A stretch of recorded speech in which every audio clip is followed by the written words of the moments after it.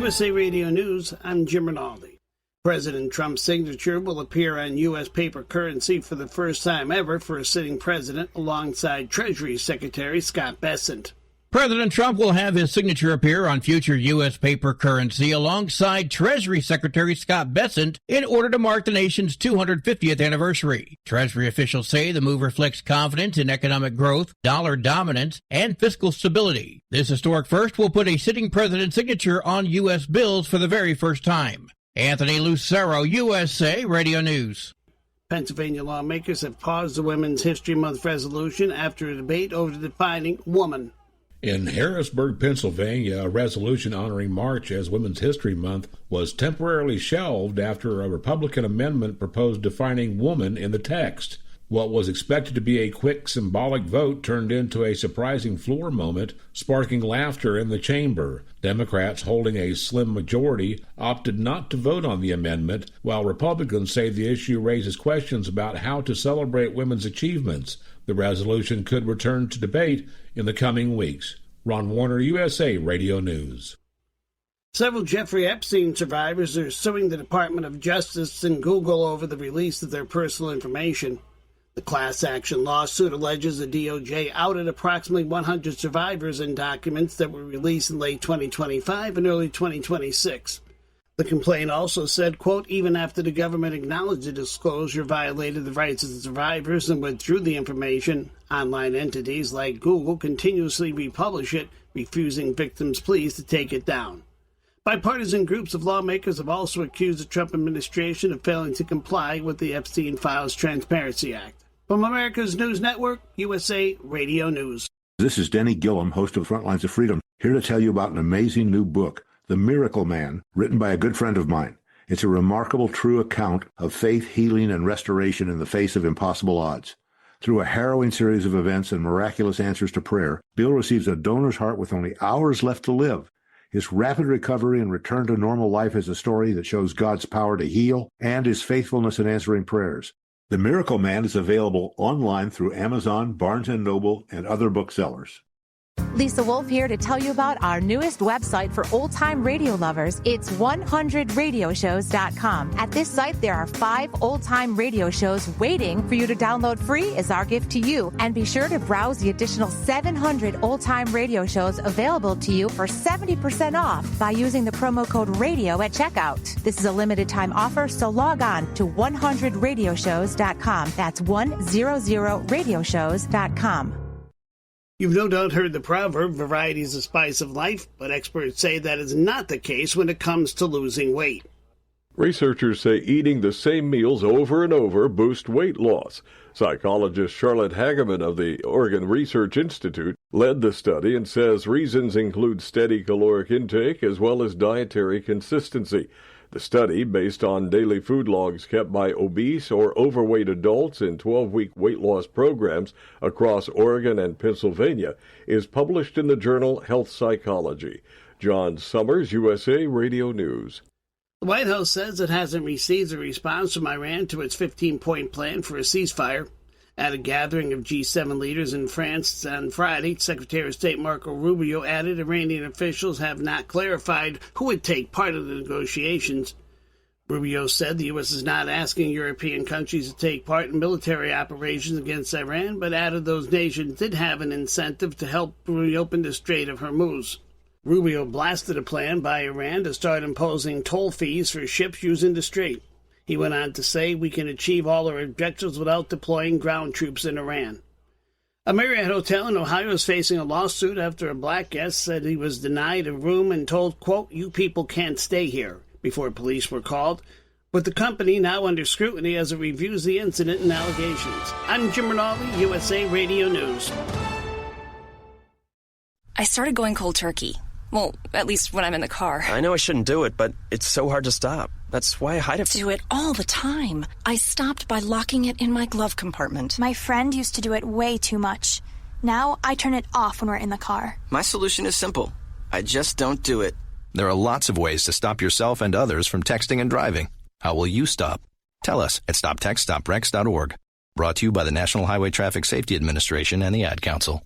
Truck downtime costs you money. One hidden killer on Cummins ISX 15 engines is weak injector cups. When they leak, coolant gets into the cylinders and suddenly you're facing a big repair bill. Industrial Injection has the fix. Our Torque Lock Injector Cup Kit with a threaded Torque Lock design. These cups stay sealed for good. No more coolant leaks. No more surprise downtime. Keep your truck on the road. Ask your shop for Industrial Injection Torque Lock Injector Cups today.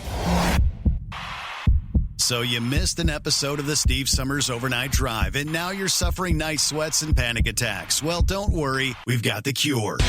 Never miss a broadcast of the Steve Summers Overnight Drive. Consistently ranked as one of the top podcasts and radio shows in America, we've made it easy for you to catch up on past shows. Find the Steve Summers Overnight Drive wherever you get your podcasts or at overnightdriveradio.com. And never miss an episode of the Steve Summers Overnight Drive.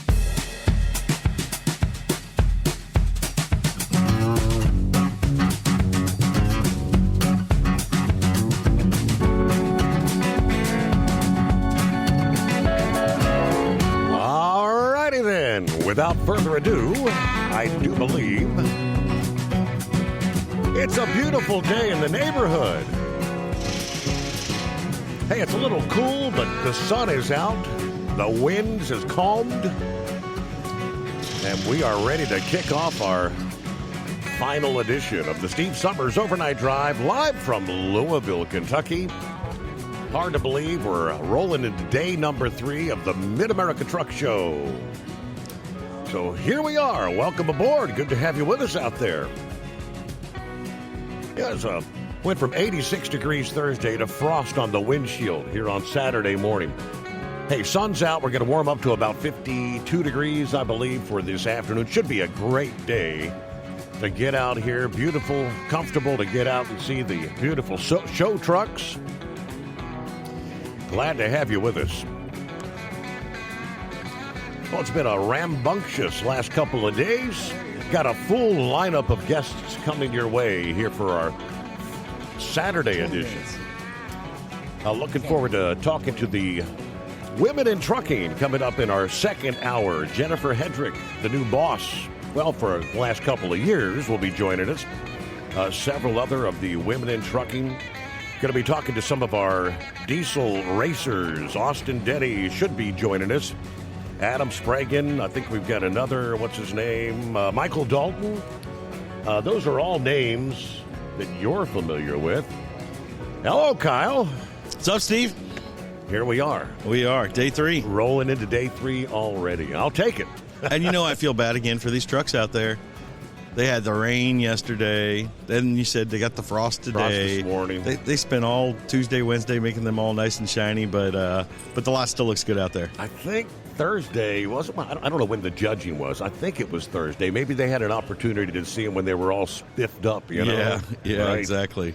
All right. So how we doing here? Doing great. It's I say it every time we sit down. It's just another record year for us. So just happy to see how much we've grown with this Class 6-8 market. And thanks a lot to Steve Summers Overnight Drive for help getting the good word of Hot Shot Secret out there. So it's always fun to gather here each year for Matt's and see all our friends. It's been great. I know that a lot of folks can't make it in, and I was kind of looking through the show notes that Josh had sent my way. For those around the country who maybe can't make it here, there are some deals going on the website right now.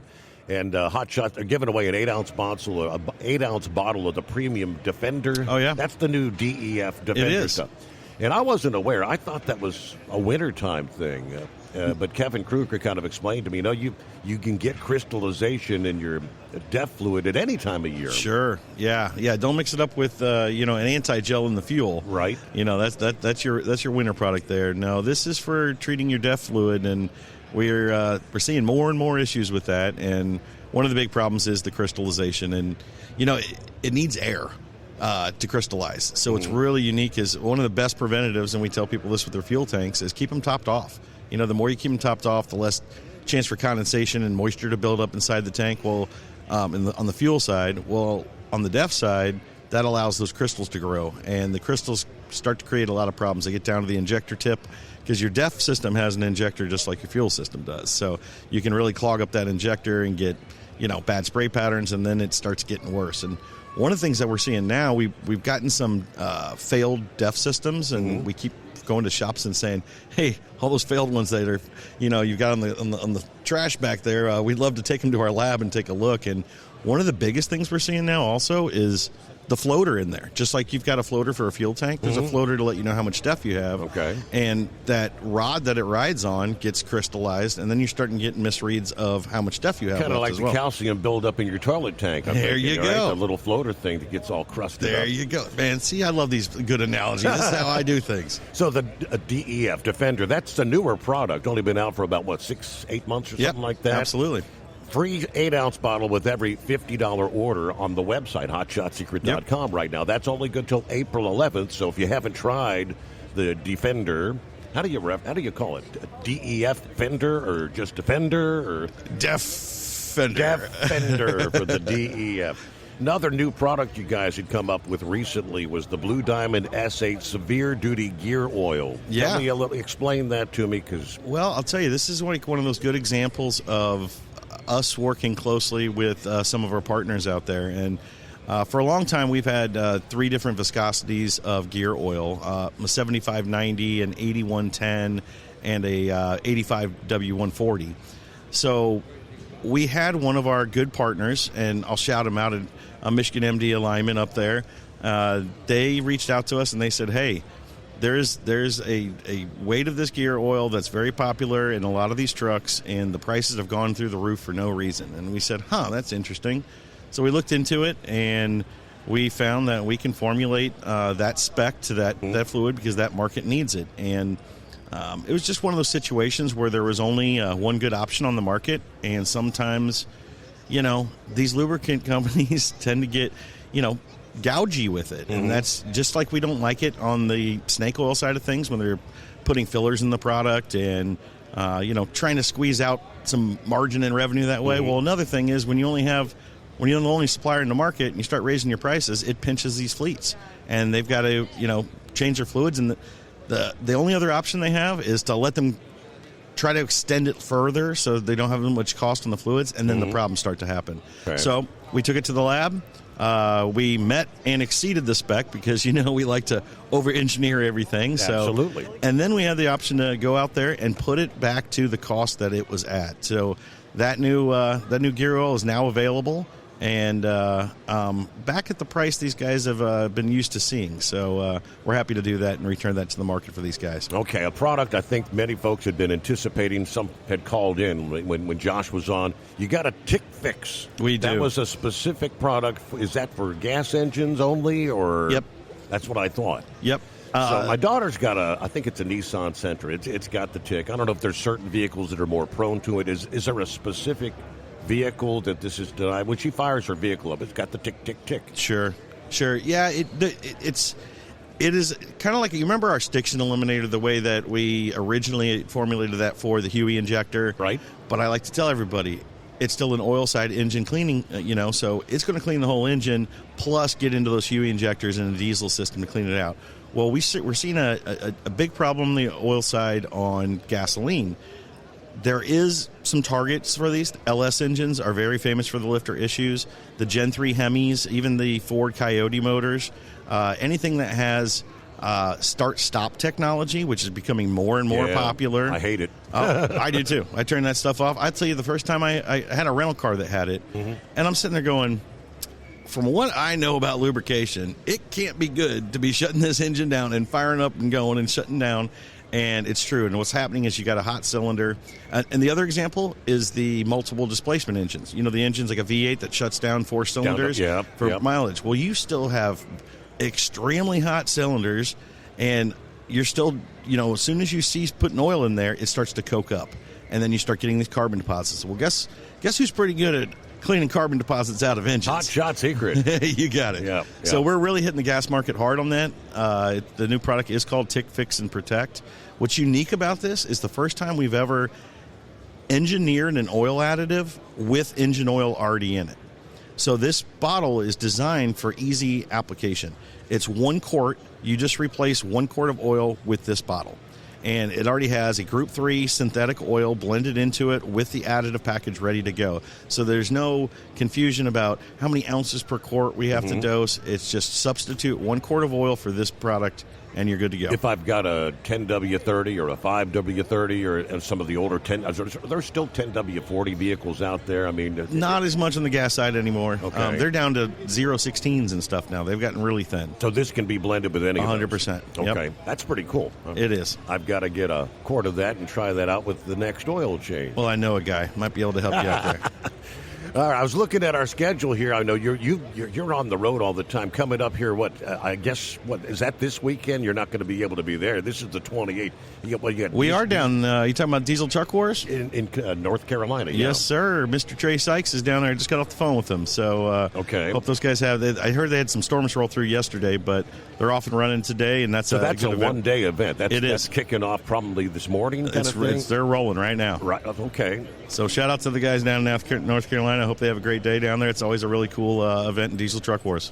You're going to be on the road. Are you going to be in Vegas? You got the American Towman Show place. What is that? It's a tow show. Okay. It's a towing industry show, so we'll be out there as well. And my schedule, what you're seeing, it's pretty thin. April. It's my it's my last spring break before I think May 1st through November 1st. I'm on the road. So okay, because that same weekend you got the. I've kind of wondered. You got to pick and choose where you're going to be. You can't be in two places. You can't be in Las Vegas and Rockingham at the same time. I'm supposed to be. I got to figure that out. so Rockingham. That's one of your Outlaw Diesel Super Series events. That kicks off the Outlaw Diesel Super Series 2026 season. So we're looking for the season opener on that. We just had the kickoff to our NHRDA season just a few weeks ago in Arizona. Awesome truck show out there, and one of the fun things about the NHRDA, if you remember, we run big rigs in that series. So if you've got a big rig and you want to, we have it all the time. We see trucks drive by on the highway and they pull in and say, "What's going on here?" And they see a big truck show, and then we let them know, you can run this down the racetrack. So we see guys all the time drop their trailer, and they always say, don't take any pictures of me. I don't need to know the boss. I'm running the truck down the track. Right. So that's Rudy's Truck Jam. No, that was the Arizona one from NHRDA. Rudy's Truck Jam's coming up. That's Outlaw Diesel kickoff. Okay, we're going to have Austin Denny up here soon. He'll be one of our racers down there for the season kickoff at Rockingham too. Okay. All right. So that's Austin. I recognize him. Oh yeah, you talked to Austin the last few years. Yep. Yeah. All right. So we got him coming up momentarily. For the folks coming in out there in listener land here for our final day, house sales, do we still have any package deals left? We do have a few of the bundled deals, which is 2 gallons of Diesel Extreme and 2 gallons of EDT, and we throw in a nice Hot Shot Secret banner with that. Lowest price we've ever sold that, so it's a nice bundle deal. Once those are gone, they're gone. We're still got some free samples left of our EDT for anybody that wants to stop by the booth. We give you 8 ounces of EDT that can treat 200 gallons. We got an awesome dealer special going on. So if you have a fleet or a diesel shop that you want to start using the Hot Shot Secret products at, we've got great feature going on with that. And we got a cool tractor in the booth, too, just to come take pictures with and yes, and look at. I've seen a lot of people taking pictures, and somebody said, how many horsepower is that? I said, I think it's 10,000. 10,000 plus. Yeah. Each one of those engines clear at least 2,500. So yeah, it's a 10,000. Can you imagine too? I mean, there's nothing more to it. It's a seat with a big old frame sticking down the middle and 4 engines hanging off. 4 engines, yeah. And it's those things are fun to watch. So. I can't help but wonder what it sounds like. It's loud. It's insanely loud. I think I told you that when he had his test poll a couple weeks ago, it was an indoor poll that they allowed him to come make an exhibition poll because he had just got it and he wanted to do a shakedown poll on it. And he brought all some of the rafter things, the ceiling tiles or whatever. Shook them all down. Wow. And they said, you're not allowed back here anymore. That's awesome. It is obnoxiously loud, but it's fun. You feel it. You feel it in your chest when that thing rollers. And you probably have to put your fingers in your ears. You do. It's fun. And I'm always out shooting video and taking media of everything. Sometimes when I see these lining up, especially these modifieds of that, I'll kind of turn and take some of the B-roll of the crowd, and I'll focus in on somebody that looks like it's their first time there, and watching their reaction of covering their ears up real quick because they weren't expecting it to be that loud. It's always a good time. We signing up some fleet folks here. I see. I mean, for those who maybe can't be here at the show, I know you've been signing some up. Tells me that if you operate a fleet, call Hot Shot Secret to find how to decrease your cost, your maintenance cost. And we love to work with fleets like that. A lot of times a fleet might not know where to start. And if you give us a call, we can get you in touch with one of our account executives. We can get you in touch with our R&D. We love to set up some testing. So it's kind of worry-free. So instead of saying, I don't know if I want to spend a bunch of money on a new lubricant program and not really sure if it's going to work, or, if you got questions, give us a call. We can set up some A/B testing. So let's get a couple of your trucks. Test it on a couple of your rigs and see what the difference is. Right. And they say, hey, I'm getting X number more fuel, miles per gallon, and it's saving me money. And absolutely. And let's get it in all of our rigs. Exactly. And we're happy to partner with that because we want to show you it works, and so that you have confidence in starting a nice maintenance program with your fleet. Okay.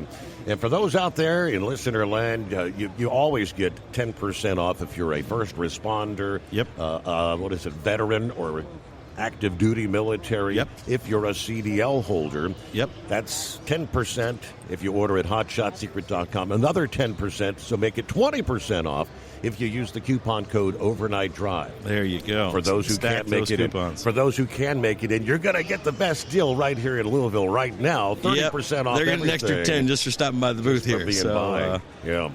Hey, you want to sit for a minute and welcome Austin in here? Absolutely. Austin Denny's going to be our first guest of the day. He's one of our Outlaw Diesel Super Series guys. We'll check in 2. Truck downtime costs you money. One hidden killer on Cummins ISX 15 engines is weak injector cups. When they leak, coolant gets into the cylinders, and suddenly you're facing a big repair bill. Industrial Injection has the fix. Our Torque Lock Injector Cup Kit with a threaded Torque Lock design. These cups stay sealed for good. No more coolant leaks. No more surprise downtime. Keep your truck on the road. Ask your shop for Industrial Injection Torque Lock Injector Cups today. Like the men and women who power America, the people at Hot Shot Secret work hard and play harder. We're the fastest growing diesel and oil additive brand in the country. We solve problems. We protect engines. We save you money. And more importantly, time. Hot Shot Secret, powered by science. Dean Michael, the tax doctor, here with Tax Help MD.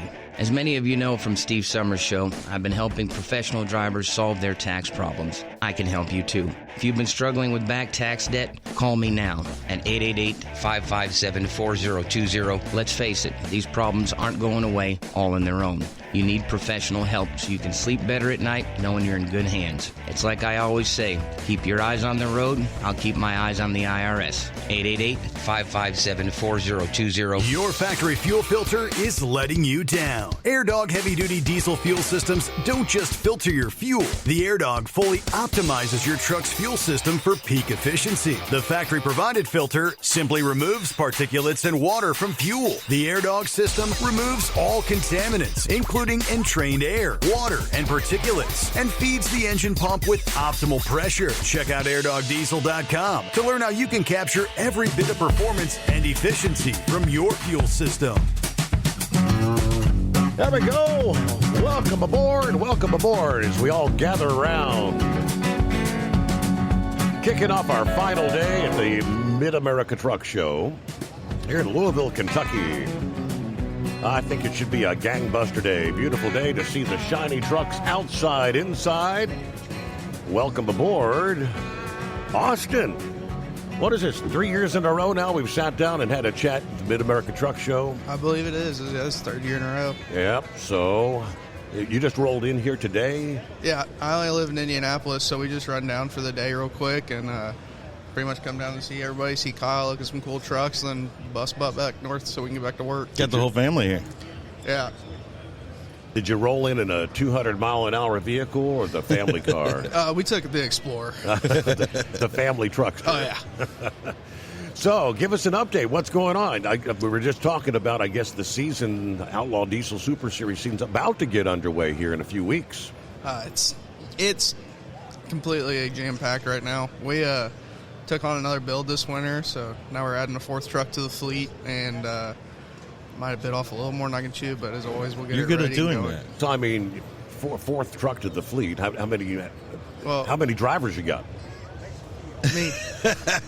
Now, how do you're racing 2 per event or 3 in a... Last year I did race 2 at most of the events. I raced a Pro Street truck and a Pro Mod. We would pretty much push the Pro Mod up to the line. She would drive the Pro Mod up to the line, and I'd drive the Pro Street truck. Pro Street ran before Pro Mod, so I'd race the Pro Street truck, and somebody would be down at the end of the track waiting for me with like a little moped, and I'd just keep my fire suit on and run to the starting line, jump in the other truck, and make a pass in it. Wow, that's pretty cool. Yeah, keeps them busy, huh? Yep. So you're looking forward to the new season? I mean, you have the winter months, right? And that's where you go through. If memory serves, you like to blow stuff up. I mean, I don't like doing it. It just seems to happen when you're trying to push the envelope of a platform that there's not. I'm not like everybody else with a Cummins that can just look at it. I don't have a playbook to go off of. I'm the one writing the playbook at this point, it seems like, for 6 liters for drag racing. So I'm kind of in a lot of uncharted territory. And you know, Steve, it's one of those things where this is why I love these diesel guys so much. There's a lot easier ways to do this. You can go buy an LS motor and race and be cheap and make power and go fast and have fun. Mm-hmm. These guys decided to do it with diesel engines, and it's like it complicates the issue. It makes it 10 times more expensive. It makes it 10 times more. There's no way of doing half these things. Well, then even inside that world, people have figured it out through the Cummins platform a lot easier and stuff. This guy still loves the 6-liter Power Strokes, which it's a Huey injector. Right. They're problematic on over the road. The Lord knows that because Hot Shot Secret was born on that. You know, right. This guy has taken that problem truck that created our company, and to this day in 2026 campaigns them on the racetrack and is in an insanely fast way. So he's starts with an uphill battle. So is it a fair assumption that you run stick shift eliminator pretty regular? We run everything. Hot Shot Secret. I was getting ready to tell Kyle, I got to place an order before we leave because we're going to the Hub Dyno next week, actually, with Mr. Ryan Milliken with the Lightning, which is the Pro Mod down at SNS, to start getting that thing dialed in and ready to go here. We got right at 3.5 weeks or 4 weeks before Rudy's. So. And I caught a peek of the Pro Mod. She's pretty. Yeah. Well, she's pretty. I mean, last time you saw it in person, it wasn't looking too good because it was wadded up in a wall. Yeah, I did. We had our partners out at where was that? That was in Kentucky, right? Bowling Green. Yeah, we were at Bowling Green last year, not far from here, and for our Outlaw Diesel race that's in Kentucky, and we had one of our TV partners out there filming, and just got done filming Austin in the pits and showcasing this Pro Mod that he's going to be running on the track, and he goes out there and kind of put it in the wall. Oops. Man, it was all going really good until about 300 feet. Then it took an abrupt turn to the right into the wall. Yeah. Is that like a tire let go? Or the intercooler decided to explode and leak a bunch of water off one side of the track. So the second it lost traction, the left side tire drove around. And boom. Before I could do anything, I was going about 110 mile an hour straight into a wall. Wow. It happened quick. And then there was arguments with the EMTs because I have 2 trucks, so I was not ready to be done racing for the day. And they wanted to take you to the care center and check you out. They wanted to take me to the hospital. Oh. I had to sign some papers saying, like, yeah, I'm fine. It's all good.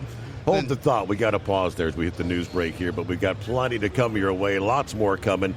News, a service of Industrial Injection. Heavy-duty diesel parts and solutions from injectors and pumps to turbochargers and engines built for the trucks that cannot afford downtime. Learn more at industrialinjection.com. USA Radio News, I'm Jim Rinaldi. Some California residents are reporting swarms of so-called eye-biting flies. Sharon Reardon reports. The biting black flies have been spotted in the San Gabriel Valley, including in Azusa, Glendora, Monrovia, and Altadena. Officials say insect repellent containing DEET will help keep the pests away. And on a positive note, the biting black flies do not transmit disease. I'm Sharon Reardon. Savannah Guthrie gave her first detailed interview since her 84-year-old mother, Nancy Guthrie, vanished from her Arizona home. The White House is reportedly allowing Middle East officials to act as mediators in an effort to end the war in Iran. President Trump had given Iran until next Friday to open the Strait of Hormuz or face an attack on its energy infrastructure. On Thursday, Trump said he was extending the deadline by 10 days until April 6th because talks are going very well. From America's News Network, USA Radio News. Maybe this is you too. There's enormous frustration right now with healthcare costs. It is amazing. Healthcare costs for families in the last 20 years have almost tripled, and it just keeps getting worse. All this to say, this is why MediShare is so in demand right now. People are looking for alternatives, and MediShare is proven you can save thousands of dollars a year and actually like it more. Over 1 million Americans are now part of healthcare sharing, and MediShare is the gold standard. It's trusted. It works. It's been helping people save money and have peace of mind now for 30 plus years.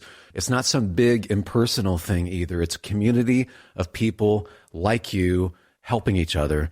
So yeah, if you're frustrated too, here's your chance to make a refreshing change. You'll notice the difference as soon as you call. They're easy to talk to. You can get a price within 2 minutes. Here is the number. Call 855-SHARE-40. That's 855-SHARE-40. 855-SHARE-40.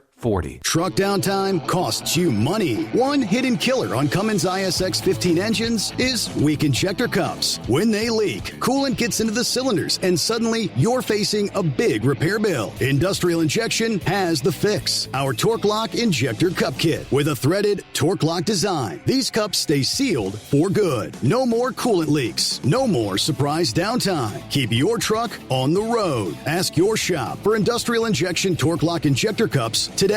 Come join the Steve Summers Overnight Drive as we broadcast all 3 days from the Mid-American Truck Show in Louisville, Kentucky, March 26th through the 28th. Don't miss your chance to see the latest in trucking tech, gear, and more. Stop by the booth to meet Steve and register for your chance to win a new truck seat or truck seat cover for your big rig from Bostrom Seating. Plus, buy SSOD gear, win survival kits, and pick up your Hot Shot secret products to keep your ride on the road. Come see the Steve Summers Overnight Drive in Louisville, Kentucky at the Mid-American Truck Show, March 26th to the 28th. Learn more at overnightdriveradio.com. Your factory fuel filter is letting you down. AirDog heavy-duty diesel fuel systems don't just filter your fuel. The AirDog fully optimizes your truck's fuel system for peak efficiency. The factory-provided filter simply removes particulates and water from fuel. The AirDog system removes all contaminants, including entrained air, water, and particulates, and feeds the engine pump with optimal pressure. Check out airdogdiesel.com to learn how you can capture every bit of performance and efficiency from your fuel system.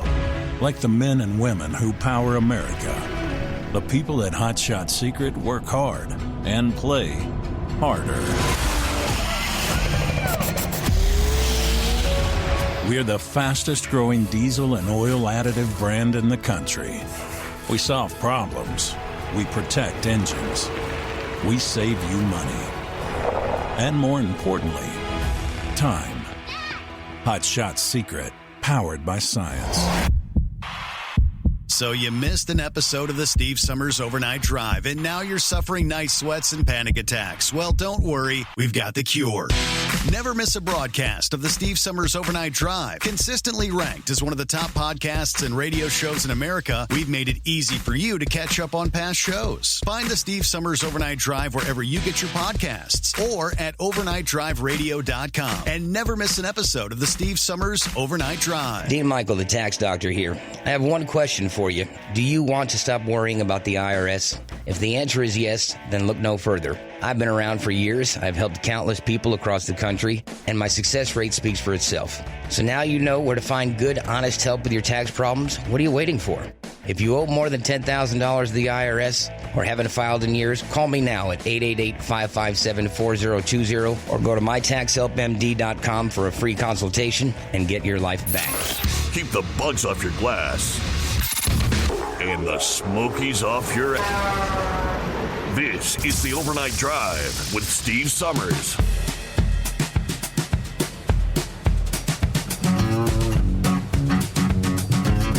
All right, good to have you on board live from the Mid-American Truck Show. Here we find ourselves, day number 3, Louisville, Kentucky. Roll on in. Going to be a beautiful day.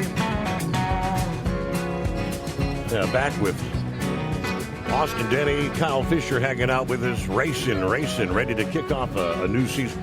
Yeah, we were talking about blowing stuff up. You were out at the Salt Flats last year. It wasn't him that blew up the vehicle out there? No, but ironically, the one who blew that up, Ryan Milliken, is the one he just said he's going to go get on the dyno for. So Ryan still has a chance to blow something that's not his up again if he blows Austin's stuff up. So we hope he doesn't do that. Well, I don't think Ryan has anything anymore. He's always just blowing other people's stuff up now.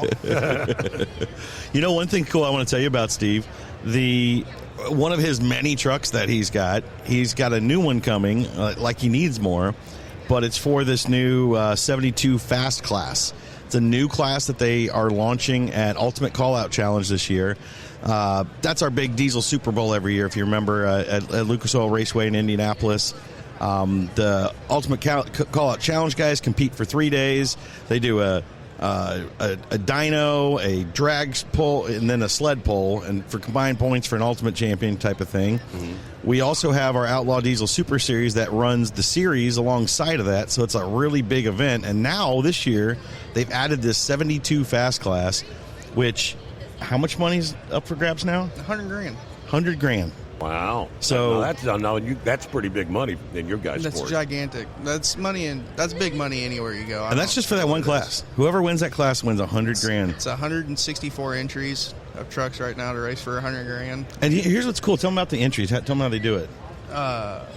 Like there's a buy-in with the turbo. Oh, you had to buy a tech card essentially for the class, and you had to buy an exact turbo. It's a turbo limited class, 72 millimeter class. It's a turbo from VS Racing, and I like how Levon organized all that, because you have to, in most turbo limited classes and like sled pulling and stuff, it turns into a giant money game where these little turbos are worth $10,000 because they'll say my turbo makes 3 more horsepower than the other guy's turbo. Well, in this class, you're not allowed to touch the turbo. You order this exact turbo, it's like an $800 turbo, and that you can't powder coat the cover, can't polish it, can't touch it.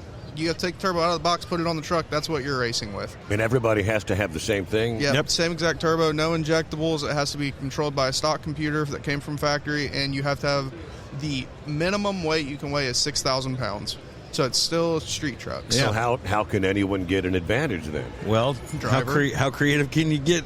So, but it's really unique that every one of them just got the same turbo, and they're all putting the same turbo in there, and then have all these limitations. So it's still going to be a heavy truck. And how many entries right now? There's 164. It is capped off. There's a waiting list of about 45 people trying to get in, and they're waiting for people to drop out. And there's people that are realizing they're not going to make it and will sell their spot, but there's only going to be 164 at the end of the day. So of course, the guy with multiple trucks says, I'll build a truck for that. Let's add another one. Hey, I received a phone call and said, we need to get in on this class. And I said, well, I ain't got a truck to fit that class. He said, cool, you're going to build another one then. And I said, all right. So that's where you're doing all the three, the Ultimate Callout Challenge. At that event. It's at that event, but this is another class alongside more of the ODSS side. And thanks for mentioning everything I have to do that weekend. Yep. That weekend I'll be racing 3 trucks. I'll have the Lightning and ODSS Pro Mod. My Black Pro Street truck is also a UCC truck. It'll be competing in all 3 categories: sled pulling and dynoing and drag racing on the same time. And then the 72 Fast truck, which I'm hearing we're going to try to get all that done on Friday night, which would be pretty beneficial to me to get that done and out of the way. But yeah. So when you do the triple feature thing, the Callout Challenge, where are you more inclined to blow something? I mean, I know when you put it on the dyno, that's where you like run it as hard as you can. Is that right? Or? I would say with my combination, it could happen at any second. It could happen pulling out of the trailer, in all honesty. But no, the dyno's for sure. The dyno is I mean, if anybody doesn't know, it's a tool used to measure horsepower. It's supposed to be a tuning tool, and we have, in the diesel industry, turned it more into competition. And you get on the Superflow that Cody Pulliam specifically has like a 6-foot diameter roller. Most dynos have little like 1 foot, 2 foot wide rollers. So this dyno has a massive amount of inertia with 2. It actually has locomotive train brakes for the eddy brakes to apply load to the truck to simulate like you're on the road and make the engine get lugged down to measure horsepower to start with. But it's kind of a game. And at this point we're at with these horsepowers, it's turned completely into the sequence of how fast you have to make everything happen, the amount of nitrous you have to inject to make a giant number on the dyno is imperative. And if you miss the timing on it slightly, I mean, we've seen pistons go flying over the top of the Lucas Oil banners. I've seen some of the where an engine will jump out of the hood. There's always some carnage. So is the dyno like the last of the 3 events? No, it's right in the middle. Wow. So even though you're gearing up, so you might be running ahead. You say, I'm in the lead right now after the first, but you got it. Well, that's where strategy comes involved too, and like you asked, like where's your best event? Some guys might be dyno heavy, some guys might be better drag racers, but really at the end of the day, to win UCC, you got to survive. You got to make it to the 3rd day, hooked to a sled. You got to get off the dyno. You do. Safely. And well, not always. You have a chance to rebuild the engine overnight if you can get it done by Sunday morning. You bring spare engines. Really? Oh, yeah. I have. It wasn't necessarily in UCC, but even for ODSS racing, back when I raced 590, we slung an engine overnight just so I could make it to eliminations. Wow. We were trying to compete for a points championship that year, and you can't just miss eliminations. So, what was the story about the guy that had an engine that he was planning to blow up, and you put your Hot Shot secret, was it the FR? You had it all dosed up and it didn't blow. I think you're talking about the burnout vehicle. We had a donor on it because they do some crazy burnout competition there as well. And so we had a guy that wanted to roast an engine royally, so it was set up to explode, and we couldn't blow it up. We put racing oil and racing fuel in it, just thinking, we'll at least make some power while we go out in glory, and it's still running to this day. So, sometimes you can't blow stuff up. We should have probably had Austin drive it, and it could probably have blown up then. You just don't have to lift. It's not complicated. So, I mean, of all the events, do you have a favorite place that you really look forward to going? I mean, it's a season that stretch out for like 6 months or something, but you only have like an event each month. Oh yeah. Oh, that's for the ODSS. Yeah. If you currently look at my schedule, there's an event every other weekend that we'll go to. He will take his trucks anywhere. Matter of fact, we just kicked off the year a couple weeks ago down at Fitzgerald Truck Fest, and Austin's there, and sure enough, and that's for a dirt drag. He puts the same Pro Street truck on dirt, and if you've ever seen these dirt drags, they're fun as can be, and it's just drag racing on dirt, So I don't know if you want to explain what happened there, but he was all set up to run dirt drag down there, and well, we went down there. We saw dirt drags advertised, and I was like, okay, I knew the company that was running the dirt drag at the event. I was like, heck yeah, we're in. It paid decent money, but Cody was there at the Superflow as well, and that's an area where we keep trying to push the 6-liter and break through a certain barrier, trying to just gain knowledge. And Cody has that dyno out on the West Coast, and there's no really dyno similar you can get onto to like test, so it was worth it to me before UCC to go get on that dyno. So we went, got on that dyno, ironed some stuff out. We ended up winning the dyno event down there. But yeah, then we went, switched some tires over, changed some shock settings, and was getting ready for dirt drags. And as I was spooling up the truck in the pits right before the dirt drag, just making test spool, make sure everything was ready to go, I have a fabricated rear 9-inch in the rear of the truck with dual calipers on each wheel, essentially, and it sheared the mounting bolts off. And after that, I was kind of like, all right, guys, it's too early in the year for us to be thrashing this hard and get burnt out. We're just going to go ahead and lick our wounds and hang out and watch the party happen and enjoy some racing and do that. But he's always finds a way to hurt something. But I've never seen that. I've never seen calipers completely turn on like that. So. Wow. Later this year, I'm looking at the schedule, and Edgewater Sports Park. Have you been there before? I went there to test before. Okay. I forgot about that. That is in my backyard. I was just going to say, this is new to us this year. We added this race to the Outlaw Series. I love it because my family's down in Cincinnati. Yeah. And it's like 30 minutes, 40 minutes from the secret bunker. You're coming. I got to be there. You're coming. That was the first place in my life where I saw any sort of drag race. Really? Yes. You need to go experience UCC. He does. But this literally is, this is right behind where Steve's at. How about we do the Steve Summers Overnight Drive live from the track at Outlaw Diesel Super Series? If we could work it out logistically, I don't know. It wouldn't, and you know what? You know what's fun? He'll figure it out. I'll figure it out. And you know what's fun? It's kind of like, I love being here when we get all these fun people in our industry to interview and stuff. I'll go live from the track on the Hot Shots page, and we just start pulling people. I'm just like, come here. I mean, we could have all our racers all in one place and just have cool interviews all day. We need to do it. I'm putting it on the schedule. We're going to make it happen. Okay. See how it works out. I like how he does same thing. He'll just be like, hey, so what are you doing? You're going to be down here. All right. On my way. Well, that's September 18, 19. I guess I'm going to have to circle those dates on my calendar. I think so. I'm assuming that's a Friday, Saturday. Yep. Yes. Yep. And if you really want to, see the essence of where all this madness really started, Shide's going back to Terre Haute. Yeah, we are. We're going Shy Diesel Extravaganza. It's been at Wagner Motorsports Park for the past 5 or 6 Something years. like that, yeah. So yeah, and this series is really kind of we got quite a bit right here in the Midwest now. So a lot of good places to go in Indiana, Kentucky, Ohio. So we're looking forward to it. Like if you're up to traveling, up in Hub City, Wisconsin, at the Richland Center is one of the biggest dirt drag events in the country. Riley pays out almost $20,000 to come up there and race on dirt. Yeah, we're a big sponsor of that too. We love Riley, and it's a cool event. You know the big blow up, like at the end you put it. Oh, the Hot Shots blow up, inflatable. I've been really trying to get her to let me set that up at the wedding. Done. We'll do it. So, what are some of the other? You say you're almost racing every weekend. Then we have a dyno event, a dirt drag, or an actual drag event almost every other weekend for one of the vehicles. That's the thing I like about having multiple options of vehicles to go race is I have something that fits just about anything. If I want to do something local and there's a county fair dirt drag or even a sled pull, I have a vehicle to go do that. I have a crew cab 6-liter that I have had my whole life. It was my first truck. It makes almost 1,200 horsepower. It's still a daily drive street truck. She'll take it to the grocery store.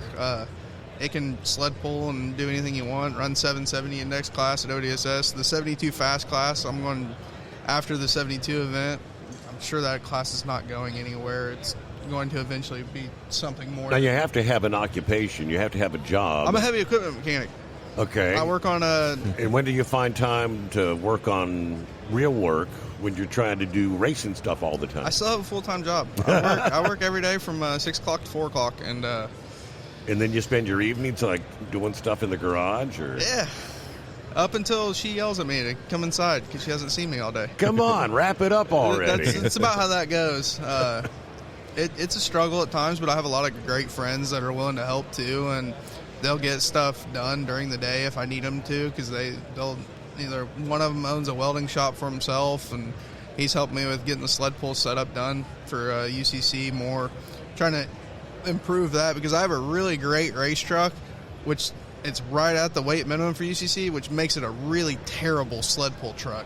So you were talking about strategies earlier. Yeah, we completely pull the driveline and axles out of that truck and swap them back to Super Duty axles for sled pulling. So a little bit of strategy there. After we're done drag racing Friday night, we'll be swapping the front half of the truck to sled pull. And then I'll go on the dyno, and then after the dyno, we'll come swap the whole rear of the truck back so it's ready to be a sled pull truck by the end of It's like Transformers Sunday. out there. Wow. It's really cool how much modifications they do in between the events they do. So now you said you're a mechanic. When you're building engine, you blow an engine up. Are you using some of the guys like the Industrial Injection and other people to help build certain parts and injectors? Or Warren Diesel Injection is my primary sponsor. They I wouldn't be where I am without Jesse Warren. He is shout out to Jesse Warren. He is a OG, started the 6-liter movement, was the one that started pushing power with them. He likes sled pulling though. He has a super stock sled puller now that is it's a billet aluminum 6-liter block, but he finally kind of found the limits of a Huey injector because they're not allowed to use injectables like nitrous and sled pulling. So it has a giant Sigma pump on top of it, and it's a monster. Those things sound fun. But he about 8 years ago called me up and said, let's get going. Let's really start pushing this stuff. At that point, I'd already pushed the 6-liter into the 5s. I was one of the first 6-liters ever. Well, I was the first 6-liter ever to break into the 5s when the 590 index class was introduced. And it was just time to start going faster. So we started going Pro Street. There is one date coming up this fall that you haven't mentioned on the schedule there. You got a special date coming. Which one's that? That's in October. I know. That's the fall. Oh. Why don't you tell the group? October 23rd, I'm getting married. He's marrying this beautiful lady right here. She's finally, I found one to put up with me. Yeah. So I figured I better keep her around. Congratulations. I appreciate that. So all that time in the garage, he still got her to stick around. So you had to wait till after the season finale. You got October 16 and 17 there at what? Crossville, Tennessee. Actually it is. There was a nervous moment there because Blake was talking about moving the event. I was like, you can't do that. You can't move it, man. No, our October is very busy. We have the Hub City Diesel Truck Challenge, which is actually, it's not just dirt drags. He's turning it into another mini UCC, so I have to dirt drag, dyno, and sled pull at that event too. That is, I think, the first weekend in October. The second week in October is the Worley Custom Fabs Dyno Open House. I'll take the Pro Street truck to that to get on the dyno. Actually, those are switch swapped. I go to WC Fab first. Then Blake's event is the third weekend in October, and then the fourth weekend in October, I'm getting married. Wow. And then in September, I talked to Lewis from KOI. They're going to do the North versus South Dirt Drag in Osgood, Indiana. He's going to move it to the first weekend in November so I can make it. So I'm just going to keep going for about 5 weekends straight. That's pretty cool. Now, what keeps you going? Is it like energy drinks? That's a lot of combinations of things. There's only 24 hours in a day, man. Honestly, it's passion. It's passion. These dudes love this stuff. It's passion, a lot of Monster Energy. I was going to say some prescribed Adderall, and but it's honestly the competition of it too. I saw somebody post that they didn't enjoy eliminations of ODSS because they didn't want to make 3 passes, and I just said, you got to do better, man. So when you lay down, you put your head on the pillow, you're trying to go to sleep, and you close your eyes. Do you find yourself shifting gears? And there's no laying my head trying to go to sleep. She'll get mad at me because we'll be having a conversation, and I'll doze off mid-conversation just sitting up. The second I get inside and relax or even put my head down, I usually crash out and fall asleep, which gets me slapped. Right. So your association with Hot Shot Secret, you guys got together. I guess you met up on the racetrack somewhere down the line. It was during the COVID races at Wagler. You remember? Oh, yeah. Our first meet? Oh, yeah. What was it? When? It was one of the Wagler races. I can't remember because we had like 3 that year. Right. It was at Wagler because we were golfing. That's what we had to tell people was we were golfing while we were drag racing at the same time because they were trying to implement all those COVID restrictions. All those COVID restrictions where you couldn't have people, within 5 feet or whatever, a certain amount of people. But I used to have a 5R100 transmission in my truck. Amazingly, it didn't start with oil. It started with, I guess it isn't oil, but it started with transmission fluid. We would make a pass, and that truck would go from 120-degree trans temp at the line to almost 240 at the end of the track, just based on how the internal workings of the 5R works. Is for it to shift, it unapplies a clutch, applies another clutch, then reapplies the clutch, so it's constantly slipping, just burning heat into everything. Oh, here comes Kyle. Hey, you guys are struggling really hard with this. Just literally try my fluid. Just see what it does. And I was like, well, I got to lose, okay. Mm-hmm. So we changed this fluid in the middle of the track, and the next pass, the truck went from 110 degrees starting oil temp to 160 at the end of the track, and it cooled off in like 10 minutes. And I asked Kyle, I was like, all right, why does it do that? And he said, honestly, I don't know. And he said, it was a side effect of what we figured out, and it just stays cooler. And I was like, sold. So something they figured out in the lab, right? Yeah. Well, it's I know now. But it has a lot to do with it. At the time, you didn't know. At the time, you're like, I just know it works. This happens. I don't know why, but the trans fluid that we run, the racing trans fluid, is a Group 4. It's a polyalpha olefin, so it's got the ability to disperse heat better, and it's got our FR3 in it. So I've heard you talk about our nanocarbons and how we do it. And that actually, what we don't talk about a lot with the FR3 is its ability to pull heat out of the oil itself from the nanocarbons. So.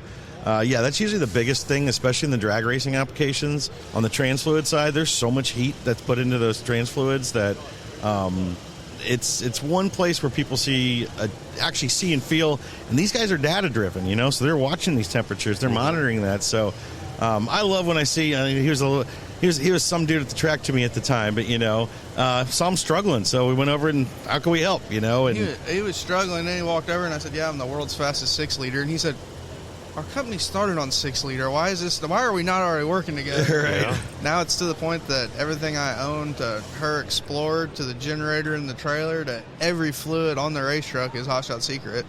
So, I mean, it goes from, even my Harley has Hot Shot Secret in it. I called you about that to see if that would work, and it does. Yep. That's cool. Yeah. But yeah. And you are competitive week after week after week. I completely hold my own against all these Cummins guys. The higher the level of racing you go up in the diesel world, the more I would say Cummins Central. Everybody runs a Cummins, it seems like, especially in the classes I run, which is the two minus dragsters for full body vehicles. They are the two highest classes you can go to. Pro Mod and Pro Street, which Pro Street now is a 4,200 pound minimum weight class. And then Pro Mod is Pro Mod. Tube chassis, fiberglass bodies, the fastest of the fastest you can get to. And I am for sure the only 6-liter out there on the ODSS track trying to do that. And we have won events multiple times, and we have loaded some of the fastest people in there up. So obviously, when you in a particular series, you probably have some of the same guys from one event to the next. Who's your biggest rival? You got a competitor that you really butt heads with. I want to beat this guy. I'm curious about this too. I will tell you this though, Steve. These guys are biddle rivals as soon as they take the lights. When they're bumping into the light, they don't care about the guy in the next lane. Right. It's all man. But in the pits, these guys will bend over backwards to the next guy. I've seen these guys turn around and help the guy that they have to face in the next round get to the line. Try to get their vehicle back up and But running. when they're there, who do you want to take out most? I want to start the war now.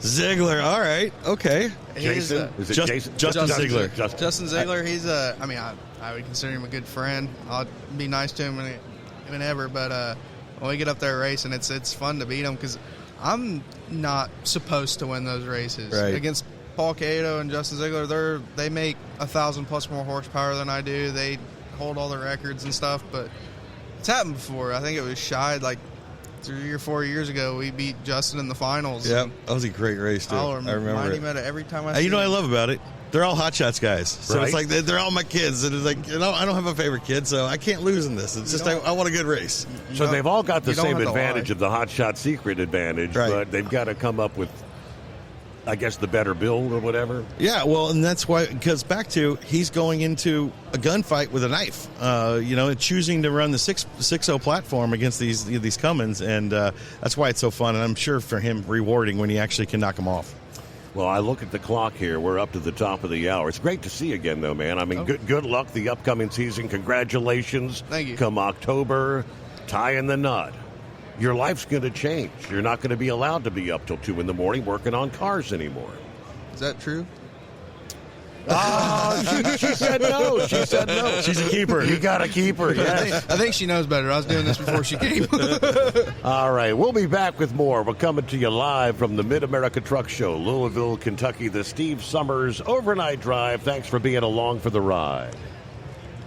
Truck downtime costs you money. One hidden killer on Cummins ISX 15 engines is weak injector cups. When they leak, coolant gets into the cylinders, and suddenly you're facing a big repair bill. Industrial Injection has the fix. Our Torque Lock Injector Cup Kit with a threaded Torque Lock design. These cups stay sealed for good. No more coolant leaks. No more surprise downtime. Keep your truck on the road. Ask your shop for Industrial Injection Torque Lock Injector Cups today.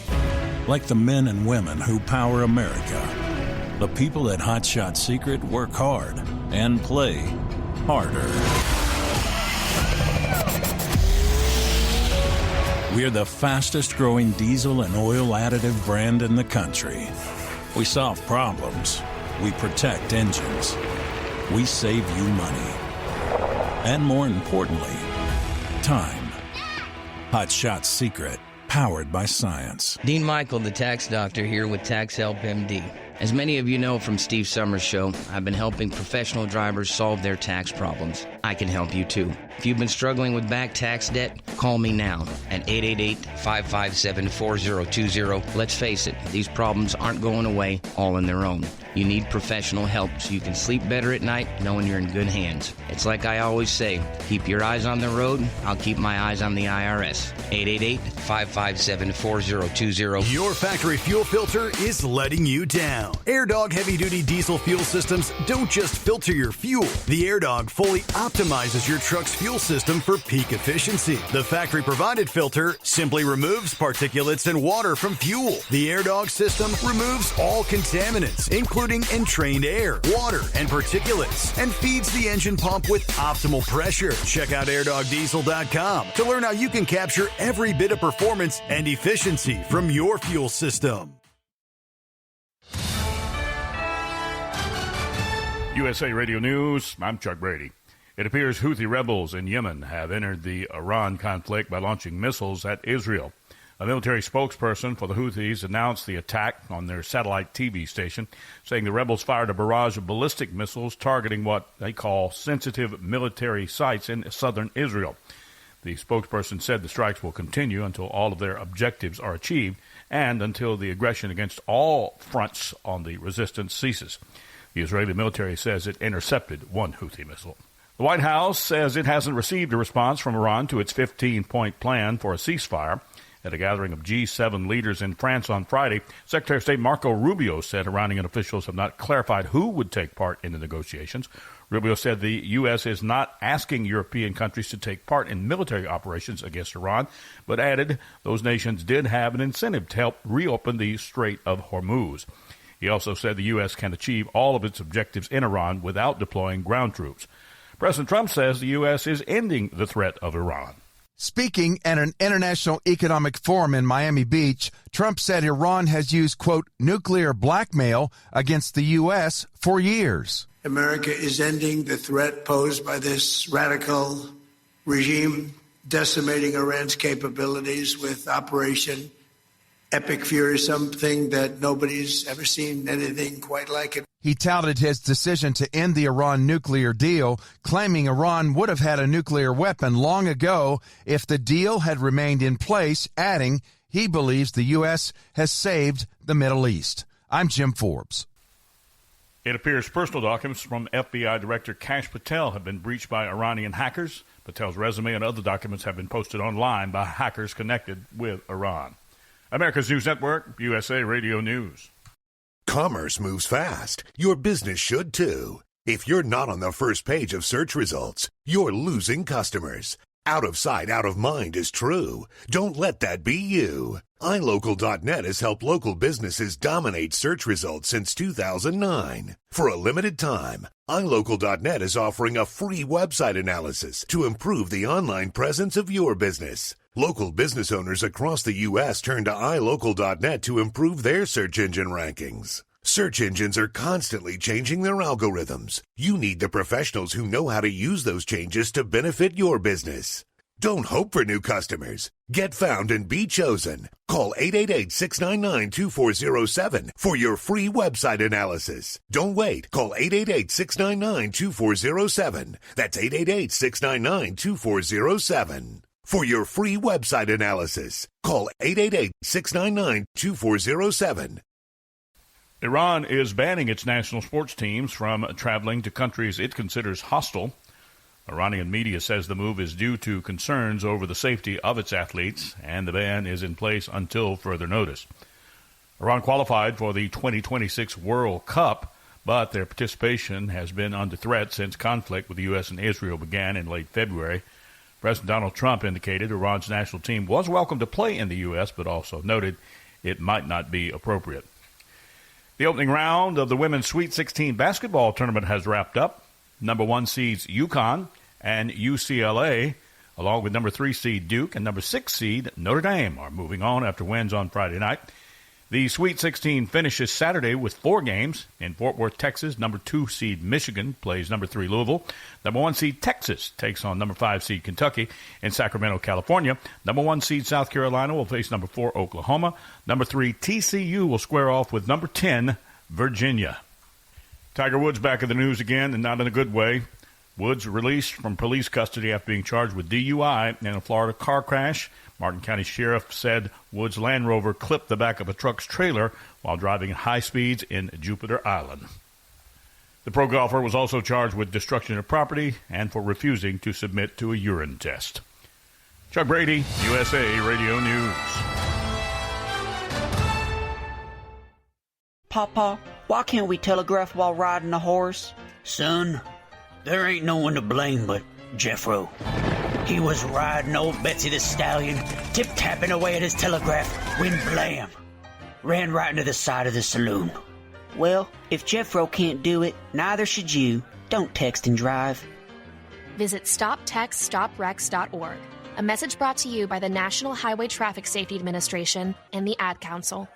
Truck downtime costs you money. One hidden killer on Cummins ISX 15 engines is weak injector cups. When they leak, coolant gets into the cylinders and suddenly you're facing a big repair bill. Industrial Injection has the fix. Our Torque Lock Injector Cup Kit with a threaded Torque Lock design. These cups stay sealed for good. No more coolant leaks. No more surprise downtime. Keep your truck on the road. Ask your shop for Industrial Injection Torque Lock Injector Cups today. Like the men and women who power America, the people at Hot Shot Secret work hard and play harder. We're the fastest growing diesel and oil additive brand in the country. We solve problems. We protect engines. We save you money. And more importantly, time. Hot Shot Secret, powered by science. And now, back to the Steve Summers Overnight Drive, live from the Hot Shot Secret Studios.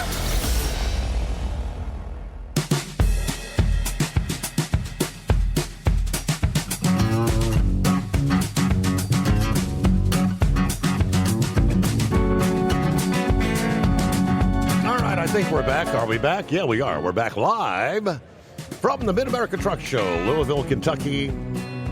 Hard to believe we're already into day number 3. Where are we at? A little after 11 o'clock Eastern time.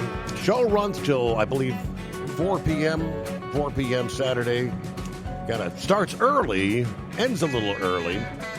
Yeah, shortly after we close things out at the show, 5 o'clock.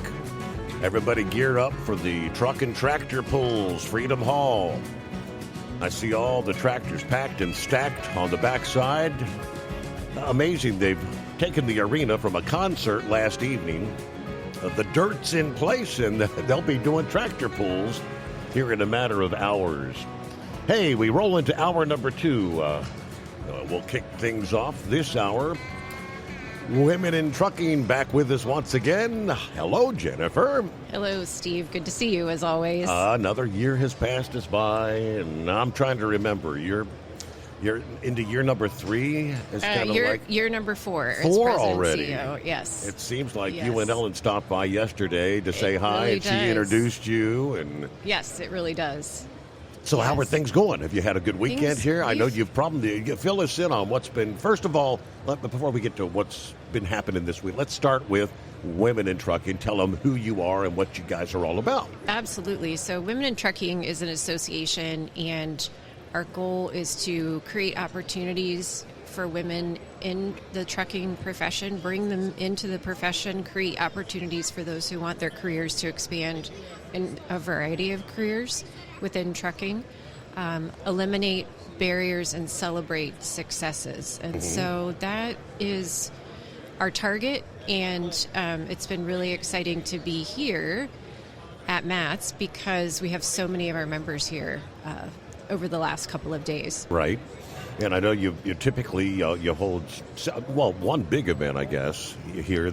Was that yesterday? Or Salute, yes. Salute to Women in Trucking, yes. Salute to Women Behind the Wheel, and it's targeted toward drivers and their families. And we spend about 2 hours eating and celebrating and allowing people to reconnect, and we offer some awards as well. And One of those is Driver of the Year, and that's Ingrid Brown. So I know you're going to talk to her a little bit later, right? But that's really exciting. And we kind of go back a ways. Yeah. Yes. Yes. So it's just a lot of fun. We also had a Department of Transportation Secretary Duffy visit us. I was surprised. I knew that they had announced Derek Barrs was going to be here. I knew the FMCSA, but I didn't realize the actual boss man. Yes. He showed up. Yeah. He showed up, and he spent a little time in our booth yesterday, and Administrator Barrs and his staff came to the salute last night, and they presented Ingrid with an award as well, a certificate in honor of her Driver of the Year, winning Driver of the Year. So, so it's been a really exciting time for us, and again, just the opportunity to visit with so many drivers at this event. Every year has been such a privilege. When did this all get started? I mean, Ellen, I think she was the catalyst behind getting it underway. 2007, Ellen Voya founded it. So you're almost up to 20 years. Right. Wow. We next will be year. Right. We will be celebrating that next year. It's super excited to be planning that. And Ellen was president CEO for the bulk of that time, and I came in 2023 and took over for her. So what are your duties on a day-to-day basis? Are you trying to recruit or just get the message out to women out there? And yes, all of the above. And we have a conference that we plan also, and that's really it's a big event this year. It'll be in late October in Dallas, October 23rd through 25th. Details are on our website, womenintrucking.org. And then, we do other things. We're not a lobbying organization, but we do follow policy and federal policy, and so try to advance opportunities in that way as well, to the extent that we can. So you're not really like working with legislators and things on certain issues per se? We do sometimes, but the bulk of what we do is in collaboration with other organizations, other trade associations, primarily in the Washington, D.C. area. Mm-hmm. So, I mean, there are legislative issues. One of them that we've talked about is the restroom access legislation. Right. And, I mean, so obviously you guys would have to be behind that. Absolutely. And we are...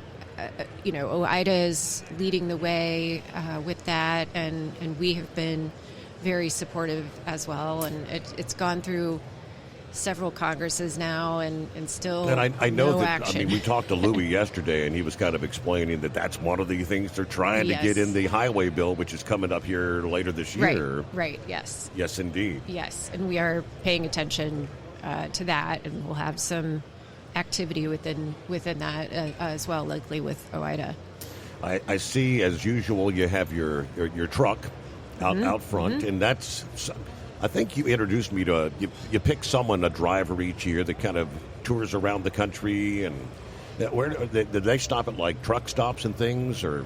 We have our trailers here. It's called Whitney. And for those of you who are maybe listening and at the show, it's out at the front in the north lobby, outside of the north lobby. And it's an educational trailer. There are kiosks. You can learn about trucking, see if trucking is a good career for you. You can sit down in the simulator and feel what it's like to drive a truck. And that's always a big hit with folks. Whitney goes around the country to different events. So trade shows like this, schools, community colleges. We have Girl Scouts has always been really interested in Whitney. So those kinds of things, and it's an opportunity that's free to folks. So basically, it just has to work out with the schedule for us, and we have to have a driver available. We have a range of volunteer drivers, particularly supported by Walmart, who drive Whitney to these different events, and staff provide staff at those events. So too. when you're if you're going to say a school event or a Girl Scout, is it about trying to maybe introduce some of the young ladies out there that trucking can be a job that women can actually do, kind of thing? It is, and to make sure that they understand that trucking isn't only for men, and that there are other careers in trucking as well that women can take advantage of that they may or may not have heard of. So it's really fun because there are people who know quite a bit about trucking and those who don't know anything at all. And so helping eliminate some of the misperceptions is a goal through that as well. I know historically it has been a male-dominated occupation, and I mean, you probably know some of the numbers. What percentage of females are involved in driving truck these days? Right now, it's around 9%. So, and it seems to be going up incrementally, but only incrementally. So, still a lot of work almost for us kind of like do. a status quo kind of thing. As some of the veteran drivers retire, maybe someone comes in to replace. Right, yes. A newbie. Right. I would assume most of the females, are they team operations, like husband-wife kind of operations, or no? Many of them are. Many of them are. And we've met some of those here today at Matt's. But certainly a number of solo drivers, some owner-operators, really runs the gamut. Do most female drivers, and I think drivers as a whole, nowadays most drivers want to be close to home where they can be home every night kind of thing. Is that the trend with female drivers? It seems to be more of the trend with female drivers, but certainly there are those who are over the road. Ingrid, you could talk to Ingrid about that. That's been her long-term experience.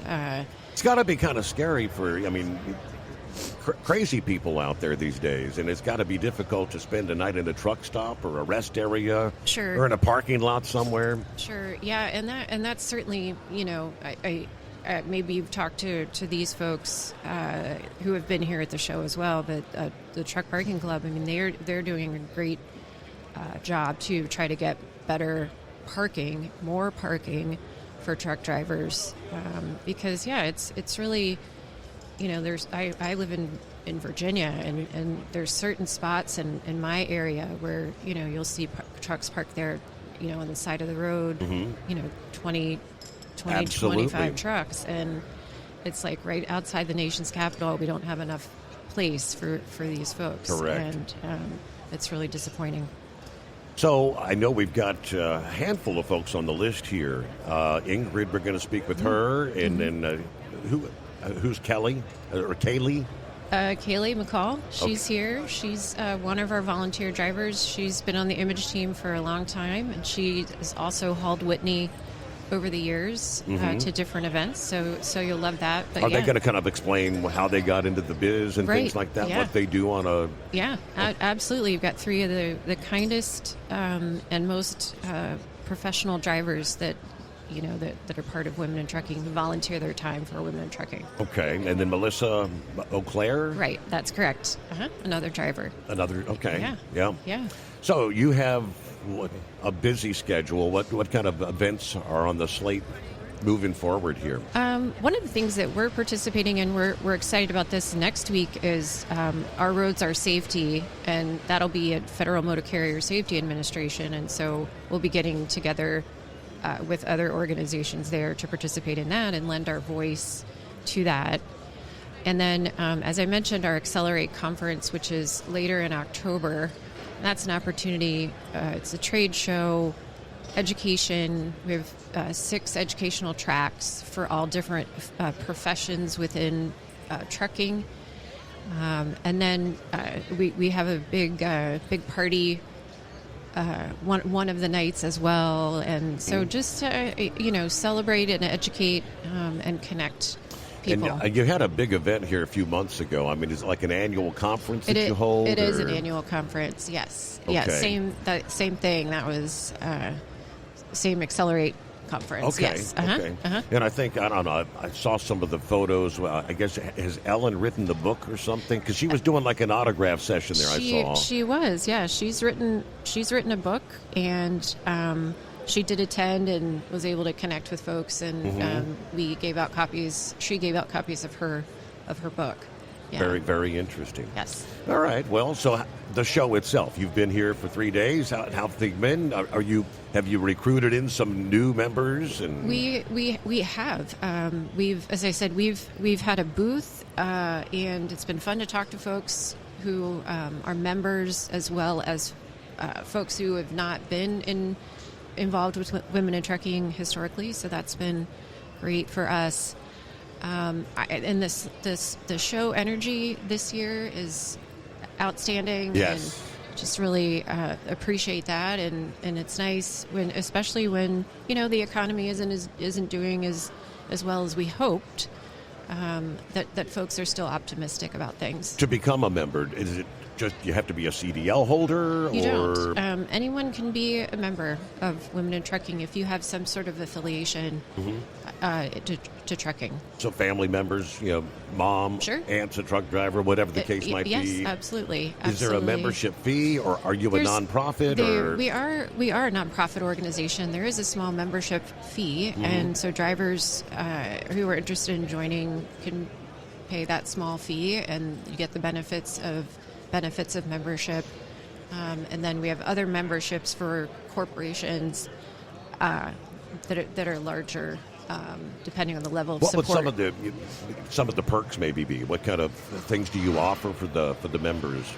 We offer a number of different things, but for a driver member, we have a driver's hub on our website, so it gives access to a lot of different organizations and a lot of different. Here's someone with a pet rat. It looks like that's fascinating. That's an albino ferret. Oh, is it? Oh, okay. It's an albino ferret. Yes. You don't see that every day. But to go back to your question, we offer a driver's hub, as I was mentioning. So I'm getting back on track here. We offer so you have owner-operator members, and I guess owner-operators. I mean, that's running a trucking business. Can you help them maybe as far as planning, running a business, those kinds of thing? things, tools and resources that are geared toward running a business, particularly running a business within trucking, of course. And we have a mentorship program, so where you can meet and learn from others. And then online, we have something called the Engage platform, which gives people an opportunity to be connected with one another in an online community as well. And that we've found that over the last few years, that's really bumped up, and people are really interested in those kinds of things. Very good. Well, I appreciate you coming by to join us. I guess it's about 21 past. We've got several folks to chat with here and get their backstories, and they can tell us all the pros and cons, I guess, of being members of Women in Trucking. Sure, absolutely. We will move forward. Thank you much. Right. I don't know who's coming up next. Who's next? Ingrid? Ingrid Brown is next. Ingrid Brown next. You'll All love right. talking to her. We'll play musical chairs. We'll be back live from the Mid-American Truck Show, Louisville, Kentucky. Coming up in 2, the Steve Summers Overnight Drive. Truck downtime costs you money. One hidden killer on Cummins ISX 15 engines is weak injector cups. When they leak, coolant gets into the cylinders, and suddenly you're facing a big repair bill. Industrial Injection has the fix. Our Torque Lock Injector Cup Kit with a threaded Torque Lock design. These cups stay sealed for good. No more coolant leaks. No more surprise downtime. Keep your truck on the road. Ask your shop for Industrial Injection Torque Lock Injector Cups today. Come join the Steve Summers Overnight Drive as we broadcast all 3 days from the Mid-American Truck Show in Louisville, Kentucky, March 26th through the 28th. Don't miss your chance to see the latest in trucking tech, gear, and more. Stop by the booth to meet Steve and register for your chance to win a new truck seat or truck seat cover for your big rig from Bostrom Seating. Plus, buy SSOD gear, win survival kits, and pick up your Hotshot secret products to keep your ride on the road. Come see the Steve Summers Overnight Drive in Louisville, Kentucky at the Mid-American Truck Show, March 26th to the 28th. Learn more at overnightdriveradio.com. Your factory fuel filter is letting you down. AirDog heavy-duty diesel fuel systems don't just filter your fuel. The AirDog fully optimizes your truck's fuel system for peak efficiency. The factory-provided filter simply removes particulates and water from fuel. The AirDog system removes removes all contaminants, including entrained air, water, and particulates, and feeds the engine pump with optimal pressure. Check out airdogdiesel.com to learn how you can capture every bit of performance and efficiency from your fuel system. Dean Michael, the tax doctor here. I have one question for you. Do you want to stop worrying about the IRS? If the answer is yes, then look no further. I've been around for years. I've helped countless people across the country, and my success rate speaks for itself. So now you know where to find good, honest help with your tax problems. What are you waiting for? If you owe more than $10,000 to the IRS or haven't filed in years, call me now at 888-557-4020 or go to mytaxhelpmd.com for a free consultation and get your life back.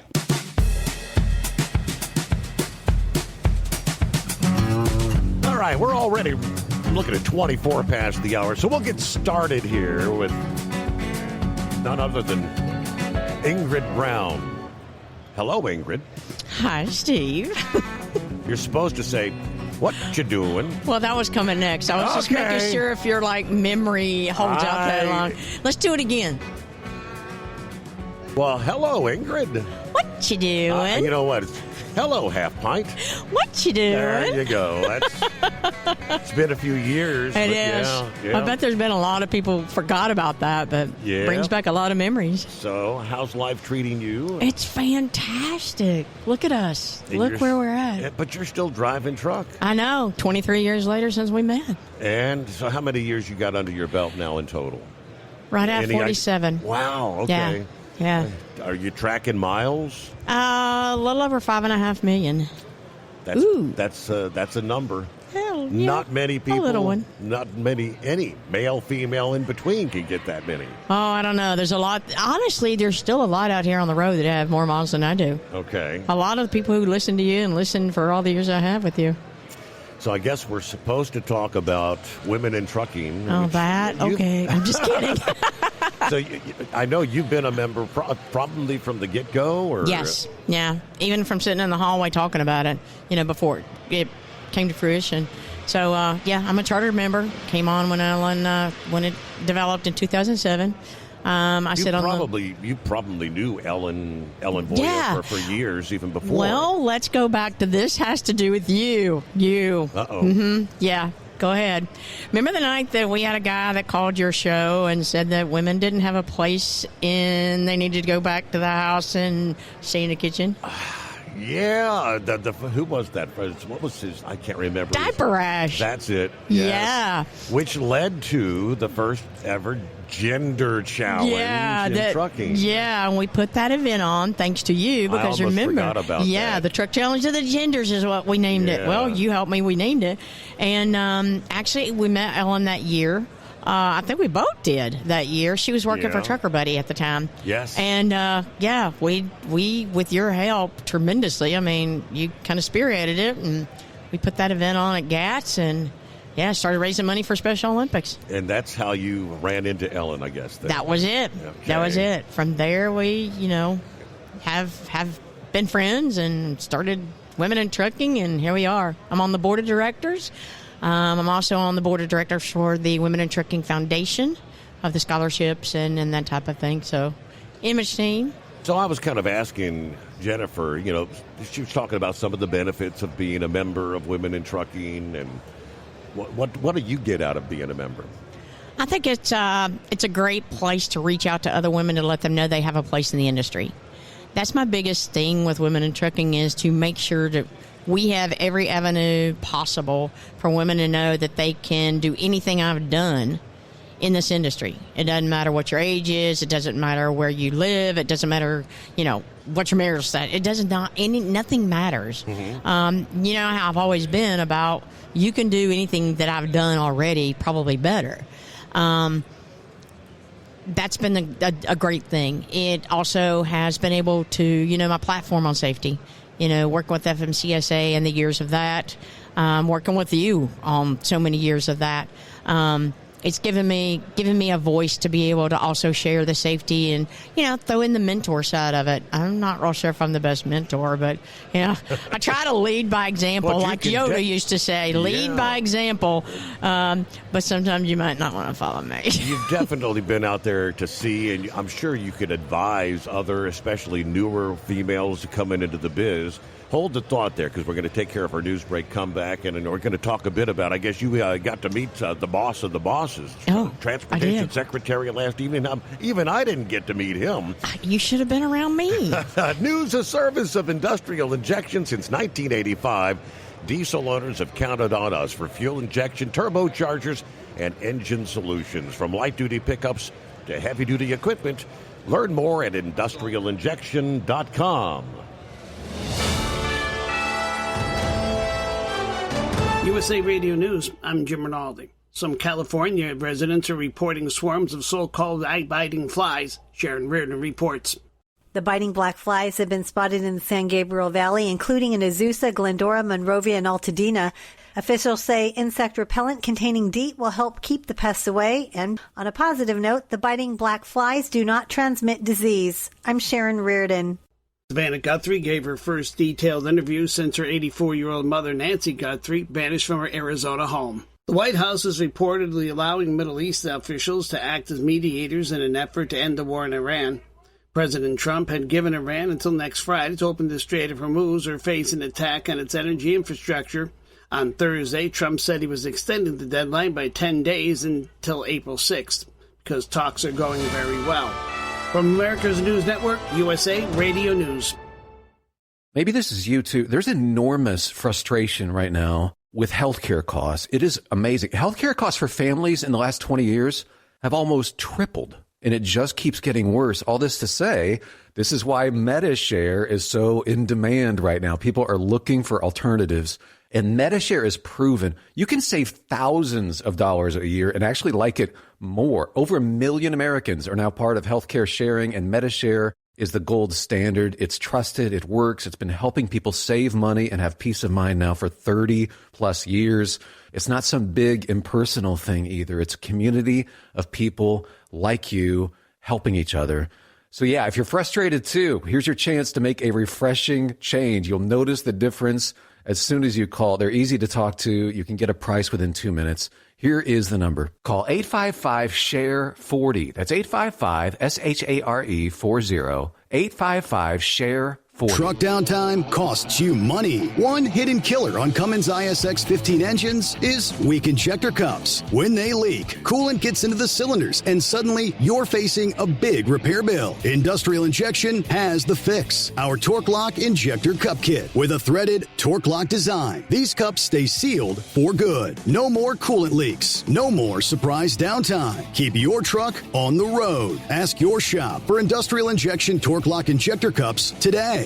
Come join the Steve Summers Overnight Drive as we broadcast all 3 days from the Mid-American Truck Show in Louisville, Kentucky, March 26th through the 28th. Don't miss your chance to see the latest in trucking tech, gear, and more. Stop by the booth to meet Steve and register for your chance to win a new truck seat or truck seat cover for your big rig from Bostrom Seating. Plus, buy SSOD gear, win survival kits, and pick up your Hotshot secret products to keep your ride on the road. Come see the Steve Summers Overnight Drive in Louisville, Kentucky at the Mid-American Truck Show, March 26th through the 28th.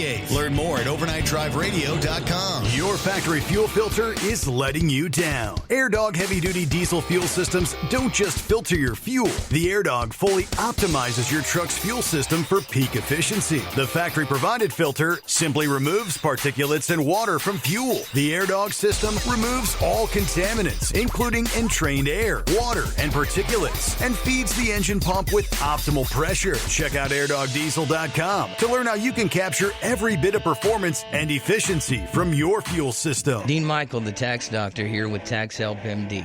As many of you know from Steve Summers' show, I've been helping professional drivers solve their tax problems. I can help you too. If you've been struggling with back tax debt, call me now at 888-557-4020. Let's face it, these problems aren't going away all on their own.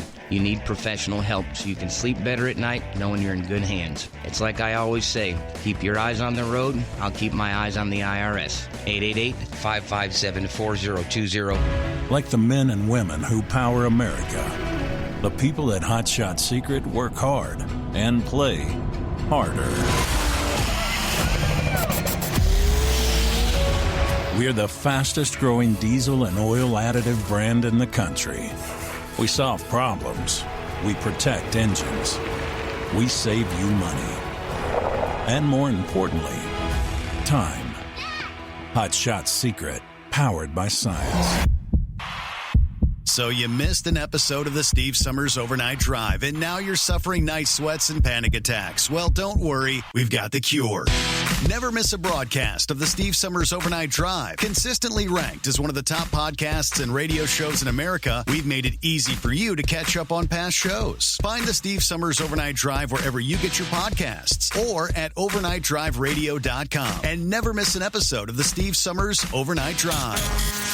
And now, back to the Steve Summers Overnight Drive, live from the Hot Shot Secret Studios.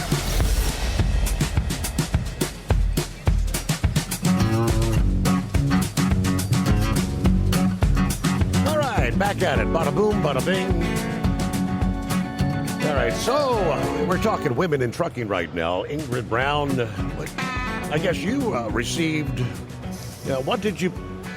Are you Driver of the Year? What was the award last evening? Yes, sir. I was one of the finalists for Women Driver of the Year for Women in Trucking, and I won. So that was last night's presentation to Women Behind the Wheel. I think there were 4 finalists, I believe. Yes, sir. Yeah. And was it a surprise to you yes. to find out there? Yes. And then to add on top of that, the Federal Motor Carrier Administrator, Derek Bars, he and his staff and Dr. Steele, one of the big administrators from the South, and the whole crew showed up to it, and they presented me as well. His chief of staff on the government side, she presented me with a certificate, and I was like, that one totally knocked me off the wall, too. So they actually got me speechless. Have you ever seen me speechless?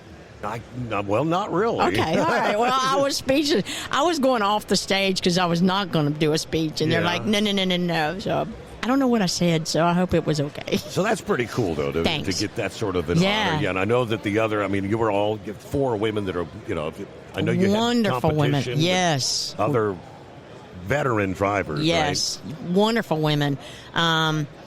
Ariala, you got FedEx, you had Kelly Lynn McLaughlin with Clean Harbor, and you had Gina Jones with Werner. Some strong women that do a lot of good things, and at the same time share the fact that, women have a place in the industry.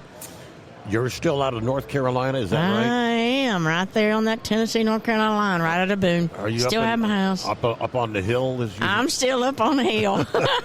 I work for Blackjack Express, LLC, out of West Memphis, Arkansas, Proctor, and running a reefer division as well as I have my own truck. They're a heavy haul company, specialized heavy haul company.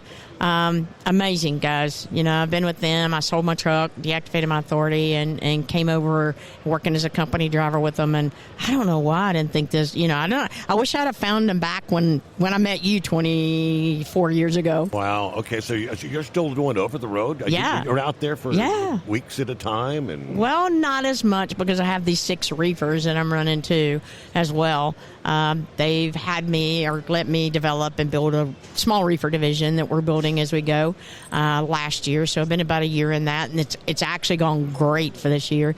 And looking at that, it makes you look even further into women and women in trucking by bringing on women drivers. I'm looking for women drivers now. Anybody listening? Hello, come find me. I'm trying to find 3 new drivers, and I'd love to have a team, husband, wife, or I'd love to have So you're not just a one truck anymore? Not anymore. I'm working with this. We've got 36 trucks here where I'm at, and this has been the greatest thing I've done in my career. I'm going to tell you. I've done wonderful things in my career, in my one truck and that kind of thing, but this has been the teamwork, this has been the support, this has been, I didn't realize that it could be like this. So, when people think that being that one truck independent is the greatest thing in the world, you're missing out on the fact that you have a team that you can find, fit, and work with, like I do these guys. Bryce Carlson is the owner, Alan Small, the GM. They're family. I always thought I'm just too independent. When I realized and came to work with them that I can still be independent, but I also have people who are beside me. I'm not alone. So when you talk to some of the newer women coming in, girls, women, what kind of advice would you give to the newbies? With all the experience and things you've seen and learned over the years, what kind of advice would you give some of the newer women? I had a lady come up to me at my truck. My truck's here, by the way, over in the corner. It's on display. Okay. You have to look it up. A big red truck, go figure. I had a girl come up to me yesterday, and she was like, I follow you on everything, and I just want to introduce myself. But I want to ask you, what advice would you give me? Yep. And I stopped for a second, and I said, first off, always know there's nothing you can't do. Don't let a diversified heavy haul or anything like that slow you down. Don't think that there's no place you don't fit. But the thing is go after what fits your desire and your niche. If you want to haul cows, girlfriend, go haul cows. If you want to get into the hazmat side, there is nothing that can stop you in this world hauling that hazmat side. You want to haul entertainment? It's out there. It's there. Go on tours. You want to become a produce connoisseur and learn, what broccoli looks like when it looks like crap. Come on board. I can show you that one. But the thing is there is no limit. The only limits there are is the ones that you put on yourself. How about that? So, you know me. So don't give up. You tell them be a go-getter. Absolutely. Don't you? Hey, don't let anybody tell you that you need to be in the kitchen. It ain't going to work. I hear you. Who you want to come over and join you? We're trying to get everybody in here together. I would love, if you don't mind, Kaylee McCall. Okay. Kaylee she was our ambassador that drove and pulled the trailer from Whitney around. Okay. Now let me tell you something about this girl. This girl's a little hot shot, buddy. I mean, she is fire and ball, and she is passion packaged up in this little bitty body here. And, she calls me Ma. I'm not sure if that's a safe thing for her or not. We'll get her all settled. I know. She's settling in. All right. Slap them things on, girl. She looks like a country music singer. She does. I'm telling you. I see a little bit of Ella Langley in you. Ooh. That's a good thing. I'll take it. Yeah. I'll take it. And based on that little response, I almost hear a little bit of it. Well, that's the Georgia coming out in me. Okay. She lives about 20 miles from my girls. Yep. In southeast Georgia. I'm from a little town called Claxton. It's the fruitcake capital of the world. That's an odd thing to be known for. That's the Claxton fruitcake. Claxton fruitcake. Yes, yeah. Absolutely. Every Christmas. Yep. I can't tell you a whole lot of people that live in Claxton that actually eat the fruitcake. Well, I can't tell you anybody in the damn country that eats I want to say that. I'm not eating any of the damn stuff. No. I mean, that's the world famous. So what got you into the trucking? How many years you been on the road? So I've been driving for 10 years. I grew up on a farm. So I guess kind of, being around big things has always been a thing of mine. And I grew up going to the drag strip and truck shows and all of that. So anything with wheels on it has always fascinated me. I wanted to learn everything about it. I want to be able to drive anything. So when I got the opportunity to go back to school after I got divorced, I was like, you know what? I think I want to be a truck driver now. Really? I mean, of all things, I mean, it's hard. And look at her. I mean, who would ever think? So there you go. So, I love it. And what kind of freight? Are you over the road like Ingrid is, or you do like local? Yeah, or? So I was over the road with Schneider for 5 years. Okay. Before that, I was a local driver. I did mostly concrete construction at that time. Right now, I'm a CDL instructor for Agee Technical College out of Statesboro. I've been doing that for 2 years now. Hauling construction? Concrete, yeah. Okay. That little bitty thing. That just doesn't see what I'm saying about right. Yeah, seeing what I say about the diversification. I mean, absolutely. She came on and with Schneider. Schneider provided her as the driver and chose her, and Whitney Women in Trucking chose her as the driver and the ambassador for the Whitney trailer and take it all over the country. You'll see her face all over the place. I want to see her face on the side of one of our trailers. I want Whitney's face to be Kaylee's because she's such an inspiration and giver. So we always talk about, and for decades we've talked about, you got to start somewhere. Did you go in and actually go through a training with Schneider? And No, so I actually went to the school that I teach at now, is where I got my Class A CDLs. I came in with a Class B. I was a school bus driver for 2 years. Yeah, and that's a hard job. So if any of those are listening, I commend you, because it's tough. It Look was in the mirror and tell them but- to shut up and sit down. Yeah. But yeah, so I did my Class A training through the school that I now teach at. From there, I went to the concrete company and was with them for about 2.5 years. And then I was like, you know what? I think it's time for me to go on the road. My kids are a little bit older now. They don't need me as much. And so I left and went on the road. Very good. Fascinating. So, do you like being out there driving truck? Absolutely, I do. I love it. Like I said, I'm home every day right now, but I'm looking forward to the time where I can go back on the road. How about that? I mean, because one of the questions I asked Jennifer, I guess you could probably hear my questioning. It's got to. I feel like females would kind of feel uncomfortable. My wife would never. You know, she would never be Our able princess. She'd never be able to get out there and be in a truck stop. She doesn't even want me to stop at a truck stop. Oh, wow. Even when we're traveling in our automobile. She feels nervous. I love it. There have definitely been a couple of times where I was a little bit more hesitant or nervous about a particular location, but there's never been any situation that I was in that I was scared or fearful in any way. I think Kelly will, I'm saying Kelly Lim. Anyway, I think Kaylee will agree that, it's how you position yourself in this industry as a woman. If you make sure that you are vigilant every minute of the day, and it's not like it's obsessive deal. It's just the fact that you use common sense and you don't park in the dark and walk up through the middle from the day. You don't look how you dress. Absolutely. You put yourself in the position that nobody's going to approach. But at the same time, it doesn't mean that you can't be cordial. You can't speak. Because, listen, these guys are out here to do a job just like we are. Yes. And when people start talking about, our safety, 9 times out of 10, it's not the drivers that we have to be fearful of. It's people outside of the industry, to be honest with you. These guys have taken care of me when there weren't women out here. And my mentors were the guys. So I've never been fearful of the guys. I can be fearful for the location, like coming to Cincinnati sometimes. Right. We've done that when we've parked over in the dark and come to the studio. It's positioning. It's using your brains. It's, how you carry yourself. So I trained over the road with Schneider as well, and there would be times where my students would get approached before I would. And I'm convinced it was just because of how I carry myself. I look like I'm on a mission. I'm going to be polite if you speak to me, but more than likely, I'm not going out of my way to talk. I'm going to do my job and get my job done and go about my day. Well, you look like a badass everywhere you go. There's just like this sweet badass. It's like, she's so sweet. She couldn't be. Oh, yeah. She just, So that's, Well, it's a pleasure to meet you. We've got about 10 minutes left. Who else do we have to chat with here? We have Melissa. You're going to love Melissa. You want Melissa in our place? Take your pick. Take your pick.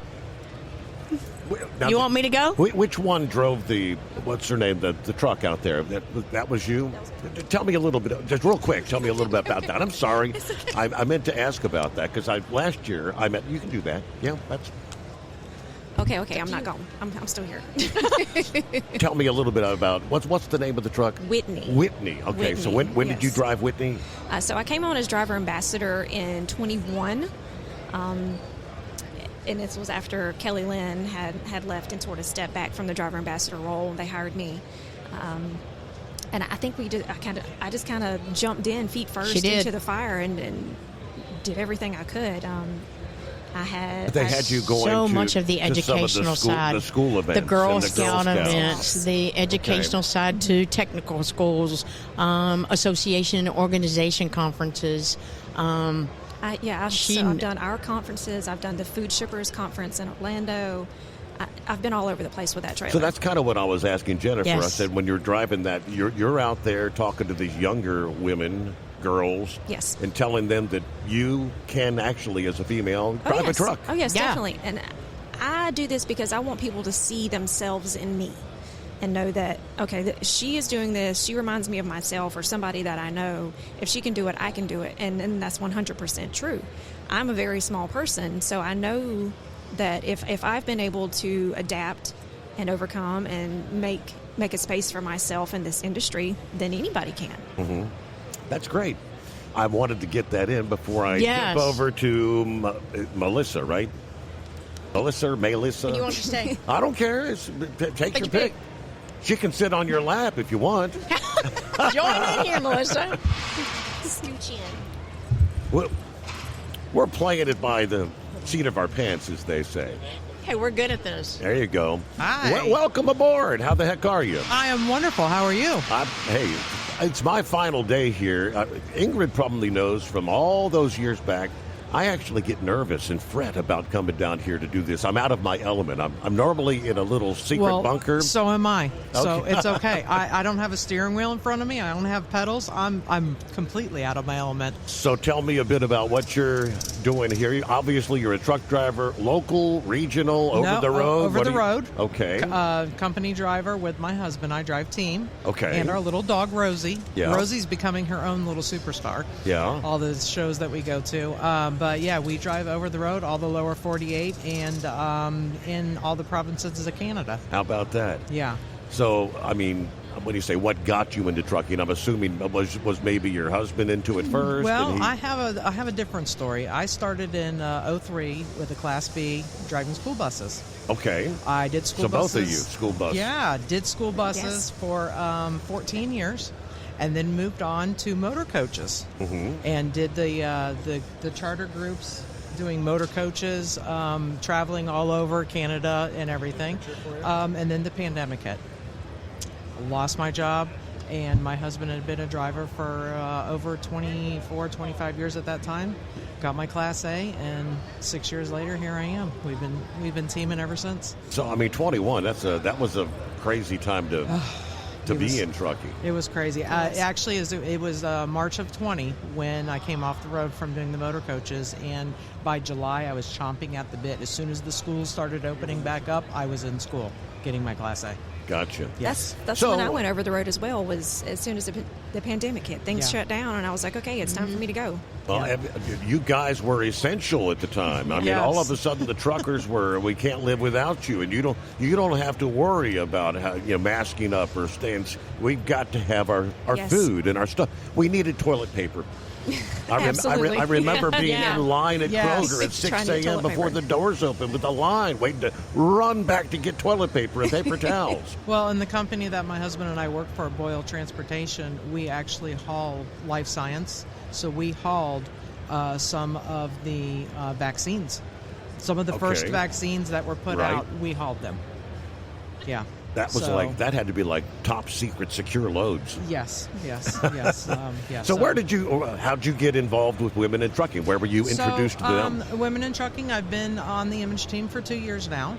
Actually, our recruiter from Boyle Transportation came to me and said, hey, I'd like to nominate you to be on the image team. Are you interested? I was like, sure. So I did some deep dive there, and really fell in love with the Women in Trucking Association, and decided that that is what I want to do. I try to promote the change of life, empty nesters. Somebody who, a woman who has done this, has been a house mom, has been a housewife, has been this career. My first career ever was property management. I did that for about 20 years. So you're talking along the lines of, rather than speaking to the young people, you're talking to people whose lives they've kind of got their children, they're out of the house, and hey, I'm 47 years old now, and I don't know what to do. Exactly. I don't know what to do with my life. So, you know what? Go get your Class A and start your new adventure. Do it for you. And that's been huge since COVID. Because you think about how many people lost their jobs. Didn't matter what age you were. Yes. And the ones that didn't know what to do after that. At that time, we were still booming. So we had a 60-year-old woman last year, wasn't it, that contacted us, and they brought it to the image team and said, hey, she wants to go to CDL school. She's a widow now.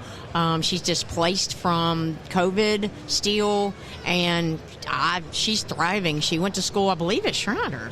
One of those, Switzer Schneider. Anyway, she went to school, and we hear from her periodically, and it makes a difference when you have people and voices that will speak out and share what the difference is. I mean, you're looking at 3 completely different generation of coming into trucking right here. You're looking at 3 different experiences. You've been doing it most all your life. Yes. You started on the farm, but you're still pretty young. Yes, fairly. She's a baby. In comparison, yes. And we will talk about my age with my nice silver hair. Yeah, but I've been in with a driving commercially since '03. Got my feet wet a little bit with the motor coach, but then I had always joked with my husband, oh, one of these days I'm going to get my Class A, we're going to go over the road. And he was like, yeah, because he didn't think I would ever do it.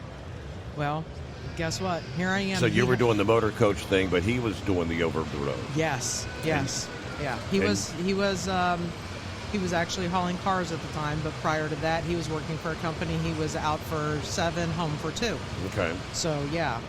So you didn't see a whole lot of each other then, but now you're on the road. How's life being cooped up in a little box? Thank you, because that is like everybody asks me, oh my gosh, you're with your husband all the time? Yes, I'm with my husband all the time. We see each other twice a day. When he's coming up front and I'm going in the back, we have about 30, 45 minutes, maybe an hour. We socialize, we talk. How was your day? How did you sleep? Whatever the case may be. You say, why did you slam on the brakes earlier? Or? No. And then we do it again in the morning because I drive days, he drives nights. So I keep him informed of what's going on at home with our children are both grown, but keep him up to date with what's going on with, everything going back there.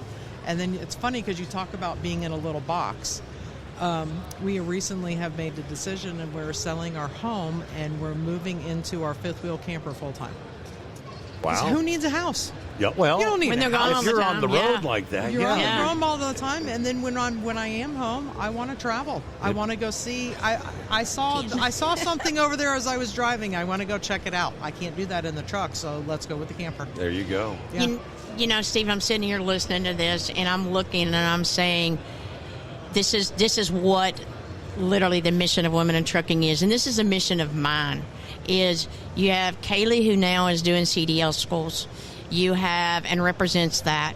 You have Melissa and her husband running team. You have me as an independent and now company driver. This is the diversity that's been established with the Image team, and that, what we have to offer, even individually. It's pretty damn cool. Oh, yes. I mean, it's really damn cool. There are no 2 of us on the Image team that have had the same experiences or are the same person. So if someone needs a mentor or wants to be a mentee, there is a fit for them with one of our ladies. Definitely. So for any of the females out there that are listening, maybe live now, because we're on Facebook and YouTube and Rumble, and the playback will be coming up overnight. How do they get a hold of Women in Trucking? So through our website, it's womenintrucking.org. Org. Yes, .org. They can contact, and typically it'll be Jenny Fall that gets the message, and then she will reach out to us to find the best fit for that person. Mm-hmm. Okay, womenintrucking.org. Alyssa Kirkman is in charge of our membership. And she can help you if there's any corporate sponsors out there that would like to do a corporate membership. We offer corporate memberships too. And you can reach out to each one of us individually. Absolutely. I mean, all of us. Some of us you can find somewhere. Oh, yeah. So this has got to be a first of a first. We've got 3 guests in 2 chairs. It's been a great hour, though. It was great. Great to see Jennifer. Great to see you guys. Great to kind of catch up with Ingrid after all these years. And we love Steve. Ingrid. You've been such a big part of my career. One of these nights when you're up, we'll maybe give us a call and say, "What you doing?" I know. And most people don't know, but when I used to talk to Steve every night for years. Yeah. And when he answered the phone, it was like, "Hello, Half Pint. What you doing?" That was our. All right. Well, we're up to the top of the hour. Thank you so much, and congratulations to you. And thank you. Thank you for sharing your experiences, and good luck out there on the road. Thank you for having us. News, a service of Industrial Injection, serving Cat, Cummins, Detroit, and more. Fuel injection, turbochargers, complete engine solutions, the knowledge you trust. the quality you depend on. Learn more at industrialinjection.com. Truck downtime costs you money. One hidden killer on Cummins ISX 15 engines is weak injector cups. When they leak, coolant gets into the cylinders, and suddenly you're facing a big repair bill. Industrial Injection has the fix. Our Torque Lock Injector Cup Kit with a threaded Torque Lock design. These cups stay sealed for good. No more coolant leaks. No more surprise downtime. Keep your truck on the road. Ask your shop for Industrial Injection Torque Lock Injector Cups today. Like the men and women who power America, the people at Hot Shot Secret work hard and play harder. We're the fastest growing diesel and oil additive brand in the country. We solve problems. We protect engines. We save you money. And more importantly, time. Hot Shot Secret. Powered by science. Dean Michael, the tax doctor, here with Tax Help MD.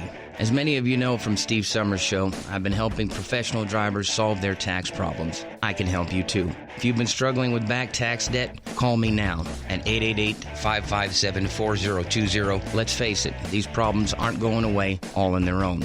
You need professional help so you can sleep better at night knowing you're in good hands. It's like I always say, keep your eyes on the road, I'll keep my eyes on the IRS. 888-557-4020. Your factory fuel filter is letting you down. AirDog heavy-duty diesel fuel systems don't just filter your fuel. The AirDog fully optimizes your truck's fuel system for peak efficiency. The factory-provided filter simply removes particulates and water from fuel. The AirDog system removes all contaminants, including entrained air, water, and particulates, and feeds the engine pump with optimal pressure. Check out airdogdiesel.com to learn how you can capture every bit of performance and efficiency from your fuel system.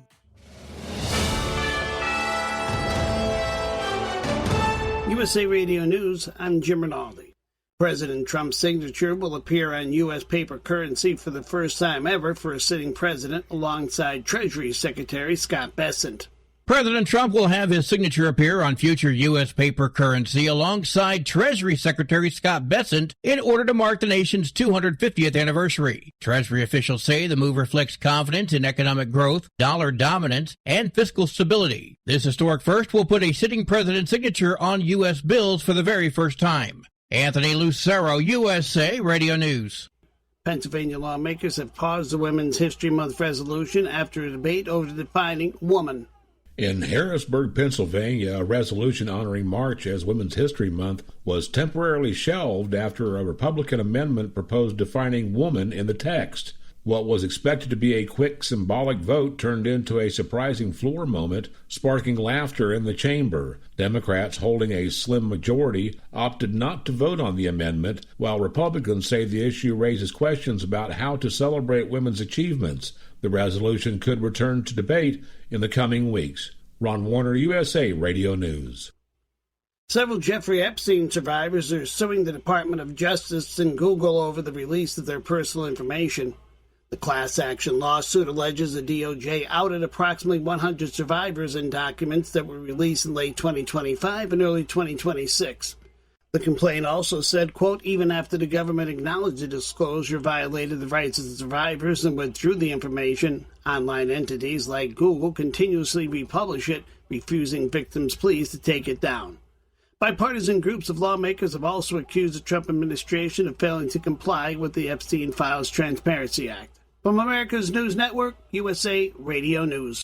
This is Denny Gillum, host of Frontlines of Freedom, here to tell you about an amazing new book, The Miracle Man, written by a good friend of mine. It's a remarkable, true account of faith, healing, and restoration in the face of impossible odds. Through a harrowing series of events and miraculous answers to prayer, Bill receives a donor's heart with only hours left to live. His rapid recovery and return to normal life is a story that shows God's power to heal and his faithfulness in answering prayers. The Miracle Man is available online through Amazon, Barnes & Noble, and other booksellers. Lisa Wolf here to tell you about our newest website for old-time radio lovers. It's 100radioshows.com. At this site, there are 5 old-time radio shows waiting for you to download free as our gift to you. And be sure to browse the additional 700 old-time radio shows available to you for 70% off by using the promo code RADIO at checkout. This is a limited-time offer, so log on to 100radioshows.com. That's 100radioshows.com. You've no doubt heard the proverb, variety is the spice of life, but experts say that is not the case when it comes to losing weight. Researchers say eating the same meals over and over boosts weight loss. Psychologist Charlotte Hageman of the Oregon Research Institute led the study and says reasons include steady caloric intake as well as dietary consistency. The study, based on daily food logs kept by obese or overweight adults in 12-week weight loss programs across Oregon and Pennsylvania, is published in the journal Health Psychology. John Summers, USA Radio News. The White House says it hasn't received a response from Iran to its 15-point plan for a ceasefire. At a gathering of G7 leaders in France on Friday, Secretary of State Marco Rubio added Iranian officials have not clarified who would take part in the negotiations. Rubio said the U.S. is not asking European countries to take part in military operations against Iran, but added those nations did have an incentive to help reopen the Strait of Hormuz. Rubio blasted a plan by Iran to start imposing toll fees for ships using the strait. He went on to say we can achieve all our objectives without deploying ground troops in Iran. A Marriott hotel in Ohio is facing a lawsuit after a black guest said he was denied a room and told, quote, "You people can't stay here," before police were called. With the company now under scrutiny as it reviews the incident and allegations. I'm Jim Rinaldi, USA Radio News. I started going cold turkey. Well, at least when I'm in the car. I know I shouldn't do it, but it's so hard to stop. That's why I hide it. Do it all the time. I stopped by locking it in my glove compartment. My friend used to do it way too much. Now I turn it off when we're in the car. My solution is simple. I just don't do it. There are lots of ways to stop yourself and others from texting and driving. How will you stop? Tell us at stoptextstoprex.org. Brought to you by the National Highway Traffic Safety Administration and the Ad Council. Truck downtime costs you money. One hidden killer on Cummins ISX 15 engines is weak injector cups. When they leak, coolant gets into the cylinders, and suddenly you're facing a big repair bill. Industrial Injection has the fix. Our Torque Lock Injector Cup Kit with a threaded Torque Lock design. These cups stay sealed for good. No more coolant leaks. No more surprise downtime. Keep your truck on the road. Ask your shop for Industrial Injection Torque Lock Injector Cups today. Dean Michael, the tax doctor here. I have one question for you. Do you want to stop worrying about the IRS? If the answer is yes, then look no further. I've been around for years. I've helped countless people across the country, and my success rate speaks for itself. So now you know where to find good, honest help with your tax problems. What are you waiting for? If you owe more than $10,000 to the IRS or haven't filed in years, call me now at 888-557-4020 or go to mytaxhelpmd.com for a free consultation and get your life back. Keep the bugs off your glass and the smokies off your ass. This is the Overnight Drive with Steve Summers.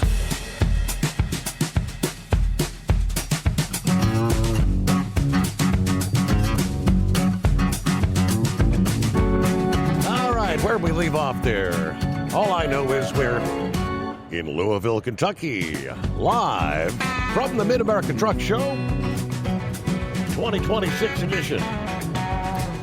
Just like that, I think we're rolling into hour number 3 already here this Saturday.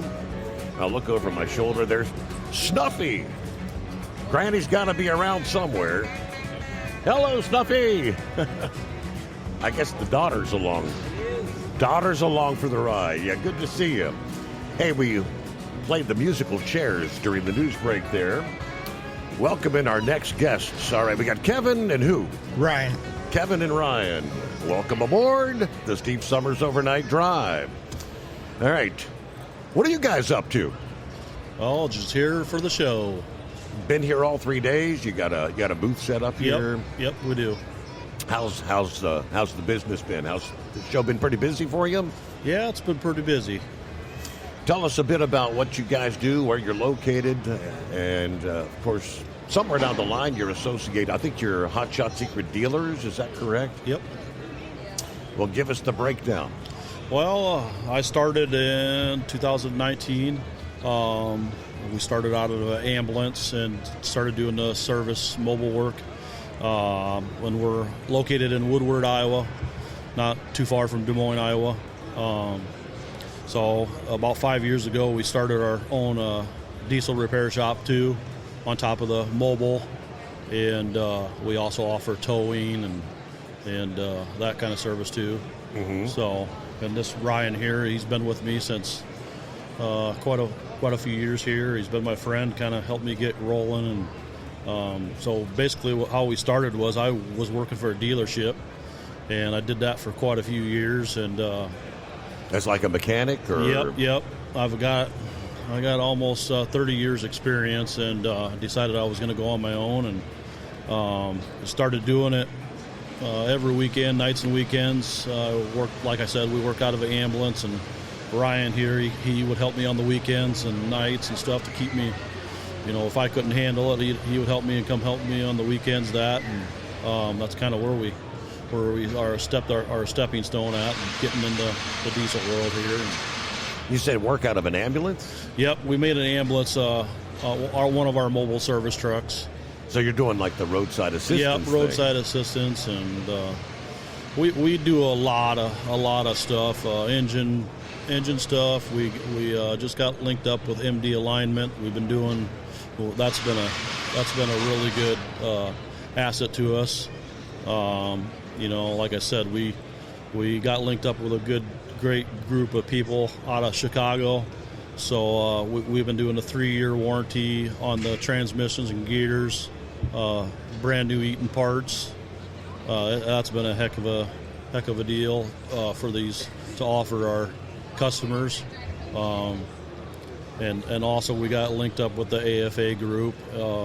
So we've been offering the 2-year warranty on those kits, and it's kind of taken off fairly well. Mm-hmm. So we got a lot going on. We got a lot going on, and our boys are on the social media there, and that's kind of went viral. So. And Ryan, what you're a friend. Are you also a mechanic, or what do you do? What's your? Yeah, so I'm a mechanic. Like I said, it's just me and Kevin in the shop. The boys help us at night. I ran 2 companies in Des Moines, and then Kevin's wanted to make the leap to go full time, and I was kind of overdoing what I was doing, and been wrenching my whole life, and so I jumped on with him, and we made it go. So like he said, we built service trucks. We got 3 service trucks now. I mean, I do anything from engine repairs, transmissions, gears, mobile welding. There's really nothing we don't do, honestly. We added the towing aspect the last year. We just got into the equipment hauling equipment for customers also. So when you're talking towing in the big truck biz, you got to have one of them big tow trucks, right? Yep. So we got a heavy duty wrecker to tow semis. We even do winch outs. I mean, aren't those like $1 million investment? Well, the funny story is us being a small shop and we're family owned, we actually build our own tow truck. We took an old home 750 wrecker, and it's all converted to hydraulic now. We put it on a Peterbilt chassis. So luckily for us, we didn't have to make, $800,000, $1 million investment, and ours works just as good. And it actually catches people's eyes driving down the road because it's something different. It's not something you see every day. But it works flawlessly. So, it's just, we like building our own equipment. We like the older trucks, stuff like that. So that would be a question that comes to my mind with the truck, all the emission stuff and all the changes that have taken place in recent years. A truck today, how are you able to keep up with all the latest technology to work on the damn thing? Well, we got a big line of diagnostics equipment. We made an investment. I think we got about $30,000 into our diagnostics equipment, and honestly, with the after treatment stuff, we're actually thinking about partnering up with a group with the DPF system, SCR stuff, and And if we make this big leap in faith, it's going to be a big investment where we can do these inserts and stuff on the after treatment. We'll be able to service them, clean them. We're looking into that to where we can help customers to where a lot of times we're waiting with the after treatment stuff. If we got to wait for a week or whatever to get these guys on the road, we can't have that. We want to find out the best solution, and we also want to try to save the truckers money. We're in it to make sure we're not killing their pocketbook, and we want to get them back on the road. And we're going to do the right thing with the best warranty, the right parts, and you know. So when it comes to like roadside assistance, I was talking to a gentleman yesterday. I forget what state he was out of, but I think he was out of Kentucky. I think he was. I said nowadays it's getting more and more difficult to find people that are willing to go out there and actually give roadside assistance. TA cut out their roadside service. It is difficult. I mean, besides a lot of mechanics and tow truck drivers getting killed because people not paying attention. Right. A lot of people don't want to be on the side of the road. And, these mobile mechanics also have the problem of getting paid. This trucking in today's world is getting really tight. So you get some people that just, they want to skip out on the bill and whatnot, but, we don't let it affect us. We just kind of keep rolling with it, but you just got to be careful what you're doing. But, there's still a strong need for roadside service. We get calls to scale houses for trucks not passing DOTs or, this and that, and we got to go out and get them up before. I'd feel a little more safe about going in a location like that where they're off the road kind of thing. But what's the most common? It's probably tire blown, right? Yeah, you get a lot of tires blown, or there for a while it was kind of weird, but we had a whole bunch of hubs on front axles go completely out and wipe the whole front axle out. And I mean, it happened to like 4 different customers, just weird, and we ended up having to put a whole axle in the truck because it damaged it so bad. You can do that on the roadside? Well, normally what we do is if we go out and I'll assess it, and if it's bad, I'll go back shop, I'll get the semi-wrecker, and then I told okay, that makes sense. And if we're on the side of the road, say a major interstate, if I can do something within a couple minutes to limp them off onto an exit rest area, wait station, whatever, I'll do it. If it's, if not, I hook them up with a wrecker. I mean, they hate having that extra bill, but it's gotten to the point it's so hard to do some of this stuff on the side of the road and with people not paying attention. Right. I've had a lot of close calls where I've about been killed. You really got to keep your eyes open. And so, we just explain to the customer, it may not be happy of the extra money for the tow bill, but, it's not worth a life. So you're out of Iowa. What kind of radius do you operate? How far out do you go to pick up or help somebody on the side of the road? Well, I'll go anywhere, honestly. If the customer's willing to pay the bill, I mean, usually we sit down, we give them a rough estimate of what it's going to cost.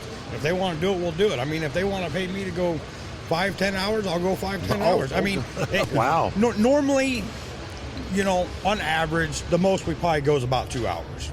But if somebody called and said, hey, I really like you guys and I want you to go 10 hours, I'll go 10 hours. It's going to be an expensive bill. Yeah.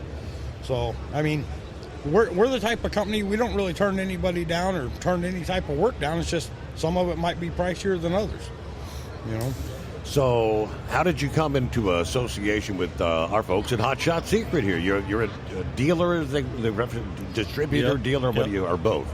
I actually met Rex and Tina.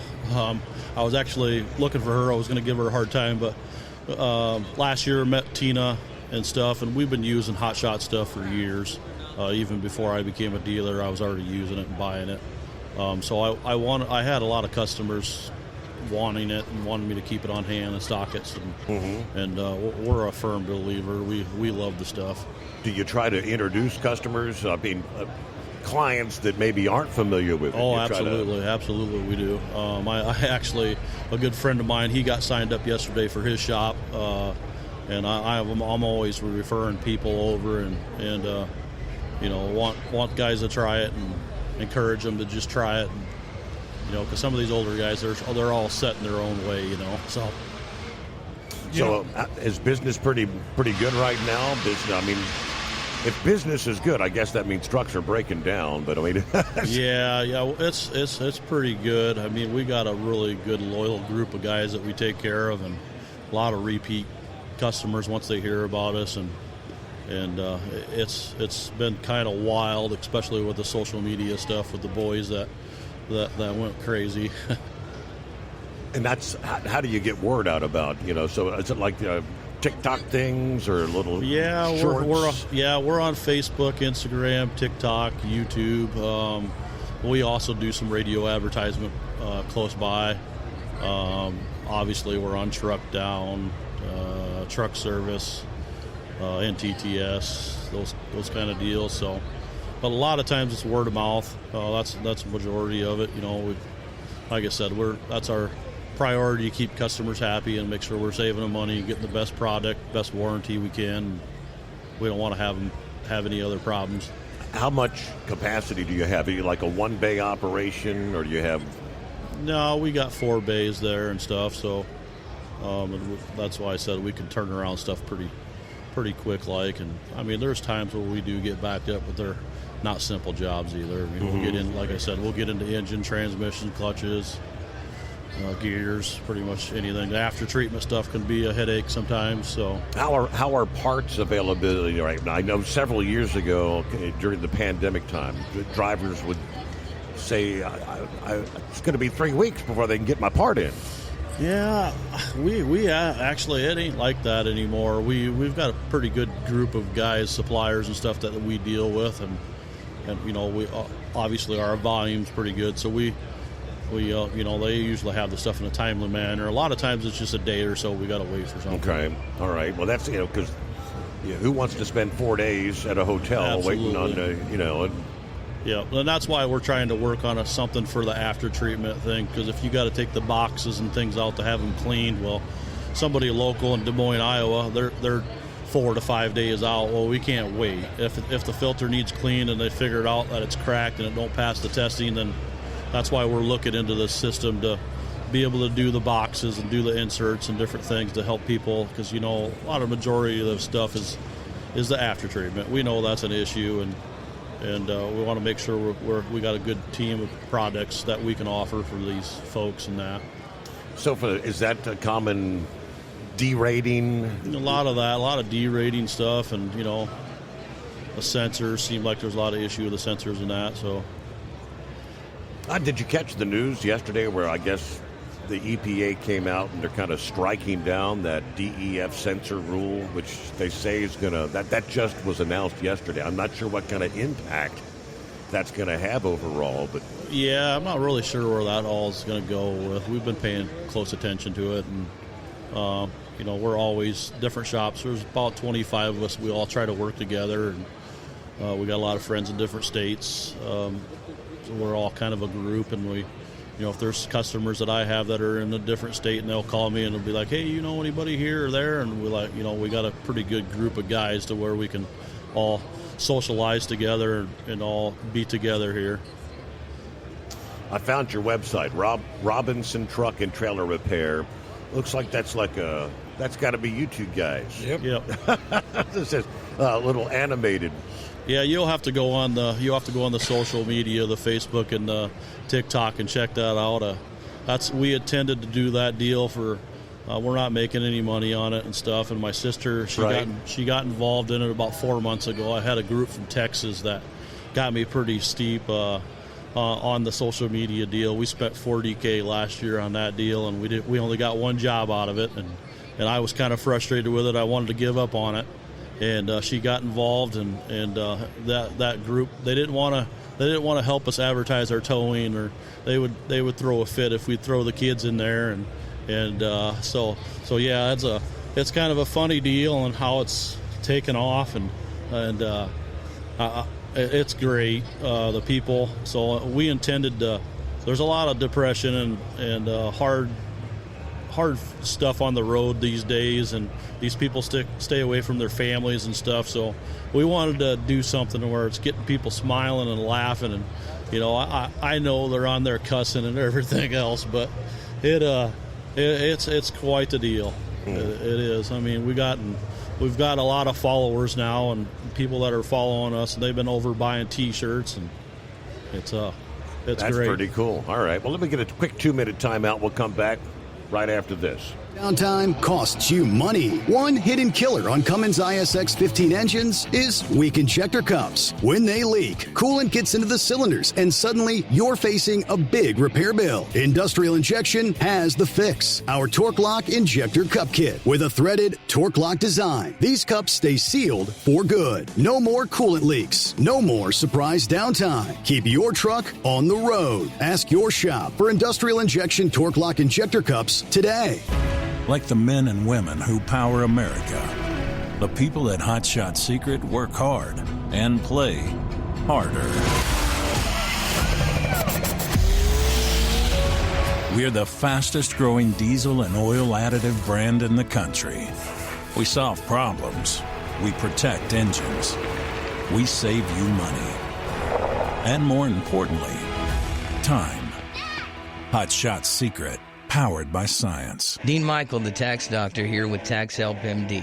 As many of you know from Steve Summers' show, I've been helping professional drivers solve their tax problems. I can help you too. If you've been struggling with back tax debt, call me now at 888-557-4020. Let's face it, these problems aren't going away all on their own. You need professional help so you can sleep better at night knowing you're in good hands. It's like I always say, keep your eyes on the road, I'll keep my eyes on the IRS. 888-557-4020. Your factory fuel filter is letting you down. AirDog heavy-duty diesel fuel systems don't just filter your fuel. The AirDog fully optimizes your truck's fuel system for peak efficiency. The factory-provided filter simply removes particulates and water from fuel. The AirDog system removes all contaminants, including entrained air, water, and particulates, and feeds the engine pump with optimal pressure. Check out airdogdiesel.com to learn how you can capture every bit of performance and efficiency from your fuel system.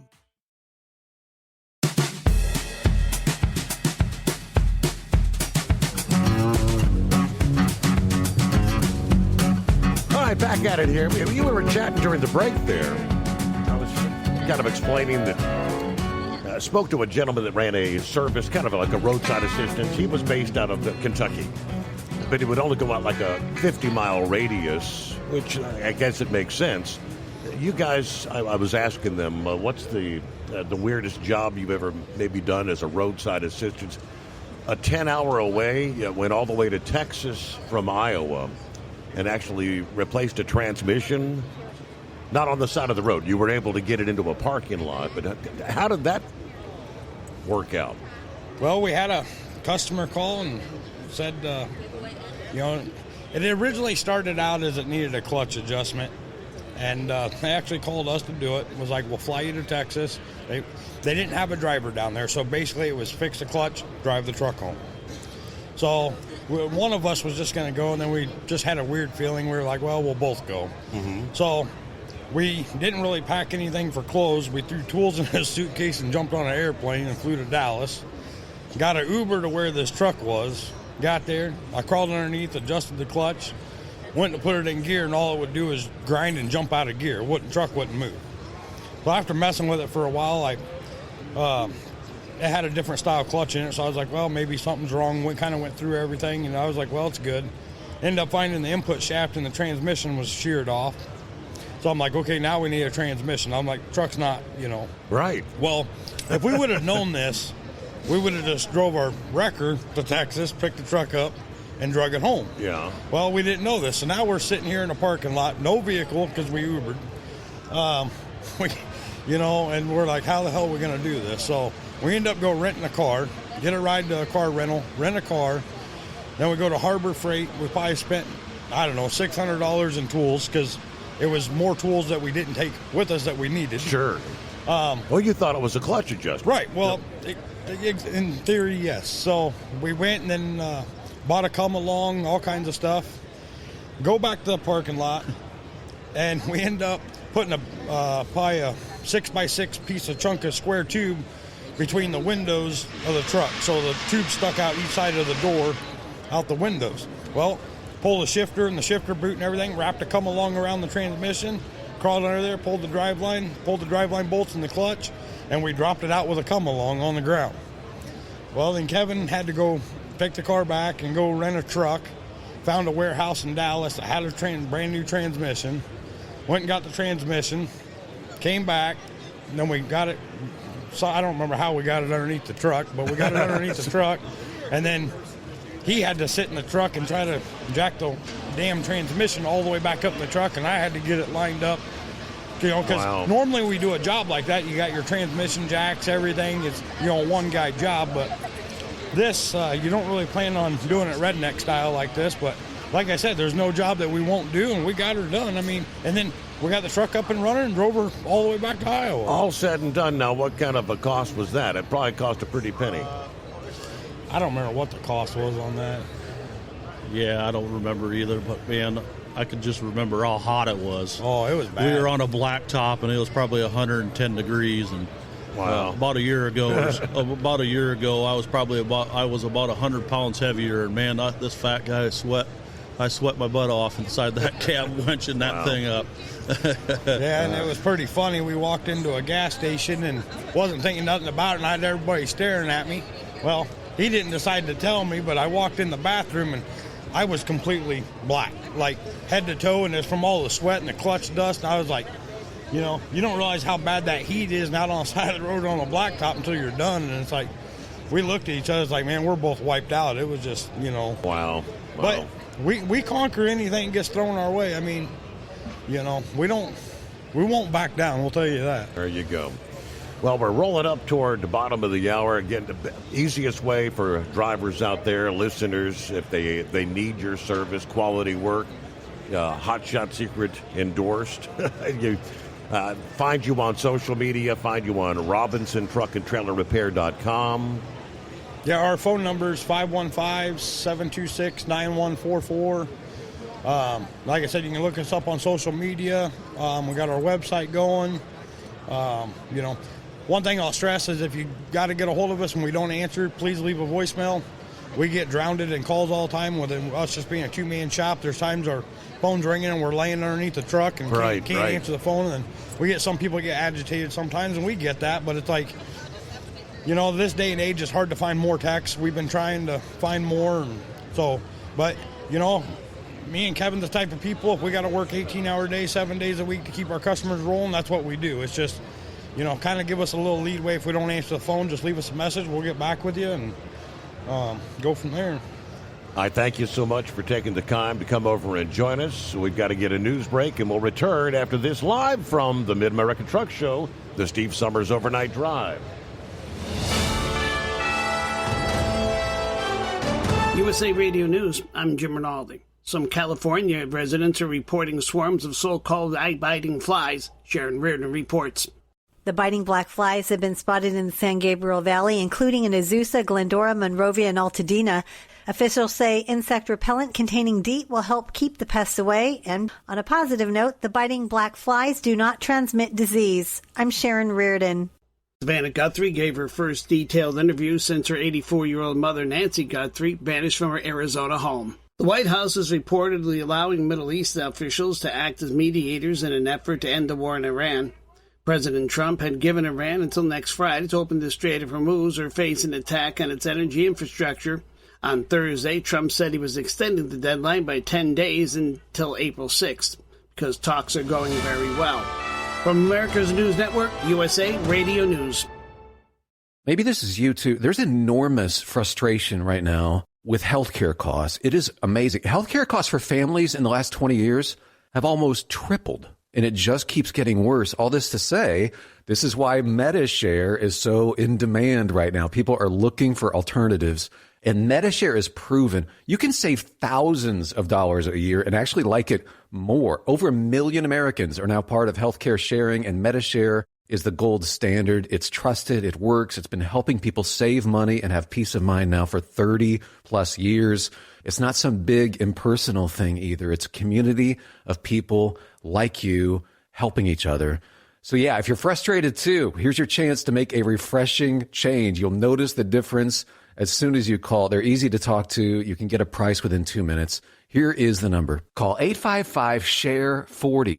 Truck downtime costs you money. One hidden killer on Cummins ISX 15 engines is weak injector cups. When they leak, coolant gets into the cylinders and suddenly you're facing a big repair bill. Industrial Injection has the fix. Our Torque Lock Injector Cup Kit with a threaded Torque Lock design. These cups stay sealed for good. No more coolant leaks. No more surprise downtime. Keep your truck on the road. Ask your shop for Industrial Injection Torque Lock Injector Cups today. Come join the Steve Summers Overnight Drive as we broadcast all 3 days from the Mid-American Truck Show in Louisville, Kentucky, March 26th through the 28th. Don't miss your chance to see the latest in trucking tech, gear, and more. Stop by the booth to meet Steve and register for your chance to win a new truck seat or truck seat cover for your big rig from Bostrom Seating. Plus, buy SSOD gear, win survival kits, and pick up your Hotshot secret products to keep your ride on the road. Come see the Steve Summers Overnight Drive in Louisville, Kentucky at the Mid-American Truck Show, March 26th through the 28th. Learn more at overnightdriveradio.com. Your factory fuel filter is letting you down. AirDog heavy-duty diesel fuel systems don't just filter your fuel.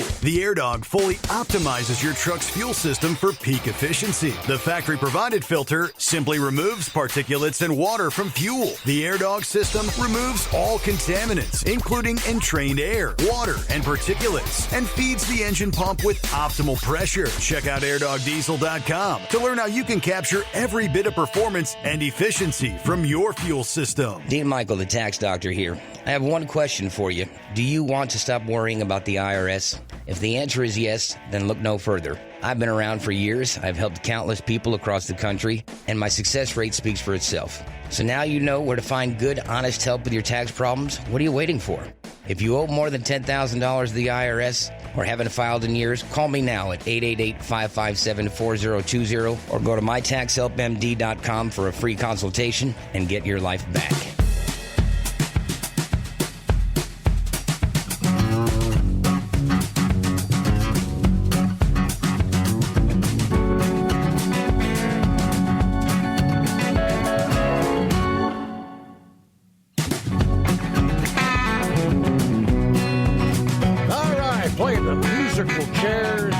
Shuffle here, coming back at it live from Louisville, Kentucky.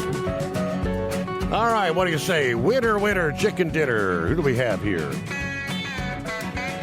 We got a couple of names just handed my way. Winners of our Bostrom Seating seats this year. Somewhere out there is a Randy Sternberg. Randy is from Wisconsin.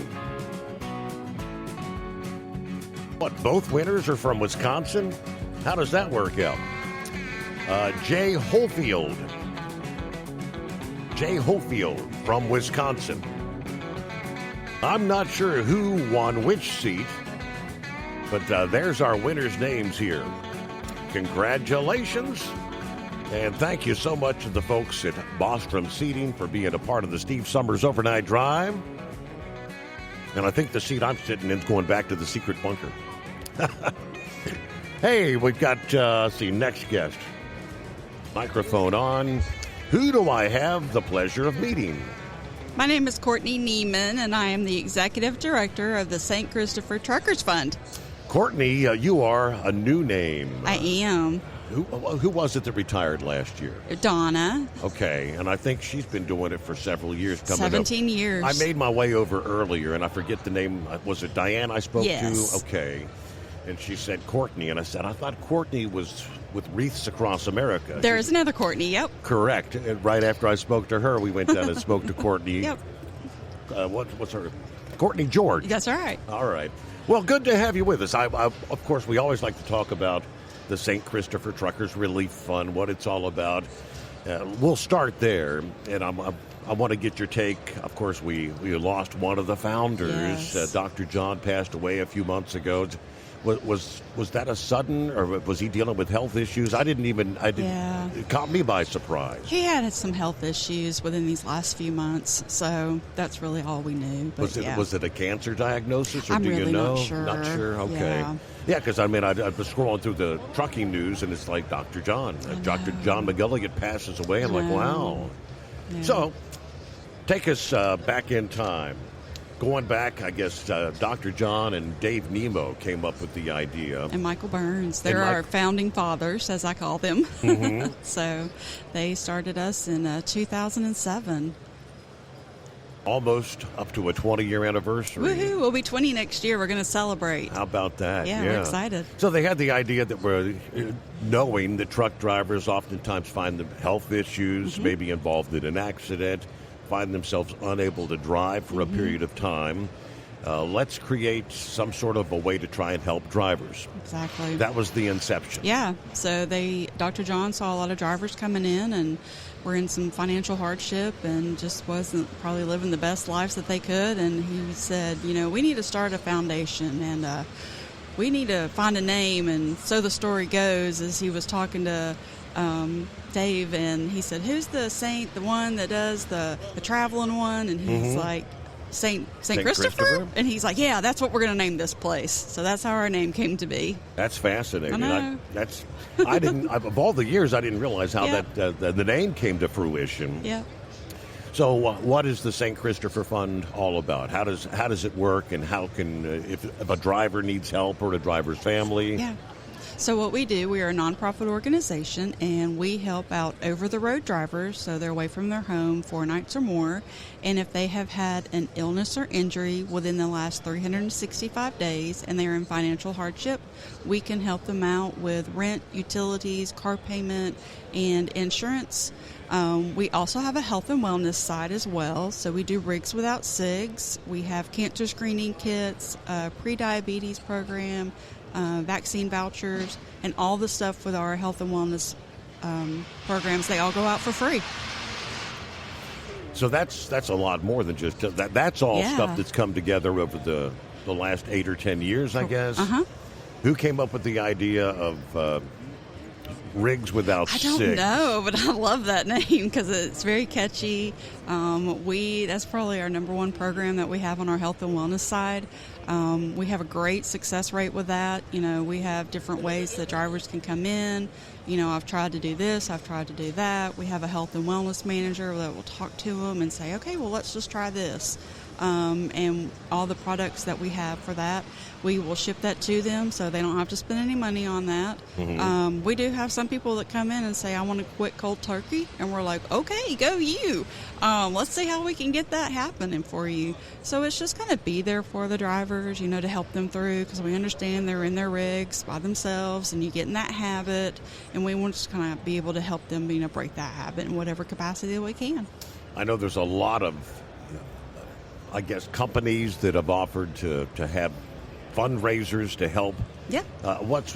Is it TA and Petro? Who does the bracelets? And, we used to do the bracelets years ago, so we're not doing that anymore. But we'd love to bring that one back. So they do a roundup for us last year. Okay. We had a couple of stores. Would you like the roundup for Yeah. St. Christopher Fund? Yeah. So roundup to the next That's dollar. pretty easy. It really is.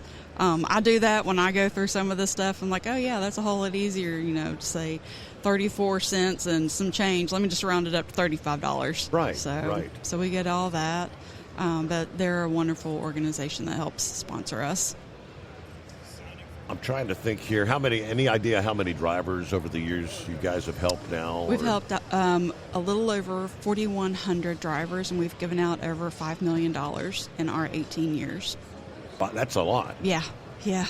pretty significant. It is. So we're hoping to double that amount of funds within the next 5 years. That's kind of a goal that I have, and obviously we want to help out more drivers in just whatever way that they need us.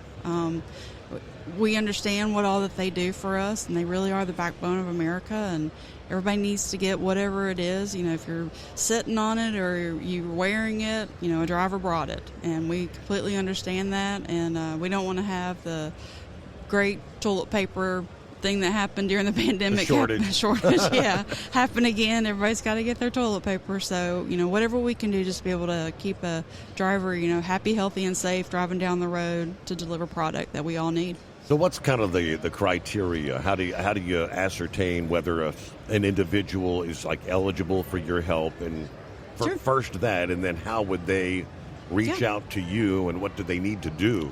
So if they're on the financial assistance side, just go to our website. We have a brand new website, just came out a couple of weeks ago. It's truckersfund.org. Website hasn't changed, but you'll go to the Get Help tab, and you kind of scroll through that, and you'll hit on step 1, which is our screening criteria. We do have a few questions we want to ask you, and then if you complete that and you're eligible, it'll take you to, you'll receive an email that says we got it, and then within probably about an hour, you'll get an application that you'll fill out.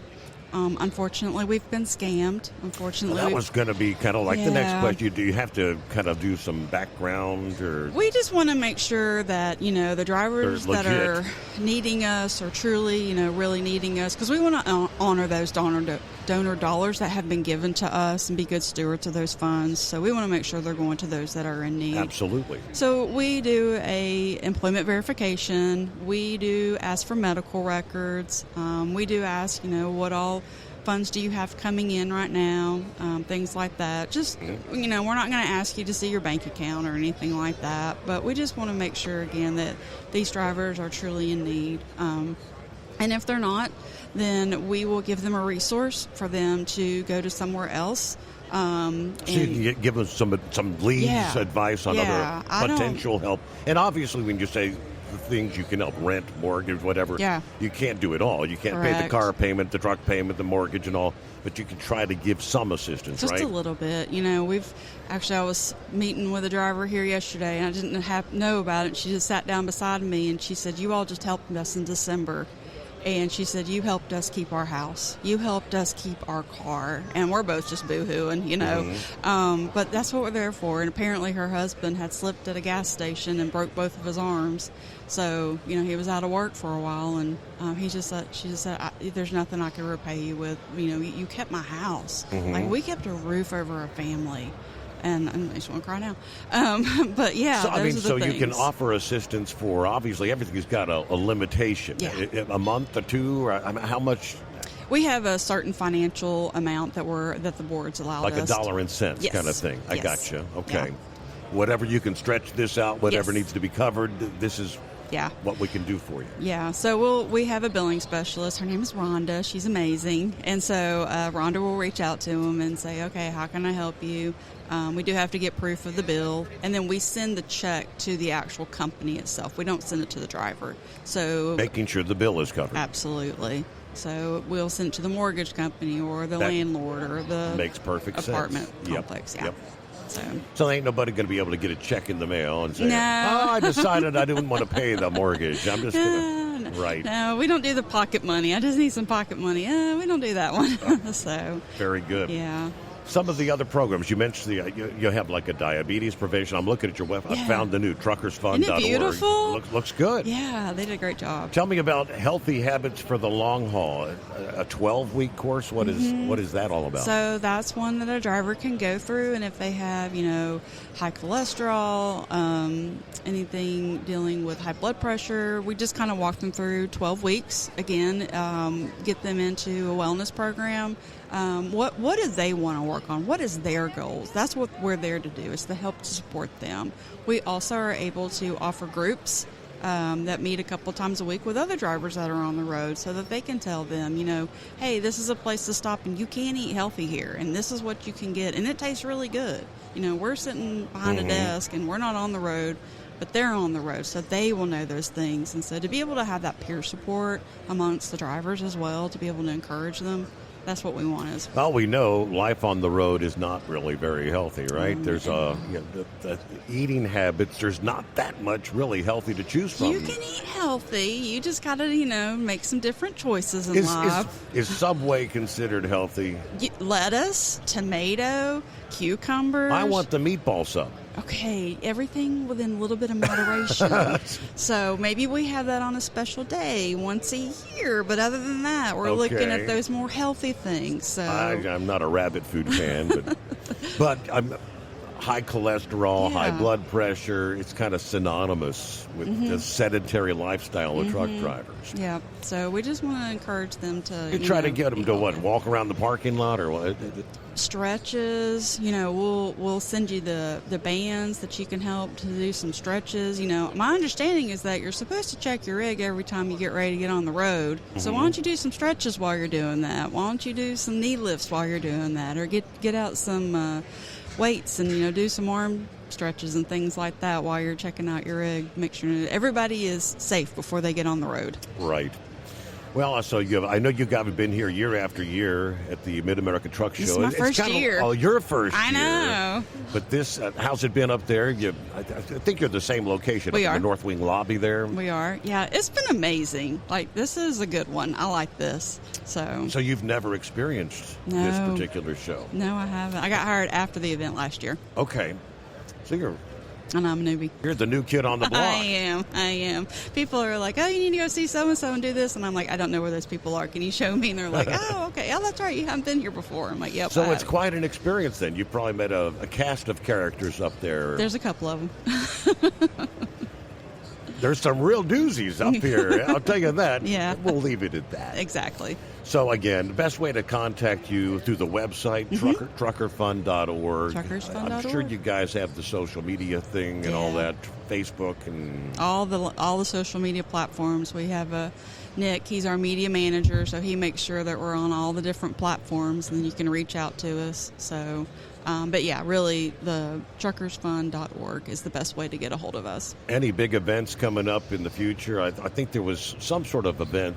We have our walk last year. Okay. We have our virtual walk that's going to occur the first full week in May. It is virtual, so you can go on to the website now and sign up. It's $50, and you also get a T-shirt.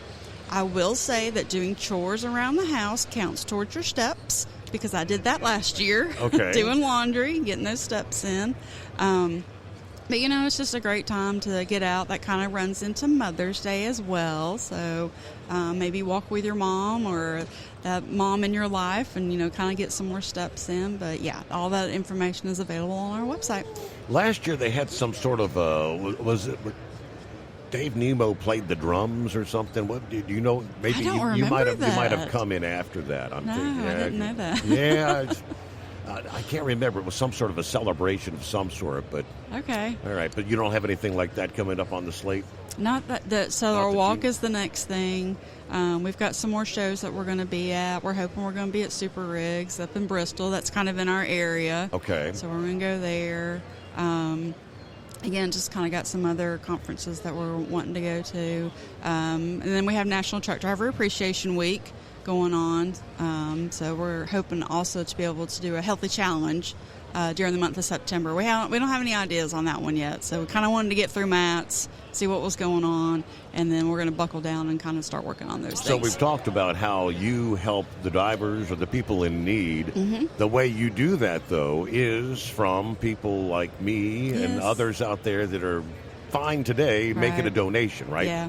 So on our website, in the top right-hand corner, there's a big red button that says Donate. So you can click on that, and it'll take you to all the different ways that you're able to donate to us. We are appreciative of every dollar that comes in, and it goes right back out to one of our drivers in need, whether it's the financial side or it's on the health and wellness side. And I did the click there. So, I mean, anywhere you've got $20 to whatever you want to give, a big, small, in between. Absolutely. All surely appreciated, right? Every single penny is appreciated. All right. Anything we've missed? Anything you'd like to throw out there that I maybe neglected to ask you? Or I don't think so. I think that just the walk is the next thing. So go on the website and check it out and sign up, and we'll send you a shirt. We've got all the health and wellness. We do have a new screening kit that just got dropped this month. We have the cervical cancer one. So we have one for men, which is prostate. We have one for women, which is cervical cancer. And then we have one for both, which is the colorectal.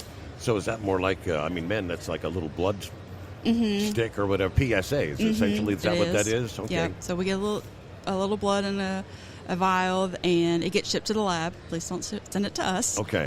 It comes in a pre-envelope stamped and you'll just ship it back to the lab with all of the kits. And then within usually 3 to 5 business days with each one of them, they'll let you know your results. But those are free, so we pay for those. So we want to remove all barriers for any driver that says, hey, I can't afford it. No worries, we will pay for that. Oftentimes, if you can't afford insurance, you say you avoid your routine physicals, and so you're not checking your PS and all those. Yep. Yeah, so same thing with cervical cancer for the women that are out there. We want to be able to help out with that and the colorectal stuff.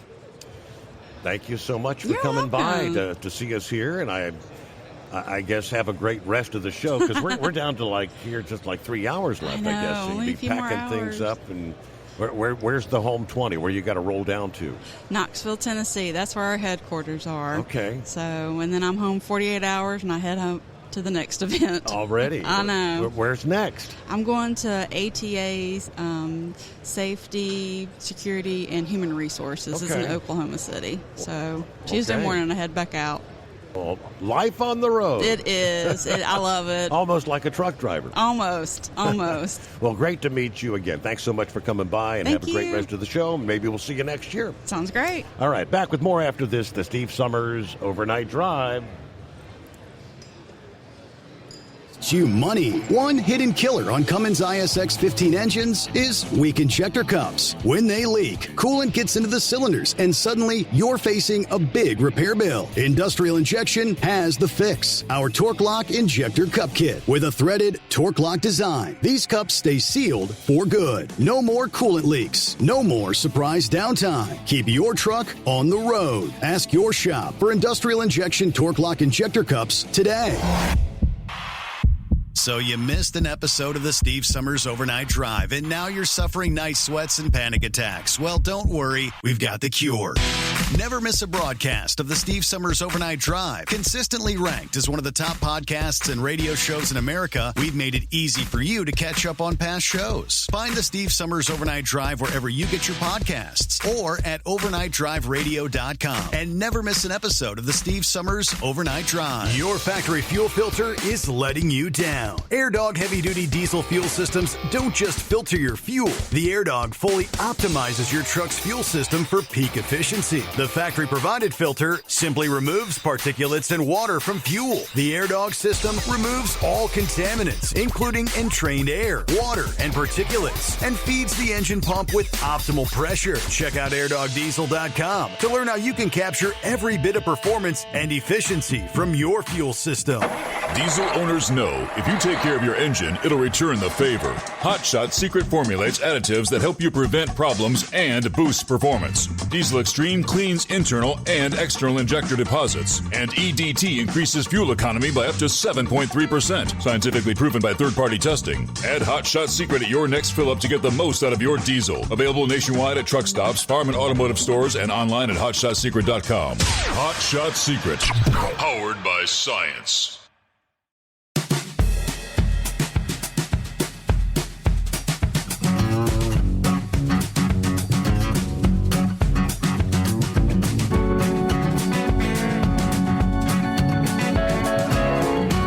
Where we leave off there, a couple minutes for a news break. Who we got coming up next hour? Looks like Adam Sprague comes our way. He's one of the custom build guys. Sprague Built Customs. Yeah, bottom of next hour, the one and only Louis Pugh with OOIDA. Couple things we can talk about. Been a pretty active weekend here in Louisville in regards to the trucking industry, of course, with the FMCSA director and even the transportation secretary, Sean Duffy, making live appearances, spending some time talking actually to the drivers, getting your input. We'll get the latest on what was a pretty significant announcement this past day from the Environmental Protection Agency. Scrapping the DEF censor rule. I'm not exactly sure what that's going to mean. I'm pretty sure Louis can explain it to us, though, coming up. And there was an update just this past day as well. We've been talking a lot about Delilah's Law. I guess there's yet another revised version that just came out on the Senate side. And it says here from CDL Life, commercial driver's license holders present in the U.S. illegally would face several stringent new penalties under the Senate's new Dalilah's Law Act. This, when they say severe, they're not kidding around. Yeah, believe it or not, in the mix, the headline is actually a new death penalty aggravating factor. When a covered alien using a CDL kills another person in a motor vehicle accident. That's about as severe as it gets. And there is a proverbial laundry list of updates under the Senate version of Dalilah's Law. We'll probably touch on some of that with Louis coming up here as well. So much more to come. Got a couple hours yet to roll here live from the Mid-America Truck Show. First, though, a news update. News, a service of Industrial Injection, fuel injectors, fuel pumps, turbochargers, and complete diesel engine kits for the heavy-duty world. If it burns diesel, we can help keep it working. Learn more at industrialinjection.com. Truck downtime costs you money. One hidden killer on Cummins ISX 15 engines is weak injector cups. When they leak, coolant gets into the cylinders, and suddenly you're facing a big repair bill. Industrial Injection has the fix. Our Torque Lock Injector Cup Kit with a threaded Torque Lock design. These cups stay sealed for good. No more coolant leaks. No more surprise downtime. Keep your truck on the road. Ask your shop for Industrial Injection Torque Lock Injector Cups today. Like the men and women who power America, the people at Hot Shot Secret work hard and play harder. We're the fastest growing diesel and oil additive brand in the country. We solve problems. We protect engines. We save you money. And more importantly, time. Hot Shot Secret. Powered by science. Dean Michael, the tax doctor, here with Tax Help MD.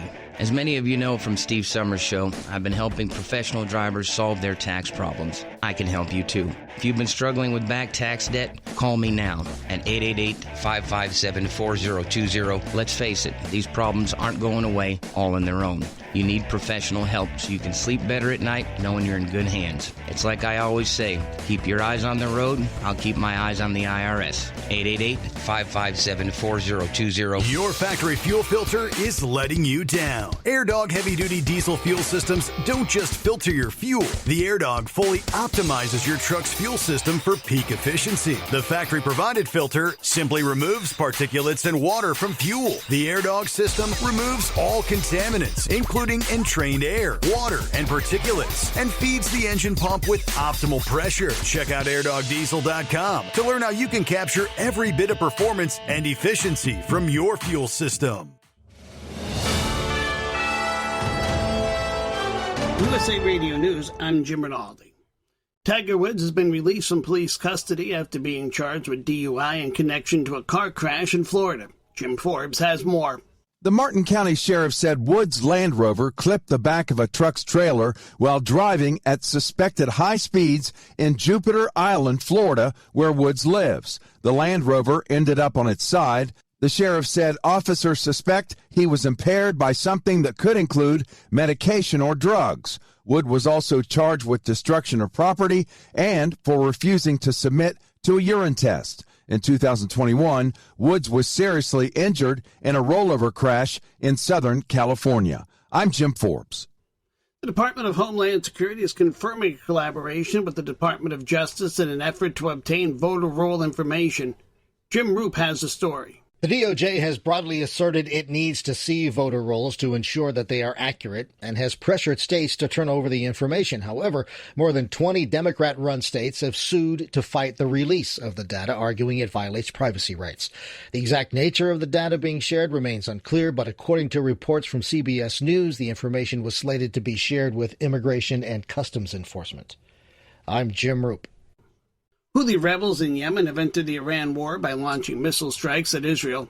A military spokesperson for the Houthis announced the attack this morning on their satellite TV station and said the rebels fired a barrage of ballistic missiles targeting what he called, quote, sensitive military sites in southern Israel.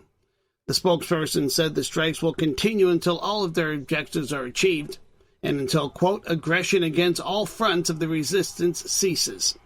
The Israeli military says it intercepted one Houthi missile. From America's News Network, USA Radio News.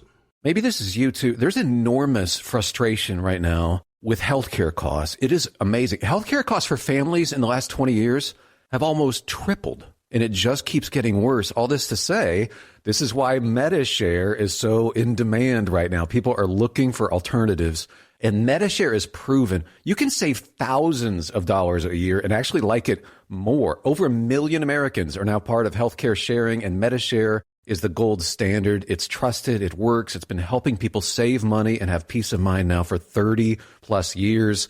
It's not some big impersonal thing either. It's a community of people like you helping each other. So yeah, if you're frustrated too, here's your chance to make a refreshing change. You'll notice the difference as soon as you call. They're easy to talk to. You can get a price within 2 minutes. Here is the number. Call 855-SHARE-40. That's 855-SHARE-40. 855-SHARE-40. President Trump's signature will appear on U.S. paper currency for the first time ever for a sitting president alongside Treasury Secretary Scott Bessent. President Trump will have his signature appear on future U.S. paper currency alongside Treasury Secretary Scott Bessent in order to mark the nation's 250th anniversary. Treasury officials say the move reflects confidence in economic growth, dollar dominance, and fiscal stability. This historic first will put a sitting president's signature on U.S. bills for the very first time. Anthony Lucero, USA Radio News. You've undoubtedly heard the proverb, variety is the spice of life, but apparently not when it comes to losing weight. Researchers say eating the same meals over and over boosts weight loss. Psychologist Charlotte Hageman of the Oregon Research Institute led the study and says reasons include steady caloric intake as well as dietary consistency. The study, based on daily food logs kept by obese or overweight adults in 12-week weight loss programs across Oregon and Pennsylvania, is published in the journal Health Psychology. John Summers, USA Radio News. 12 U.S. service members have reportedly been injured in an Iranian missile strike at an air base in Saudi Arabia. The New York Times said the missiles hit the Prince Sultan Air Base south of the capital of Riyadh on Friday and that 2 of the service members are seriously injured. The attack also damaged multiple U.S. refueling aircrafts. It's a second missile strike at an air base. I'm Jim Rinaldi, USA Radio News. This is Denny Gillum, here to tell you about an amazing new book, The Miracle Man, written by a good friend of mine. It's a remarkable true account of faith, healing, and restoration in the face of impossible odds. Through a harrowing series of events and miraculous answers to prayer, Bill receives a donor's heart with only hours left to live. His rapid recovery and return to normal life is a story that shows God's power to heal and his faithfulness in answering prayers. The Miracle Man is available online through Amazon, Barnes & Noble, and other booksellers.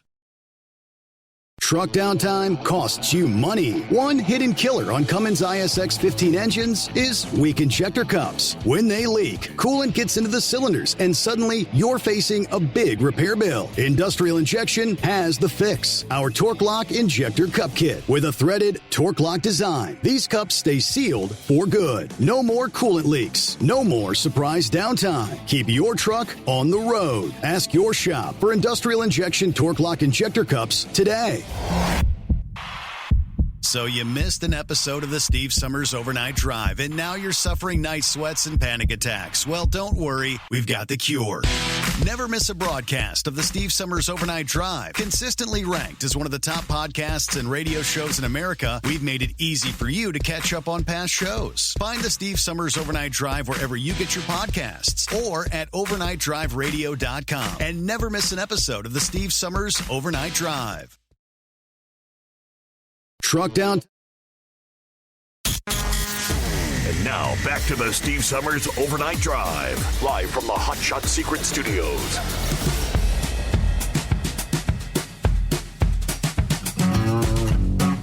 Got to hit the right magic twanger there. All right, here we go. Another hour, just like that. Rolling into a Saturday afternoon, believe it or not. Live from the Mid-America Truck Show, Louisville, Kentucky. Once again, the 2026 edition. Okay, we get another hour started here. There's a face that's actually familiar. What are we back for? Maybe the third time? I think it's third year. Third time around. Yep. Welcome. Hello, Adam. How the heck are you? We're here. Another year has passed us by, and I guess you're going to fill us in. Life has changed a tad since we last spoke? Just a little. Yeah, it's been wild. Yeah, when I started building these trucks, I had no idea what I was really getting into and what it would really turn into. And, the first year I sat here and talked to you, I had a truck that I wasn't sure anybody would even like and brought it and let it sit inside. And here I am a couple years later, and I've quit my job and building trucks, and I'm booked out to 2028 building trucks, and it's been crazy, that's for sure. Wow. That's great, huh? So take us back in time. It was like 2 years ago. You had built, what was that? It was... So it was a 1968 International Lodestar 1700, and I had actually... I took it and put it on a Dodge 3500 chassis. So it was an 04 Dodge. It had the Cummins motor in it, 5.9 Cummins, manual transmission, NV 5600. And I just took that truck and took two and made one and put some big 24-inch semi wheels on it and stacks and tanks. And it's just something I thought would be neat to do. And first show I took it to, I was just absolutely blown away. It got put in Diesel World magazine, and all these people put it social media viral, and I didn't even really know what I'd done at the time, to be truly honest. Right. And I remember leaving that show, heading home, and thinking, this could be the start of something new. And sure enough, here we are. So now had you brought it to Louisville first? No, it actually been to Ultimate Callout Challenge was the first show I took it to. It was UCC, a diesel truck event. Which Hot Shot Secret's heavily involved in. Yeah. There, for sure.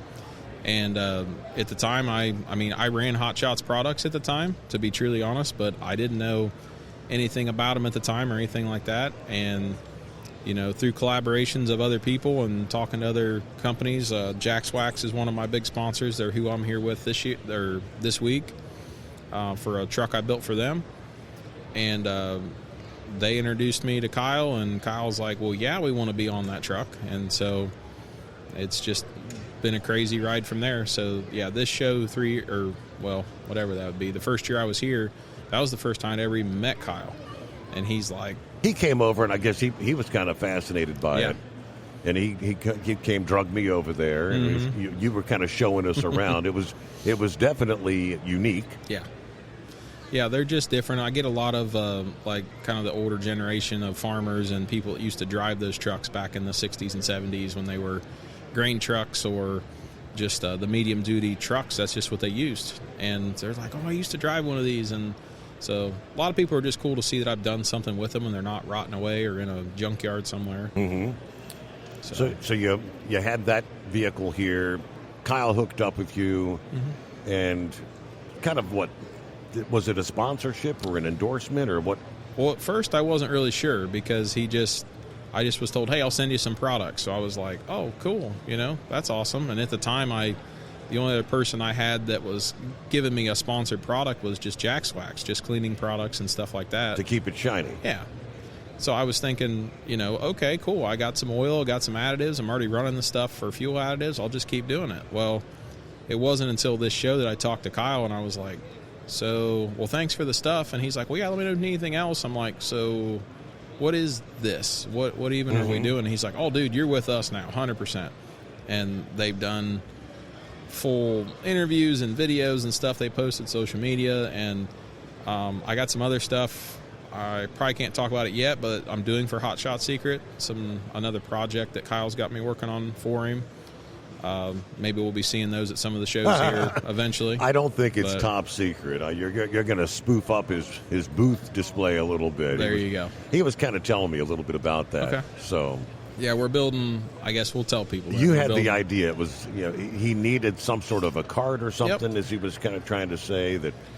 Well, they come to these shows, and he said it's just a pain. They do like 100 shows a year, and every time they go to a show, they have to, get the table set up, get the tablecloths put on, and all the product comes out of the trailer, out of boxes, and then they set it out on the table. And Kyle's just like, it's such a pain in the butt to have to, every night you take it out. Take it down. Or you take it down put it and back. then you put it back. And he said, it'd just be nice to have something I could just roll in and out of the trailer, loaded it at home before we leave, and just, so the carts we're building will house product from each side that will be accessible, that they can refill, and it'll just be, it's all on wheels, it's got brakes on it. It's a similar kind of look to the engine cart that's sitting over there in a way, with the bigger go-kart tires and stuff on it. And he'll literally just be able to push it in and out of the trailer, and it's got sides that fold up on it. So at night they can just fold the sides down and lock it, and nobody can get into it, and then fold it back up, and then it's a sign that sits up right on top of it that says Hot Shot Secret, and they're all powder coated and aluminum. I mean, they're pretty sweet. So the idea is, what do you call it, a fabricator? Is that kind of what it is? Yeah, I do. I call it custom. When you overheard the conversation or something, and he was talking about needing carts, and you said something like, well, I build cars. Yeah. Or I could build carts. Well, and I guess the true story of how it really started was I had built so Jack's Wax has this flooring that they use in their booth that just locks together.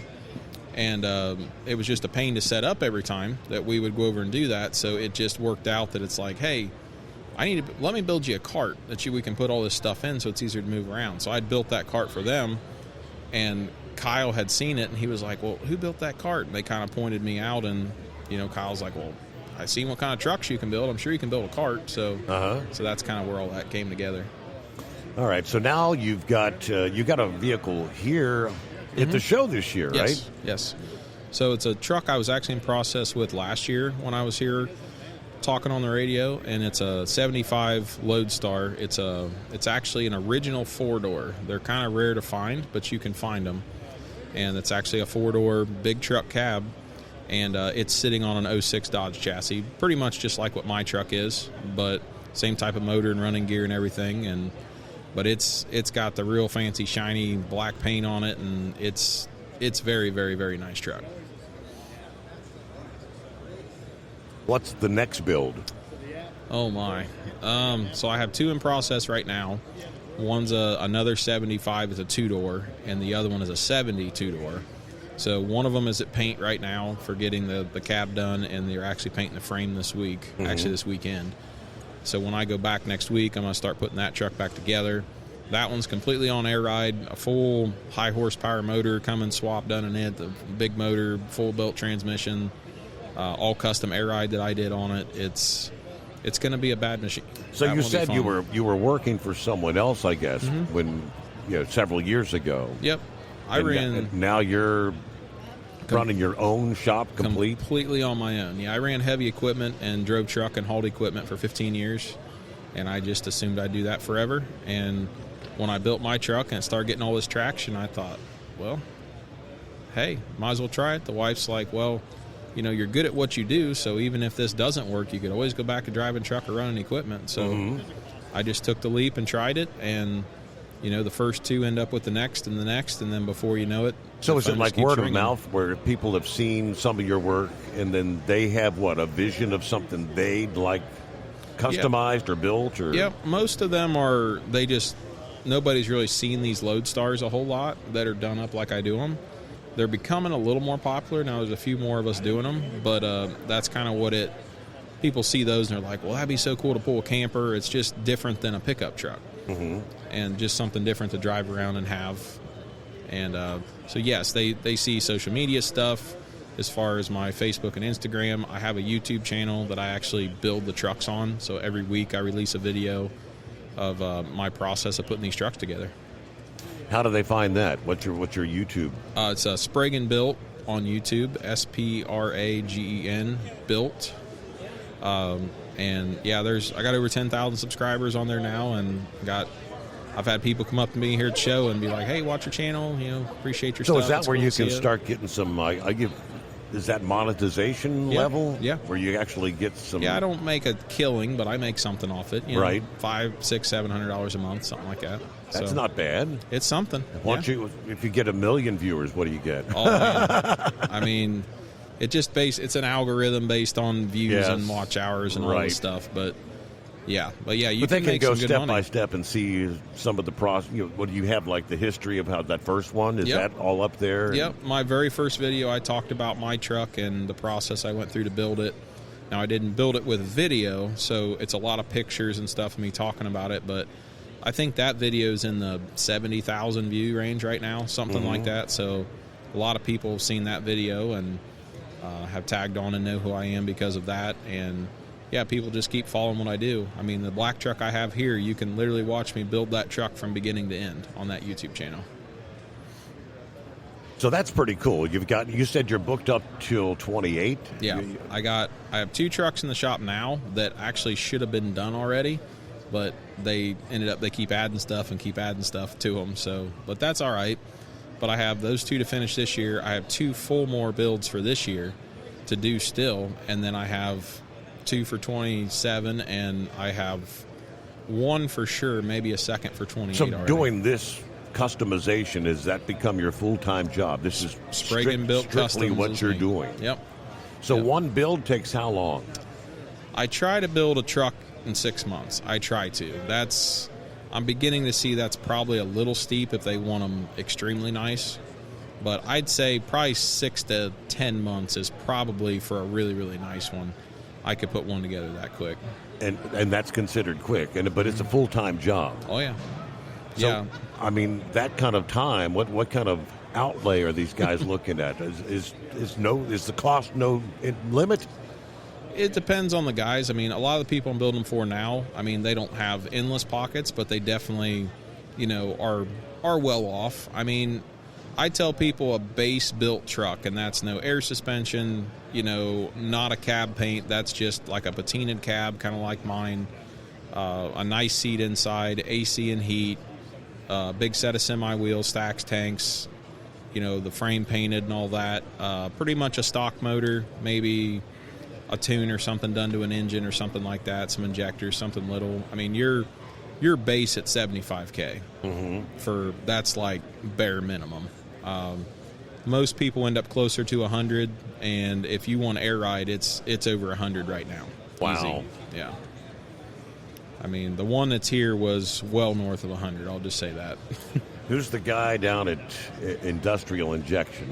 The guy Steve Darnell? Yeah. Mm-hmm. So is he are you kind of doing the same thing that he's doing? Very similar. I know the first year I came, I actually talked to Steve from watching his show, and it's been cool that every year since I come back, and he's like, "Hey, you got your truck here? You got another one? What are you doing? Why are you building?" And was he the Trick My Truck guy? What was his? His was, I think it was called Vegas Rat Rods. Okay. I think is what his show was. His company's called Welder because he's in Up. Vegas. Yeah, he's building his own little town out there now. Yeah, it's kind of crazy looking. I haven't seen. Has he got some? Is that some up on YouTube or something? Or? Yeah, he's got a YouTube channel that he's kind of shares some of that on. I've seen. Yeah. Let's get a quick time out here. Back with more. Adam Sprague, Sprague & Built Custom. Just do a quick Google search. You'll find. I found your Facebook page just like that. And I think the Jax Max, is that the one that you got here right now? Yeah, the Jax Wax one, the 4-door, the black Wax. one. Yep. The black one, yeah. It's a black 4-door. We'll be back into the Steve Summers Overnight Drive live from the Mid-America Truck Show. Truck downtime costs you money. One hidden killer on Cummins ISX 15 engines is weak injector cups. When they leak, coolant gets into the cylinders, and suddenly you're facing a big repair bill. Industrial Injection has the fix. Our Torque Lock Injector Cup Kit with a threaded Torque Lock design. These cups stay sealed for good. No more coolant leaks. No more surprise downtime. Keep your truck on the road. Ask your shop for Industrial Injection Torque Lock Injector Cups today. So you missed an episode of the Steve Summers Overnight Drive, and now you're suffering night sweats and panic attacks. Well, don't worry. We've got the cure. Never miss a broadcast of the Steve Summers Overnight Drive. Consistently ranked as one of the top podcasts and radio shows in America, we've made it easy for you to catch up on past shows. Find the Steve Summers Overnight Drive wherever you get your podcasts or at overnightdriveradio.com. And never miss an episode of the Steve Summers Overnight Drive. Your factory fuel filter is letting you down. down. AirDog heavy-duty diesel fuel systems don't just filter your fuel. The AirDog fully optimizes your truck's fuel system for peak efficiency. The factory-provided filter simply removes particulates and water from fuel. The AirDog system removes all contaminants, including entrained air, water, and particulates, and feeds the engine pump with optimal pressure. Check out airdogdiesel.com to learn how you can capture every bit of performance and efficiency from your fuel system. Diesel owners know if you take care of your engine, it'll return the favor. Hot Shot secret formulates additives that help you prevent problems and boost performance. Diesel Extreme cleans internal and external injector deposits, and EDT increases fuel economy by up to 7.3%. Scientifically proven by third-party testing. Add Hot Shot secret at your next fill-up to get the most out of your diesel. Available nationwide at truck stops, farm and automotive stores, and online at hotshotsecret.com. Hot Shot Secret, powered by science. All right, back at it here. I'm looking at I pulled up his Facebook page. So technically, the first truck there, that was the one that was here 3 years ago. The one that kind of got you introduced to us. That's a sweet-looking Jack's Wax on display here in Louisville. How long did it take to get that one put together? Did you do that from scratch? Or? Yeah. I built that truck from day one. The cab actually was a fire truck out of California. A lot of those four-doors were either fire trucks, railroad, or linemen, or like tree service trucks is what a lot of those four-door cabs originally were for. But that was a fire truck out of California, and somebody had purchased it and had it back in New Hampshire and had built a truck out of it, and then I guess got bored with it and decided to build something else, so he pulled the cab off, and I had seen the cab online for sale, and the owner of Jack's Wax, we reached out and purchased it, and that's where it all started. 6 months turnaround. Now, from bottom to top, you fabricated all that. Yep. So, like I said, under them is a 2006 Dodge 3500. So it's a 1-ton dually, 2-wheel drive truck underneath, the front suspension, the rear axle, the frame, the engine, transmission, all that stuff is still out of the Dodge pickup truck. But so is this stuff that comes in like all beat up and rusty and kind of, or you gotta? Yeah, I mean, it depends. I mean, I try to look for a cab that's fairly clean, just because I don't overly enjoy rust repair as far as body work stuff. I mean, the hard fabrication is what I really enjoy. But some of them come in pretty rough, yes. So, but I usually end up, to get those engines and transmissions to fit in those trucks, they don't fit well at all. So I end up usually cutting the whole floor pans out and the firewall and just literally starting over, because it's just easier than just trimming and trimming and trimming to get stuff to fit. It's just cut it all out and start over. So how many shows do you get to go to now? With Hot Shots? Well, I guess with everybody overall. Do you get to go to a lot of different events? I do. Yes, Hot Shots has me at events all over, and Jack's Wax has me at some. I've been at some shows down in Tennessee for people. The Hunter, what do they do? Hunter does like alignment racks and tire changing stuff and all that. They're actually going to have me at some shows this year. They just love my truck, and they're like, hey, we need something cool on our racks just to show off, and so they're going to have me in some stuff. There's been talk of all kinds of things, but I got a little one on the way that's going to be here in May, so I'm probably going to lay off the shows a little more this year until fall. Got to have some home time. Yeah. Right. So I mean, as much as you've grown, are you going to have to maybe bring a sidekick in to give you some help in some of these builds? So I have two guys that help me. My dad's one of them, so he's helping do some design work, because some of the stuff I do is repetitive in these trucks that I do, and so instead of me fully fabbing them from scratch, I could actually, be able to have a CAD drawing that he, makes the parts, and then I can just have them cut off on a CNC table, just to make my stuff a little easier.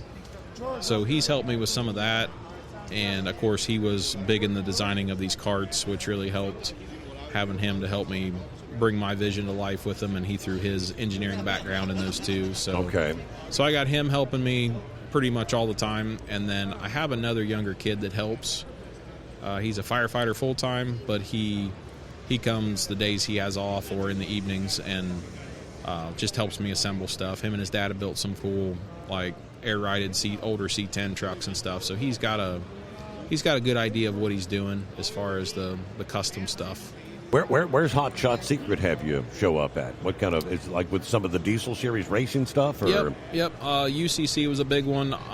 Kyle really wanted me up at what's the big uphill semi-drags that's in Michigan. I know what you're talking about. That's pretty cool stuff. Yeah, he really wanted me up there this year, but that show is literally the same weekend that we're having a kid. So, okay. Or that we're due. So I told him probably can't do that one this year, unfortunately. A couple of years ago, we were talking about trying. He wanted me to try to get out. He said, man, we should do a live show there from the truck pools. Right. But it turns out that venue, I think, he said, it's like out in the middle of nowhere, and you don't like have cell service. And he says, lucky we didn't, because we wouldn't have had any internet connection or anything. It would have never worked. Right, you know, mill broadcast stuff. Yeah.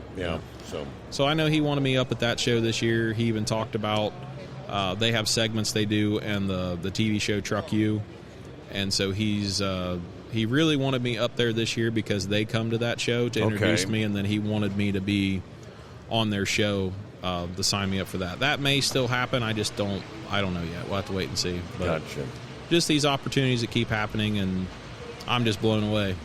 You know, I just figured I was always going to run heavy equipment, and that was just what I was going to do my whole life. So this is just it's amazing a whole change. How just, like a weekend somewhere can change things overnight. 100%. Yeah. Well, it's great to see you again, brother. I mean, that's best wishes to you. I guess congratulations. Going to be your first young child. one. Yep. A boy. Mm-hmm. Are you ready to change diapers? We're going to find out. All right. Thank you so much. We're rolling up to news break here, so congratulations, and I hope all goes well. Maybe we'll see you again next year. It's possible. Keep our thumbs up that we're all still employed by that point in time, right? That's very true. That's what I'm thankful to be here, and it's all because of Hot Shot Secret. That's right. Yep. Mm-hmm. All right, we're going to get a news break. This time around, as always, a service of Industrial Injection. Fuel injectors, fuel pumps, turbochargers, and complete diesel engine kits for the heavy-duty world. If it burns diesel, we can help keep it working. Learn more at industrialinjection.com. What do we have? About 90 minutes to go here live from the Mid-America Truck Show in Louisville. Back following a news break. The Steve Summers Overnight Drive. USA Radio News, I'm Chuck Brady. It appears Houthi rebels in Yemen have entered the Iran conflict by launching missiles at Israel. A military spokesperson for the Houthis announced the attack on their satellite TV station, saying the rebels fired a barrage of ballistic missiles targeting what they call sensitive military sites in southern Israel. The spokesperson said the strikes will continue until all of their objectives are achieved and until the aggression against all fronts on the resistance ceases. The Israeli military says it intercepted one Houthi missile. The White House says it hasn't received a response from Iran to its 15-point plan for a ceasefire. At a gathering of G7 leaders in France on Friday, Secretary of State Marco Rubio said Iranian officials have not clarified who would take part in the negotiations. Rubio said the U.S. is not asking European countries to take part in military operations against Iran, but added those nations did have an incentive to help reopen the Strait of Hormuz. He also said the U.S. can achieve all of its objectives in Iran without deploying ground troops. President Trump says the U.S. is ending the threat of Iran. Speaking at an international economic forum in Miami Beach, Trump said Iran has used, quote, nuclear blackmail against the U.S. for years. America is ending the threat posed by this radical regime, decimating Iran's capabilities with Operation Epic Fury, something that nobody's ever seen anything quite like it. He touted his decision to end the Iran nuclear deal, claiming Iran would have had a nuclear weapon long ago if the deal had remained in place, adding he believes the U.S. has saved the Middle East. I'm Jim Forbes. It appears personal documents from FBI Director Kash Patel have been breached by Iranian hackers. Patel's resume and other documents have been posted online by hackers connected with Iran. America's News Network, USA Radio News. Commerce moves fast. Your business should too. If you're not on the first page of search results, you're losing customers. Out of sight, out of mind is true. Don't let that be you. iLocal.net has helped local businesses dominate search results since 2009. For a limited time, iLocal.net is offering a free website analysis to improve the online presence of your business. Local business owners across the U.S. turn to iLocal.net to improve their search engine rankings. Search engines are constantly changing their algorithms. You need the professionals who know how to use those changes to benefit your business.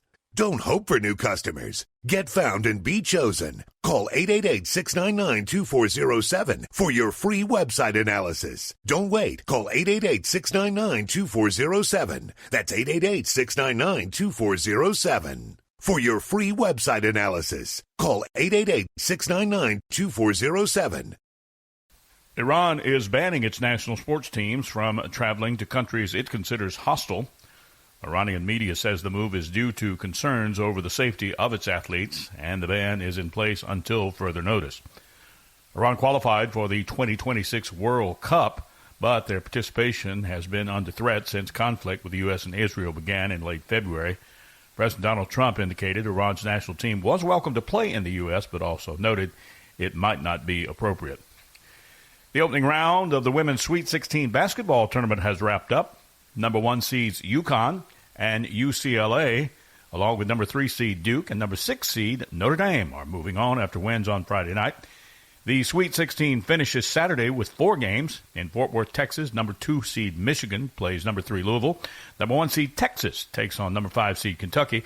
In Sacramento, California, number 1 seed South Carolina will face number 4 Oklahoma. Number 3 TCU will square off with number 10 Virginia. Tiger Woods back in the news again, and not in a good way. Woods released from police custody after being charged with DUI in a Florida car crash. Martin County Sheriff said Woods' Land Rover clipped the back of a truck's trailer while driving at high speeds in Jupiter Island. The pro golfer was also charged with destruction of property and for refusing to submit to a urine test. Chuck Brady, USA Radio News. Papa, why can't we telegraph while riding a horse? Son, there ain't no one to blame but Jeffro. He was riding old Betsy the Stallion, tip-tapping away at his telegraph, when blam! Ran right into the side of the saloon. Well, if Jeffro can't do it, neither should you. Don't text and drive. Visit StopTextStopWrecks.org. A message brought to you by the National Highway Traffic Safety Administration and the Ad Council. And now, back to the Steve Summers Overnight Drive, live from the Hot Shot Secret Studios.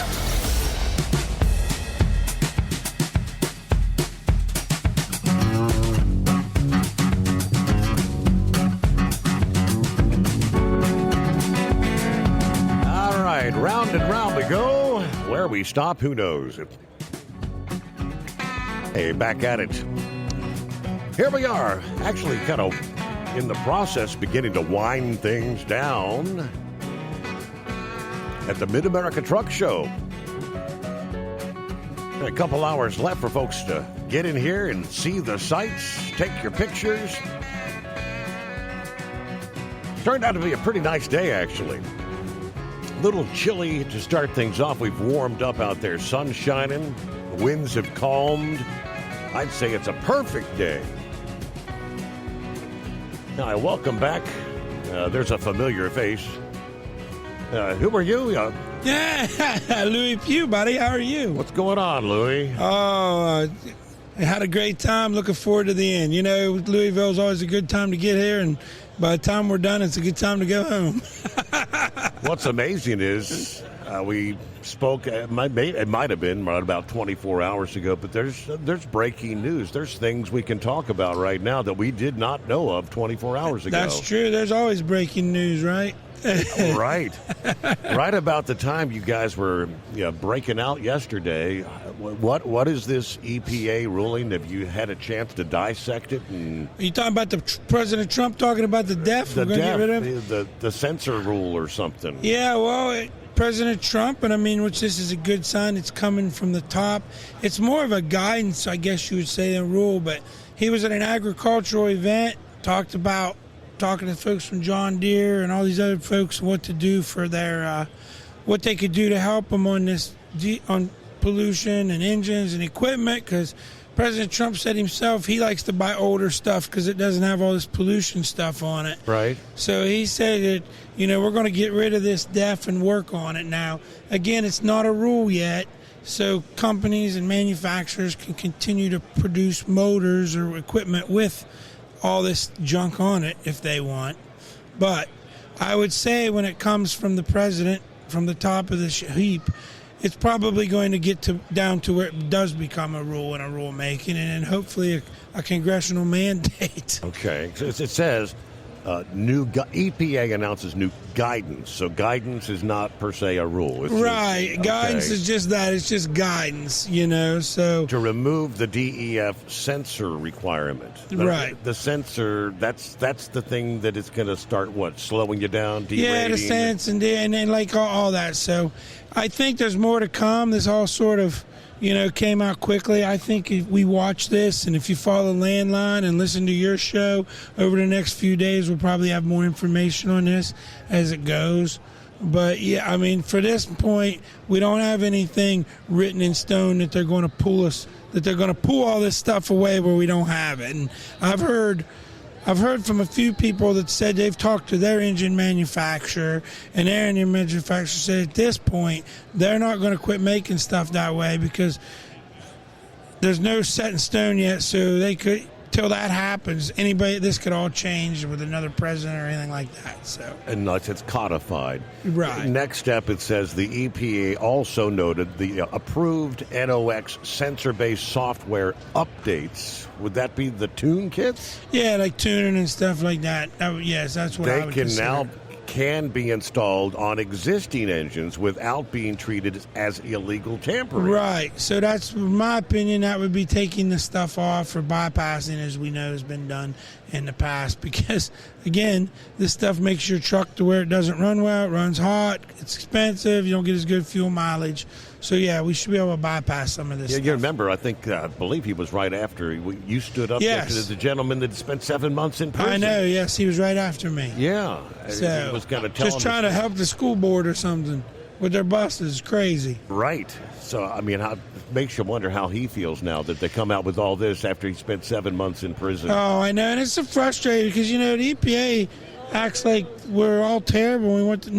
Truckers want clean air. Everybody wants clean air, clean water, for sure. So, but we got to do things that work and make sense, and and don't have unintended consequences. I think you can argue the fact that when all this stuff started in 2011, I think we've probably created more problems when the unintended consequences because the trucks burnt clean.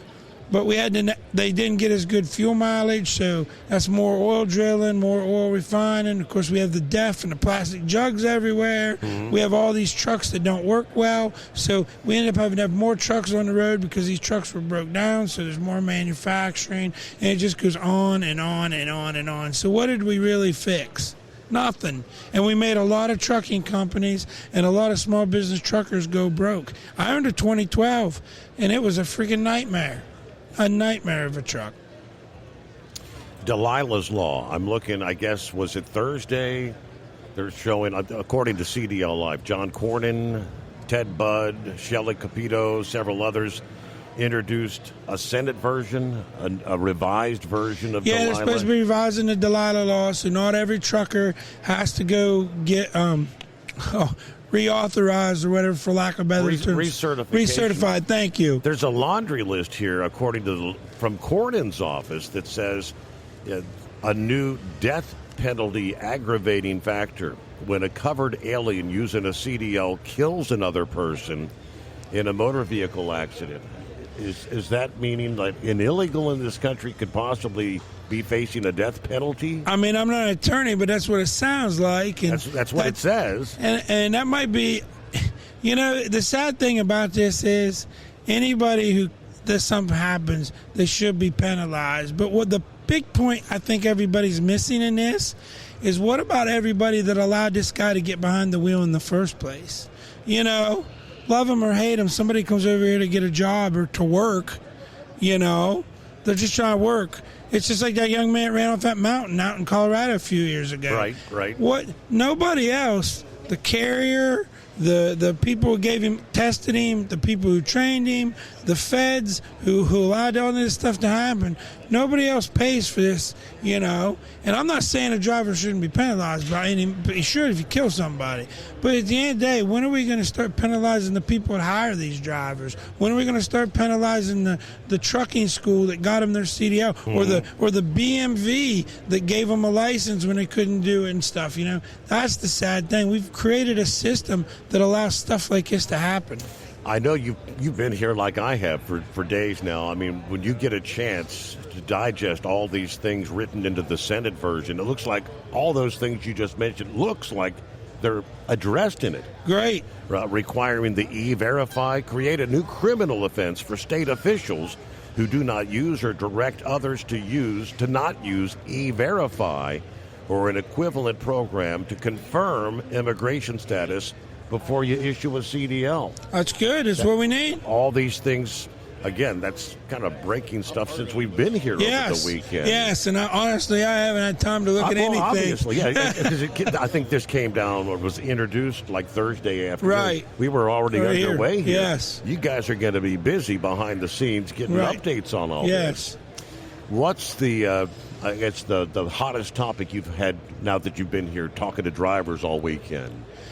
A lot of questions, English language stuff, lots of questions on how this works, lots of questions on if it's really working, as you and I have talked about.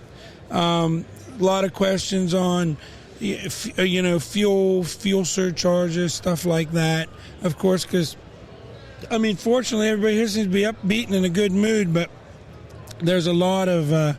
you know, everybody's concerned about this fuel, and there's misinformation out there too, just for those listening. You know, you have to have, there's no set standard for fuel surcharge. There's no federal law for fuel surcharge. That's all contractual based stuff.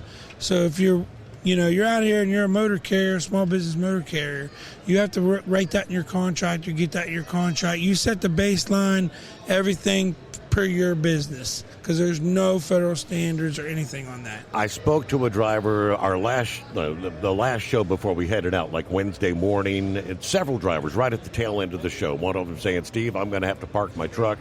I never saw a $2 per gallon jump in fuel prices coming down. I'm under contract from these individuals to move. I contacted them, and I'm asking them, can they, well, no, they're telling me they won't, and I can't run to lose money. So I guess you have to write things into your contract for the unforeseen possibilities. Yeah, I mean, and it's funny you say this, because I was at a conference thing last week and talking to some guys. They sort of did the same thing. They renewed their contracts first year and they didn't put anything in there. And of course, we've had fuel jump $2.50 a gallon in 3 weeks, and they're all hurting, and they're like, what are we going to do? And, I mean, it's a crazy world, and fuel is sold on the world market. So any little hiccup, as we know, in the world causes fuel and stuff. So that's something you should always have in your, what your baseline is, and write a fuel surcharge, into your contract at all times. I spoke to so many that say, well, the president talking about how we are pretty much, we can generate almost enough to be energy independent. Why are we paying? It's because it's called the world. Brent crude is the international benchmark, right? Right. Yeah, exactly. And what the crude price on the global market is essentially what our retail prices are going to be based on. Yeah, 100%. I mean, that's it. Even though oil is drilled and refined here domestically, it's sold on a world marketplace base, and that's how it is. Right. So that's what gets us every time. So I think we're making any progress on we did talk about truck parking earlier. What's any process on the cargo theft and the cargo fraud? Yeah, there's a lot of stuff. I think there's going to be some more stuff coming out here in a few weeks from FMCSA on that stuff. So we'll have that coming. We also have for that, we have CVSA. I'm part of 3 different subcommittees at CVSA. They are looking at ways for the cargo theft, the chameleon carrier issue, the selling, all these things, to educate roadside enforcement to try to catch some of these folks at the roadside. So, in fact, they're going to unveil something at CVSA here the end of next month. And if that gets approved, that'll give the enforcement that stuff. You know, FMCSA is taking this really serious. I sat on a panel on Thursday, I guess, for talking about cargo freight and cargo fraud. It's a sad thing out there. I mean, it's just so important that you know who you're working for, know who you're hauling for, know who's the products belong to, you know, who's paying you, and if it's too good to be true, it probably is. Is my line of thinking correct? I mean, we've shared, if I said cargo theft increased in 2023 to 2024, like 16%. And then the next year, cargo theft increased by 18%, 2024 to 2025. Is that exponentially going up? I mean, if it increased 16% in 23 and 18% again, that's on top of the previous year's increase, right? Yeah, ever since, since the bottom dropped out after COVID, I mean, this has become ripe for the picking. And my understanding, what has happened a lot of times is, you know, we had a lot of these foreign folks that came in, you know, that we're trying to push out now. But a lot of them lost their jobs, but they realized the hole in the market. And a lot of these people that are stealing this freight or stealing your identity or trying to buy DOT numbers and all these things, these are foreign acting folks. They're in countries, and it makes it really tough to get them because they're in countries where we can't expedite them to the United States, extradite them, I should say, to the U.S. So most of this freight theft now, it used to be, I guess it still happens when you hear stories out in Philadelphia, a truck driver parked overnight and somebody emptied out $20,000. Right. That was the theft of opportunity. Right. Most of it nowadays is the carrier ID number being falsified. Yeah, carrier. They're stealing your broker numbers or broker authorities. I mean, we've seen stuff where it looks like the load came from one of the major carriers or major brokers, but there'll be a little number or something off. And then, you know, sometimes they do that and the net load doesn't get stolen, but the guy who hauls the load, he never gets paid because, you know, he takes this load thinking it's broker XYZ and delivers it, sends the paperwork where he thinks to broker XYZ. Well, it turns out they're just a fake shell company, and they turn the paper, they get, and then they disappear. Or we have these deals where the freight gets stolen that they call them in midstream and ask them to move the freight somewhere else. So that becomes a big mess, you know, because the driver goes and delivers the load because it's been reconsigned supposedly, and then they find out, then people sell it. And, you know, in today's world, from what I've learned from law enforcement, depending on what they sell in today's world, these guys can steal this shit and sell it through online marketplaces, and a trailer load of, depending on what it is, it can be gone in 48 hours or less. Mm-hmm. And they sell it online, and there's no paper trail, or if there is, they can't do anything about it anyway because it's just like internet fraud or computer fraud and phishing scams and all these other things we're seeing in that front. These people are all operating in other places in the world. And that's crazy. They shouldn't even be able to get their head in here to work at all. Like, there's no way you should be a broker or a dispatch company or a trucking company or anything operating in a different country. And, you know, that's up to FMCSA to fix that problem. Okay. Artificial intelligence, autonomous trucks. We haven't talked much about that this weekend at all.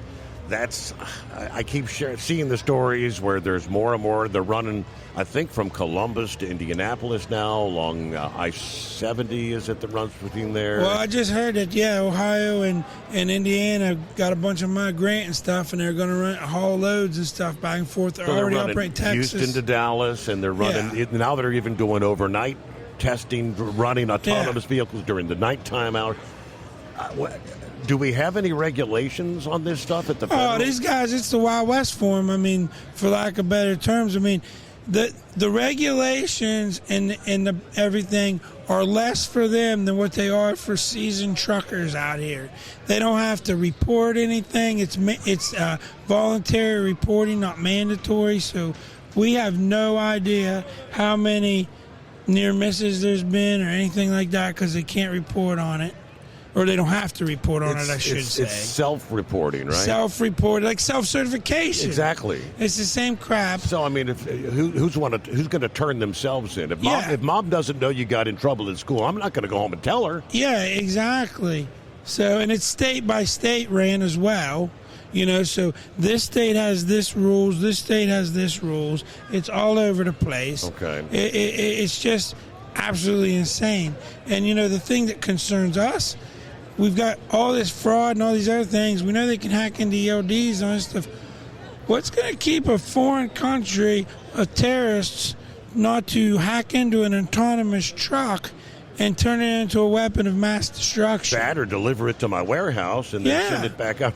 Yeah, all kinds of crazy stuff can happen here. This is insanity at its top. And, I guess, Steve, the best thing I can say about it, I've asked and asked and asked for these autonomous truck manufacturers or software manufacturers, whatever, to take me a ride.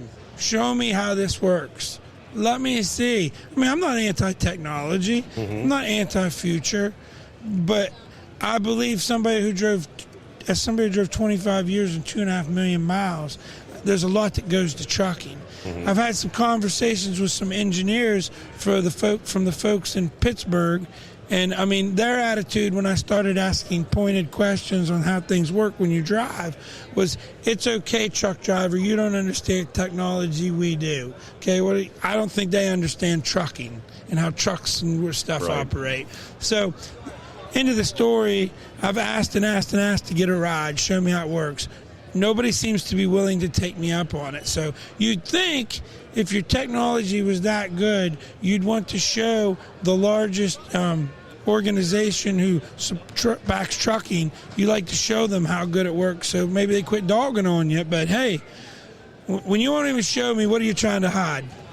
So do you think we should be concerned yet about, autonomous trucks taking our jobs? A couple of years ago, some were saying that's around the corner. Some are saying, it's going to be 10 years. I don't know. Is it making progress? My personal opinion, I don't think we have to worry about them taking our jobs for a long time.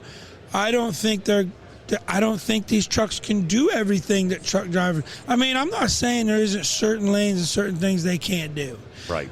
How are they going to pull a flatbed in an autonomous truck like I did? Because what are they going to do when a strap gets loose or a chain loosens up?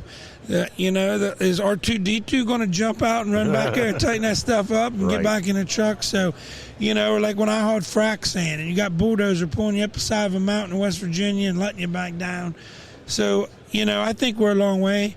Unfortunately, what I think is going to happen, it's kind of going to be like this non-domicile CDL and this English language proficiency. Something bad's going to happen, and then everybody's going to be like, oh, heck, what did we do? We didn't see that coming. No, and then there's going to be a whole bunch of, regulation and reset and pause. So, you hate for that. I hate to say that's what's probably going to happen, but that's what I think will happen. I don't a bit doubt it. So, overall take on the great freight recession. Have we hit bottom? Are rates going to continue? You think we're going to be moving forward here? Well, 3-4 weeks ago, before fuel went crazy, I'd have said, I think we're by second quarter. I don't necessarily know that rates and stuff are going to take off and go crazy. Probably we'll get there. I think this fuel thing is going to slow it down because if fuel and oil cost so much, fuel and oil. Oil. Right now, it's kind of eating. If you've got a better rate right now, fuel's kind of sucking that up. Yeah, the thing is that we got to remember, oil's in everything. So, it hurts us truckers big time, but it hurts everybody across the country because people got to buy gas, people buy computers, oils and everything. So all this stuff's going to have to go up, which means consumers are going to be buying less and less. And with consumers continue to buy less, that's less freight to haul. We need consumer demand. The biggest thing that's going to drive trucking to come back, in my personal opinion, is we've got to get this capacity down where the capacity crunch flips the other way, where there's more freight than there are trucks. And even then, the rates aren't going to go crazy. I don't think we're going to see some big turnaround in the global economy or the U.S. economy with a whole bunch of pressure like we saw during COVID, where people were out buying stuff because I think houses, we still got a lot of inflationary stuff out there. One final question. Do you think with all these rules, regulations, if indeed they do pass Delilah's Law, codify that, and we begin taking the non-domiciled and the illegals off, will we see some relief maybe on insurance? Because insurance is number 2 that's been sucking drivers dry. I think the biggest relief that's going to come on insurance will be once all this inflation, because trucks cost almost twice as much. Parts, repairs, everything's so much higher. I mean, heck, the shop I used to work with, their hourly rates doubled in the last 5 years. And so there's that big thing. And then, of course, the sad reality is we have all these damn trial attorneys out here that are doing everything in their power to sue trucking because the medical industry got enough tort reform that they don't go after doctors, but they're sure coming after truckers. And I think are they not trying to do something to cap these nuclear verdicts? Are they trying to... There's talk about it, but then on the other hand, you've got folks wanting to increase insurance minimums as high as $5 million with no proof, and all that is just a payday to a lawyer. All right, Louie, I appreciate you making your way by one last time here. I don't think I'll be chatting with you anymore because we're going to wrap things up here in about an hour from now. Well, and for Steve Summers, it's going to be Miller time. I hear you, buddy. I'm with you on the Miller time, and thank you, Steve. It's always a pleasure. Thanks to the truckers out there. And for those of you listening, if you're not a member, you need to renew your members. Go to OIDA.com and use the code FIGHT25, and you'll save $20 on your membership. That's FIGHT25. FIGHT25. $25 a year for listening to the Steve Summers Overnight Drive. Yep, exactly. All right. Thank you much, Louie. We're coming up on news break here. Final hour as far as our live broadcast here from Louisville. Coming up next following the news is Michael Dalton. He's one of our Hot Shot Secret sponsored racers, I do believe. He's a diesel racer that actually goes up head-to-head against some of the gas drag racers out there and actually competes. And last guest of the afternoon will be one Courtney George with Wreaths Across America. All coming your way after this live on the Steve Summers Overnight Drive. Truck downtime costs you money. One hidden killer on Cummins ISX 15 engines is weak injector cups. When they leak, coolant gets into the cylinders, and suddenly you're facing a big repair bill. Industrial Injection has the fix. Our Torque Lock Injector Cup Kit with a threaded Torque Lock design. These cups stay sealed for good. No more coolant leaks. No more surprise downtime. Keep your truck on the road. Ask your shop for Industrial Injection Torque Lock Injector Cups today. Like the men and women who power America, the people at Hot Shot Secret work hard and play harder. We're the fastest growing diesel and oil additive brand in the country. We solve problems. We protect engines. We save you money. And more importantly, time. Hot Shot Secret. Powered by science. Dean Michael, the tax doctor, here with Tax Help MD. As many of you know from Steve Summers' show, I've been helping professional drivers solve their tax problems. I can help you too. If you've been struggling with back tax debt, call me now at 888-557-4020. Let's face it, these problems aren't going away all on their own. You need professional help so you can sleep better at night knowing you're in good hands. It's like I always say, keep your eyes on the road, I'll keep my eyes on the IRS. 888-557-4020. Your factory fuel filter is letting you down. AirDog heavy-duty diesel fuel systems don't just filter your fuel. The AirDog fully optimizes your truck's fuel system for peak efficiency. The factory-provided filter simply removes particulates and water from fuel. The AirDog system removes all contaminants, including entrained air, water, and particulates, and feeds the engine pump with optimal pressure. Check out airdogdiesel.com to learn how you can capture every bit of performance and efficiency from your fuel system. USA Radio News, I'm Jim Rinaldi. Tiger Woods has been released from police custody after being charged with DUI in connection to a car crash in Florida. Jim Forbes has more. The Martin County Sheriff said Woods' Land Rover clipped the back of a truck's trailer while driving at suspected high speeds in Jupiter Island, Florida, where Woods lives. The Land Rover ended up on its side. The sheriff said officers suspect he was impaired by something that could include medication or drugs. Wood was also charged with destruction of property and for refusing to submit to a urine test. In 2021, Woods was seriously injured in a rollover crash in Southern California. I'm Jim Forbes. The Department of Homeland Security is confirming collaboration with the Department of Justice in an effort to obtain voter roll information. Jim Roop has the story. The DOJ has broadly asserted it needs to see voter rolls to ensure that they are accurate and has pressured states to turn over the information. However, more than 20 Democrat-run states have sued to fight the release of the data, arguing it violates privacy rights. The exact nature of the data being shared remains unclear, but according to reports from CBS News, the information was slated to be shared with Immigration and Customs Enforcement. I'm Jim Roop. Houthi rebels in Yemen have entered the Iran war by launching missile strikes at Israel. A military spokesperson for the Houthis announced the attack this morning on their satellite TV station and said the rebels fired a barrage of ballistic missiles targeting what he called, quote, sensitive military sites in southern Israel. The spokesperson said the strikes will continue until all of their objectives are achieved and until, quote, aggression against all fronts of the resistance ceases. The Israeli military says it intercepted one Houthi missile. From America's News Network, USA Radio News. Maybe this is you too. There's enormous frustration right now with healthcare costs. It is amazing. Healthcare costs for families in the last 20 years have almost tripled, and it just keeps getting worse. All this to say, this is why MediShare is so in demand right now. People are looking for alternatives.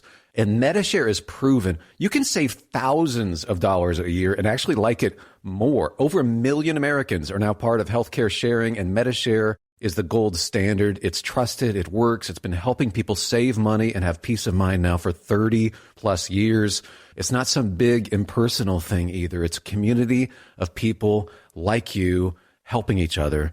So yeah, if you're frustrated too, here's your chance to make a refreshing change. You'll notice the difference as soon as you call. They're easy to talk to. You can get a price within 2 minutes. Here is the number. Call 855-SHARE-40. That's 855-SHARE-40. 855-SHARE-40.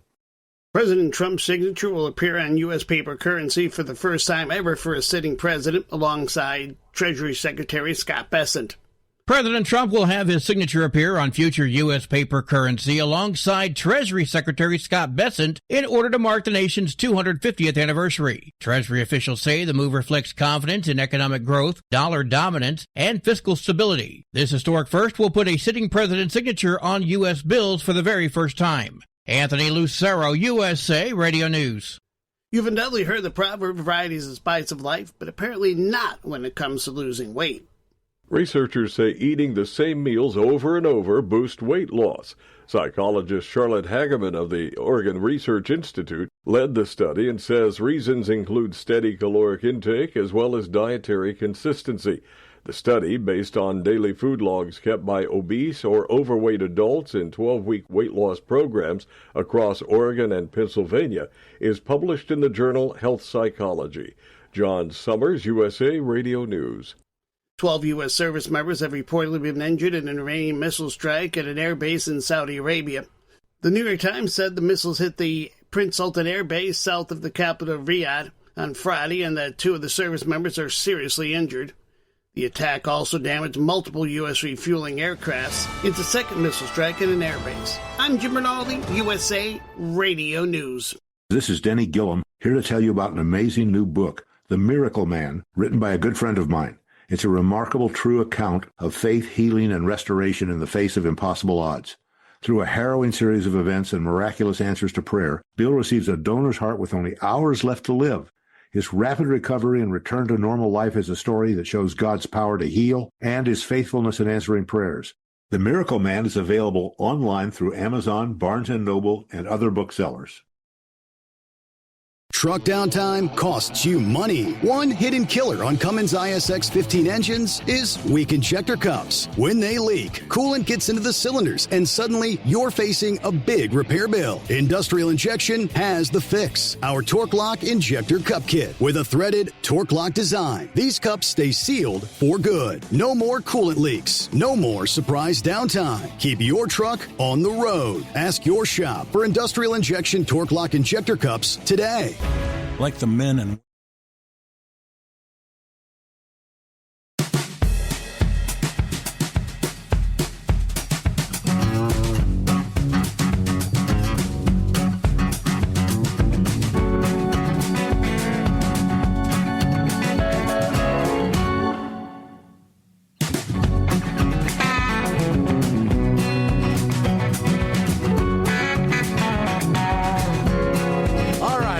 kick it into gear. Get that final hour underway, live from the Mid-America Truck Show, Louisville, Kentucky. One more time around. You know, hard to believe after all the months and months of preparation. 3 days kind of comes and goes mighty quick. And here we are, round in third, headed toward home. Kicking off that final hour. Next guest, I think we've spoke a time or two before. Michael Dalton, welcome aboard. How are you doing today, sir? Well, I'm doing better with each passing minute.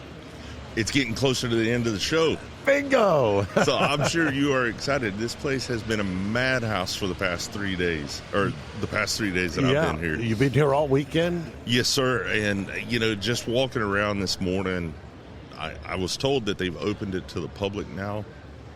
The crowd outside around the show trucks is unbelievable. Mm-hmm. It's elbows. I mean, you can't even hardly turn around out there. The weather's beautiful today. It's a little cooler, but right. But the sun is out. The winds have calmed. You cannot go. It felt cooler yesterday, even though the temperature was warm. But the winds were howling. Absolutely. Last night it was crazy how cold it was. But yeah, right now it's a beautiful day, and the show is absolutely packed. Some beautiful trucks out here right now. So you've been here all 3 days. Are you set up in a booth down here? Or are you here with the? No, I came up to visit with some of my friends. They've got trucks they've just built. Bill Rethwich from Rethwich Trucking, guys from Semi Casual. They've built some trucks also. They've got up here with PDI. My guys that are part of my race program are set up here. Fast Fuel Systems, obviously Hot Shots here. Right. All these guys play an intricate part in my program. More or less, I'm just kind of out visiting everybody and enjoying the sights. I'm familiar with Fast. Are you the guy that has the big orange Fast truck, FASS? That's right. That's exactly right. It's an orange rim diesel. It's got a Cummins in it. Got Fast down the sides of it. We do drag racing, straight line. I think you're in the circle track, right? I'm more of a fan of the dirt track, the late model, super late models. You know, you like it when they're turning left. I don't like to turn left. If I'm turning left, you're in the wall. We got a problem. Yeah. So I like going straight. So, how many years you been racing? What got you into racing? So, if we circle back and look at the whole equation, I started the shop that I own. Started in 2003, and it was actually, we were doing a lot of four-wheel drive stuff. Over the years, it opened some doors to start building diesels to haul the four-wheel drives around. And then by about 07, 08, had an opportunity to go take one to a drag strip, run it down the track, and see how it'd run, and it surprised all of us. Because I think everybody just thinks of diesels, especially back then, 20 years ago, as just something real loud, real smoky, dirty, couldn't make any horsepower, and we did, and we went kind of quick, and we're like, okay. So then that led to one thing to another, and then by 2011 we started racing and really pushing the envelope. How have we been able to get diesel to become, because of my understanding is you're kind of like, you were up there competing with like the gas guys? Yes, sir. So we were competing in 2012 to actually about 2023, we were competing with diesels. And then the newest truck we built, we said, hey, we want to go compete with gas vehicles because, let's face it, at the end of the day, the gas drag racing vehicles, they've been around since the second car was ever built, right? Right. That's when somebody decided to race. So those guys are at the top of the top. They've got everything, I'll say, somewhat figured out. They're always breaking new records, but we wanted to join that crowd and see how we could compete with them. And I got to admit, the guys that I've been racing with, we do radial racing specifically, or small tire racing. So we race in Georgia a lot, Florida, North Carolina. Well, explain that to me. What's radial racing mean? So if you think about this on a normal race car, say a Top Fuel, a funny car, a Pro Mod, they're going to have a bias ply tire or a big tire, about a 36-inch diameter tire. And that's where you got the bigger tires in the back and smaller in the front? You got it. Okay. You got it. And that tire is going to be, it's a bias ply. So, like, for all the guys driving rigs, back in the day, you used to have bias ply tires, and you went to radials because they rode better, they wore better, they balanced better, et cetera, et cetera. In our world, the drag racing world, bias ply tires are the go-to, especially for top fuel cars. Cars are making 10,000 plus horsepower. And that's the tires that you see that blow up like a donut when they hit. I mean, it's amazing. That's exactly it. And they're running like astronomically low pressures in those, aren't they?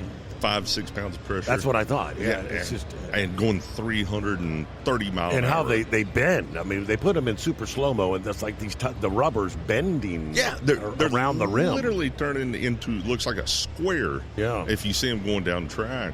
Well, if you get it over to radial racing, that tire specifically, we're running about a 30-inch tall tire. It's a metric size, 315. But with it being radial, we've got a stiffer sidewall. We've got a completely different compound. Well, your set. tire's not going to expand out like that. You got it. It doesn't square up. It doesn't wrinkle up. It doesn't do anything like the big tires do. So it changes the driving characteristics a lot. Okay. A lot. If any of you guys listening are drag racers, you can appreciate it. If you got a big tire, you can pedal a big tire to get the car to go down the track. A radial, as soon as it spins the least bit, you got to get out of it or you're pointed the opposite direction. It's a very fine line of working and not working. So what do you have to feather the pedal to gradually accelerate? So off the start line, you're full throttle, hammer down. But if it were to break loose going down track, you got to get out. Whereas a big tire car, you can actually pedal it. You come off the throttle and get back in it and stick the tire again and go on. This right here, you can't do that because it will wreck you. So you're doing radial tire racing, so totally different ball game, I guess. Yes, sir. Yeah. Radials don't compete against the bias plies. So occasionally you'll see a race like that. There's always this big argument right now that radials are faster than bias ply tires are. And if the guys listen and keep up with it, you know what I'm talking about in the pro mod world. You take a pro mod with a big tire and then a RVW car with a radial tire, and the guys that are in that class, they are constantly arguing with each other. No, I'm faster. And it's really good entertainment. But unfortunately, the track prep causes you to have to choose one or the other. It's hard to prep the track to accommodate both types of tires. A radial tire, it's going to need all the prep in the world. It's like flypaper. You put your foot on it, your shoe will literally rip off if you don't have it tied tight. Go to a big tire track, and it's like we're walking out here on the concrete. It's got just a little tack to it. Okay. Nothing major at all. So Kyle's told me about what they call it, no prep racing. No prep. So that's where you don't have the sticky. You don't have the sticky. You don't have anything. And that's a whole different class. I appreciate what those guys are doing in the no prep world. It's a different ball game than what I've ever raced in. I've always raced in some sort of track prep world. I think the no prep world, those guys, it surprises me, it amazes me how they get down the track at certain tracks. So I do give them respect there, but they wreck those cars a lot. Right. And I don't have the budget to go out and wreck it all the time. Right. So what category are you racing in? So we race Pro Truck No Time is the class. So we're specifically racing a truck class. Okay.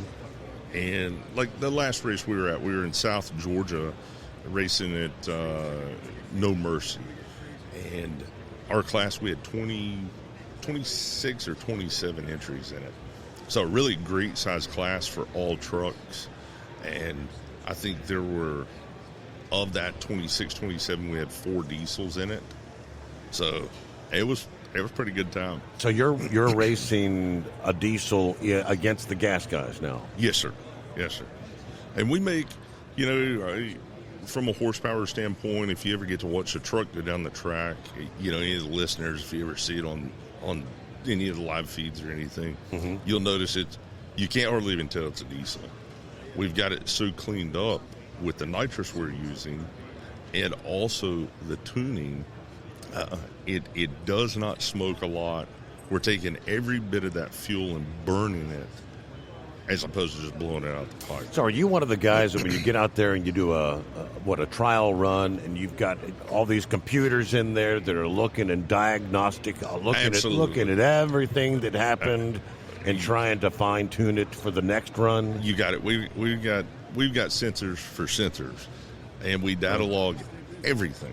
I mean, from wheel speed, drive shaft speed, to shock travel, how much the shocks move up and down. We've got ride height sensors. We've got anything on the engine you can possibly think of. And, you know, those things are actually, on the engine side of it, those sensors are really good for a guy that is driving a Class 8 truck, a heavy-duty truck, right? Because we're monitoring pyrometer, exhaust gas temp, or exhaust temp, EGTs. We're monitoring boost. We're monitoring pre and post temperatures. So, I think in the heavy-duty world, they call them charge coolers. We call them intercoolers in our world. So we're looking at what the temp is coming out of the turbo, what the temp is going into the intercooler, and then coming out of the intercooler, actually going into the block. So after one run, you can look at the computer diagnostics and make changes? Absolutely. On a number of different things? Absolutely. So we can take that, data each round, and what you're looking for is, say we race at different tracks all over the country, right? So every track has its own nuance. It has a bump in the track. It has maybe something in each lane that makes it a little different. So as you're trying to get the fastest possible pass out of it, you've got to constantly be looking at this data saying, okay, hey, we need to add power here or we need to subtract power here to get it to go. You know, you've got to go A to B before you can ever win a round. It's not that you just hop in there and every round's pretty and rainbows and sunshine. No, you gotta work at it. So that's what we focus in on. Are you the kind of thing where you'd use I think in like NASCAR and stuff, certain tracks they'll use different size gears, So fortunately for us, where we're racing 8th mile, we know our combo, and we change gears in the beginning once we're working on the vehicle, and then once we get it figured out, we say, okay, hey, that's the gear we're going to stick with through and through. And that offers the best, what you call start line ratio, meaning that it gets off the line properly and also going down track. So once we get those pieces of the puzzle figured out, we just stick with what we have. Gotcha. And then we add power or subtract power. So you may get on a track. Let's say it's just like we were talking about the weather here. You know, yesterday we were 55 degrees here, cloudy and overcast. Today we're 58 degrees, but we're sunny. So our track temp is drastically different from yesterday to today because of the overcast and the cool air. So yesterday's data isn't going to apply to today's track. So every day of racing is a whole new possible setup. You got it. And say a rainstorm comes through, the rain will mess up the track, then they have to re-prep it. So if you had a perfect track, quote unquote, yesterday, the day before, you got it. And then now you go out there and you say, hey, I got this really hot tune-up, and we're just going to let it rip. And we're gonna go for it. These guys were lights out yesterday. They got their setup perfect. You got it. And then today comes tomorrow, around, it's like, what the hell happened? It fell apart. You hit it on the head. And I think that's where it becomes really critical in drag racing. And I think a lot of guys look at drag racing and say, oh, it's just straight line racing. How much horsepower can you make? In our little world, we've got a Cummins-based engine for reference. It is 6.8 liters. We make 32 to 3,400 horsepower with it. Okay? So you take 3,000 plus horsepower and try to get it to go down a track that's on a tire that's roughly 12 and a half inches wide. And the guys that have got the heavy duty trucks, the rigs that are making 1,500 horsepower, 2,000 horsepower, and you see how they're trying to get down the track or get down the road even, and they've got 2 axles back there with 8 tires. We've got 2 little tires, and we're making it work, and we're going really fast with it. So what's a good time in your type of racing? So like I said, in an 1/8 mile. We run in no time, but for reference, for us it's going to be bottom 4s, upper 3s. That's going to be. So that's right. You're in the category where who was it? Levon Miller, or one of the Miller guys? Yeah, absolutely. One of the first guys with the Hot Shot Secret truck a few years ago. Went 399. Yeah, that's exactly right. And then what's Maddie something? But she was in a dragster, right? In a dragster. And that's a different setup. Completely different. They're a lot lighter, more aerodynamic. At the end of the day, unfortunately, we're pushing a brick down the track. I think it's arguable that a cow has more aero on it than we do. So are you making times kind of like where that Hot Shot Secret truck did a few years ago? You're right in there? You're under the 4s when you're on cue. We're running no time, so we're doing exceptionally well this year. We're putting some numbers down that we're really happy with. I don't like talking about saying the number because it's the spirit of the class. Okay. So I can say that we're doing better than we've ever done before, and we're happy about that. And I can say that once we hit an X number, we'll go ahead and turn the boards on and let everybody see it. But yeah. I was talking, I forget his name earlier. He's one of the, was it Shane? One of the outlaw diesel guys. Okay. The guy that likes to blow stuff up, as Kyle's put it, he's constantly blowing things up. And Austin Denny. That's it. Yeah. He blows up a Ford engine quite often. And he's the 6 Ford. Okay. So in his categories, he's racing in several different divisions. He said he'll race in this series this week and another series the next. Do you race in a number of different series, or is it just like one category? We used to, but now we're so focused on racing in this gas world. That's where we put all of our energy. We've done everything to meet the rules for the racing we're doing right now.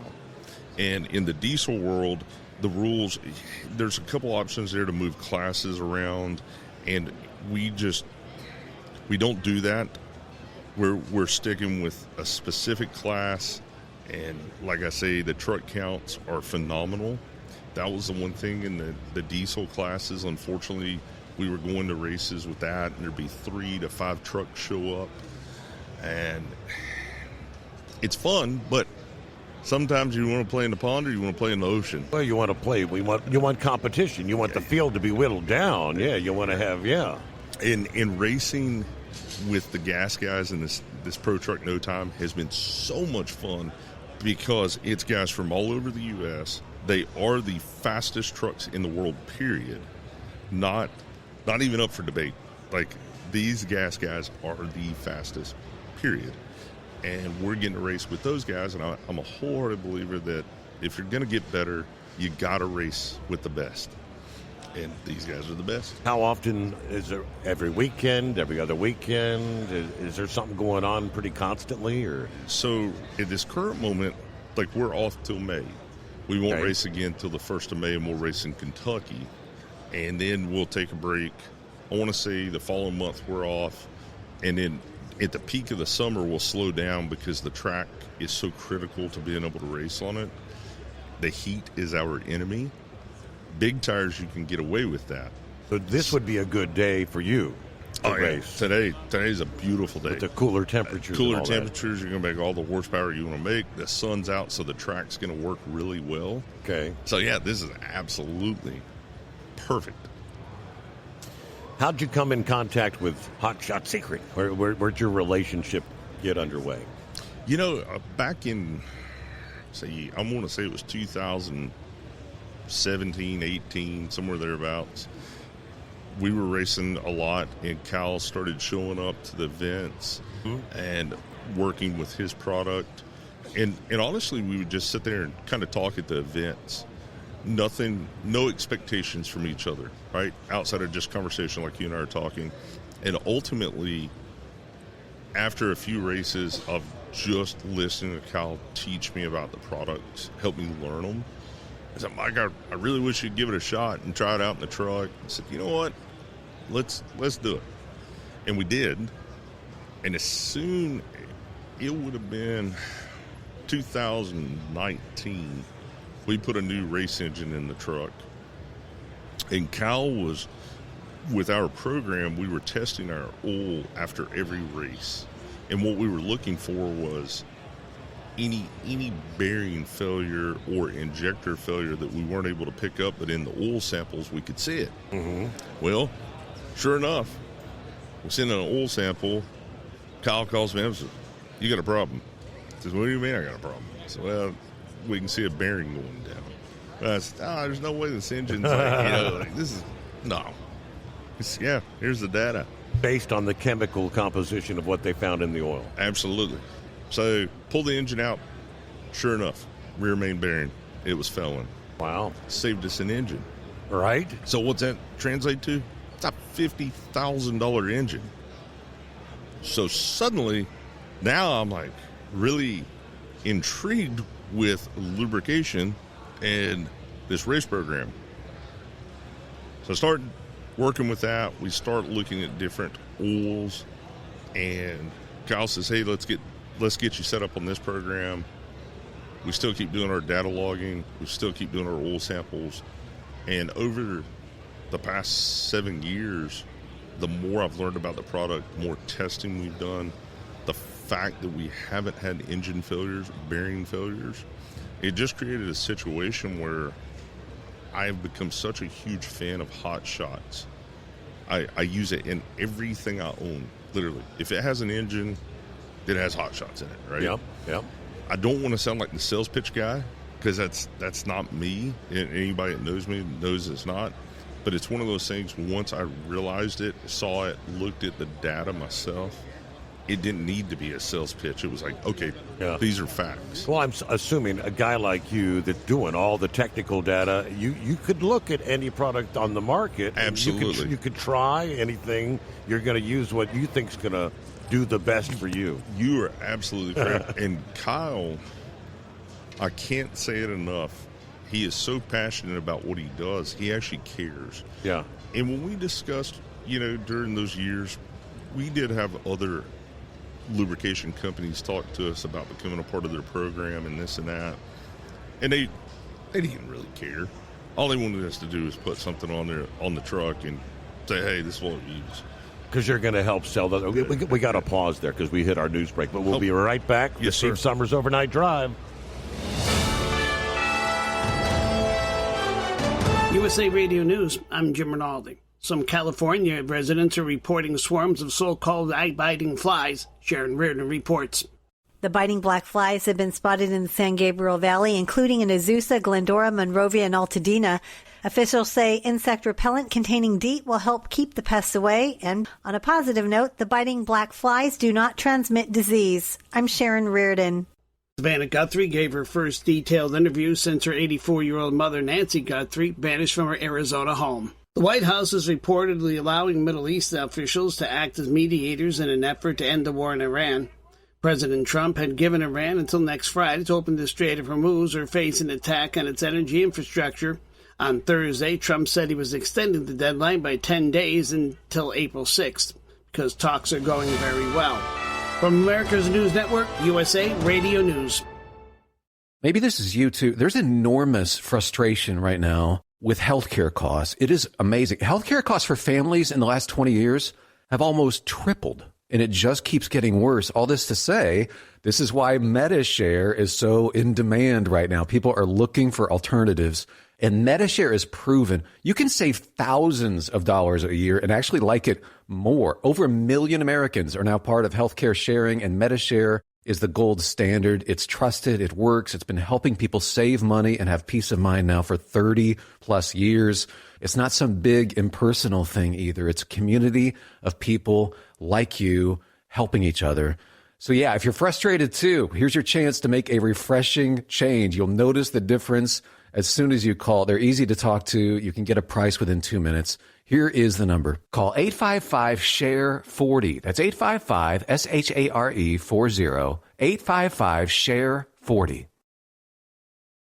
Truck downtime costs you money. One hidden killer on Cummins ISX 15 engines is weak injector cups. When they leak, coolant gets into the cylinders and suddenly you're facing a big repair bill. Industrial Injection has the fix. Our Torque Lock Injector Cup Kit with a threaded Torque Lock design. These cups stay sealed for good. No more coolant leaks. No more surprise downtime. Keep your truck on the road. Ask your shop for Industrial Injection Torque Lock Injector Cups today. Come join the Steve Summers Overnight Drive as we broadcast all 3 days from the Mid-American Truck Show in Louisville, Kentucky, March 26th through the 28th. Don't miss your chance to see the latest in trucking tech, gear, and more. Stop by the booth to meet Steve and register for your chance to win a new truck seat or truck seat cover for your big rig from Bostrom Seating. Plus, buy SSOD gear, win survival kits, and pick up your Hot Shot secret products to keep your ride on the road. Come see the Steve Summers Overnight Drive in Louisville, Kentucky at the Mid-American Truck Show, March 26th to the 28th. Learn more at overnightdriveradio.com. Your factory fuel filter is letting you down. AirDog heavy-duty diesel fuel systems don't just filter your fuel.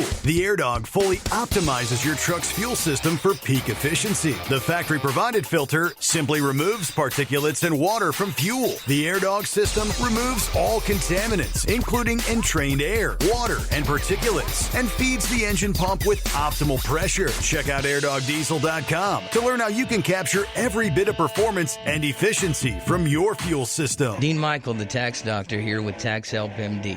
As many of you know from Steve Summers' show, I've been helping professional drivers solve their tax problems. I can help you too. If you've been struggling with back tax debt, call me now at 888-557-4020. Let's face it, these problems aren't going away all on their own. You need professional help so you can sleep better at night knowing you're in good hands. It's like I always say, keep your eyes on the road, I'll keep my eyes on the IRS. 888-557-4020. Like the men and women who power America, the people at Hot Shot Secret work hard and play harder.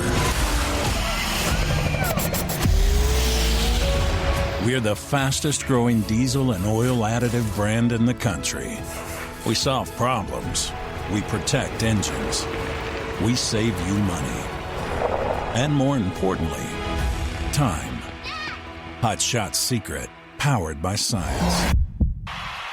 So you missed an episode of the Steve Summers Overnight Drive, and now you're suffering night sweats and panic attacks. Well, don't worry. We've got the cure. Never miss a broadcast of the Steve Summers Overnight Drive. Consistently ranked as one of the top podcasts and radio shows in America, we've made it easy for you to catch up on past shows. Find the Steve Summers Overnight Drive wherever you get your podcasts or at overnightdriveradio.com. And never miss an episode of the Steve Summers Overnight Drive.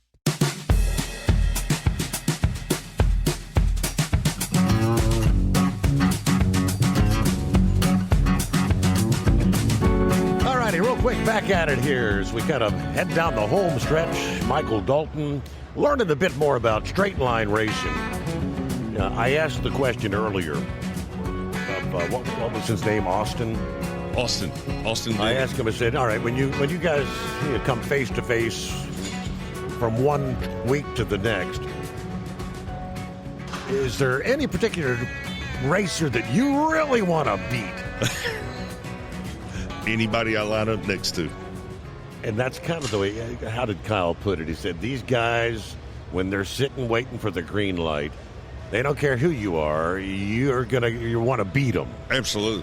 It's the spirit of racing. At the end of the day, when you're all sitting around chatting, are you guys all friends, fellows, gas driver, diesel, doesn't matter, you all get along? For the majority, yes, I'll say that. I will say that if I knew that I've got a race you, Steve, more coming up, and you've got something broke, and I have it in my trailer, and it's going to help fix you, I'm going to give it to you. Because I want to race you fair and square, but I also want to beat you fair and square. Right. I don't want any excuses. I don't want, well, my truck wasn't running right today and you got me. No. I want to beat you fair and square. Minute we pull up to take the light, visor goes down, we're not buddies anymore. You're my number one enemy. There you go. And I'm going to do whatever I got to do to win that race. And then after, once we're on the return road, we're back to being good. Now, unfortunately, I will say this, there's bad apples in every sport. And there's some guys that I could care less about, but it just is what it is. Mm-hmm. So, no, we really enjoy it. So when you're sitting at, they call it the Christmas tree, is that the Yes, lights? sir. What, how do you time that? I've never understood. I mean, because you've got like a red, and then they hit a yellow. So what is the key to know when to hit it? So it depends on what tree you're racing on, because they've got a sportsman's tree, which is going to drop differently, and then you've got a pro tree, which is what we race on, and the only thing I can ever say is you got to go on yellow. As soon as you see yellow flash, let off the button if you're going to cut a good light. There's a lot of guys that sleep on the light. If you wait till you see green, you're asleep. So as soon as you see yellow they've flash. got like sometimes, is it 2 or 3? Because you'll have your red, but then it'll hit yeah, and it drops down. It's like everything is timing this day. Absolutely. So if you were into bracket racing, you'd dial in a time, I'd dial in a time. And then our trees would leave at different times. And the end goal would be is at the end of the track, we would cross the line very close to each other. Then you go to a sportsman's tree, which both of them are going to drop at the same time. And it's going to go, you're going to be all four, everybody's in.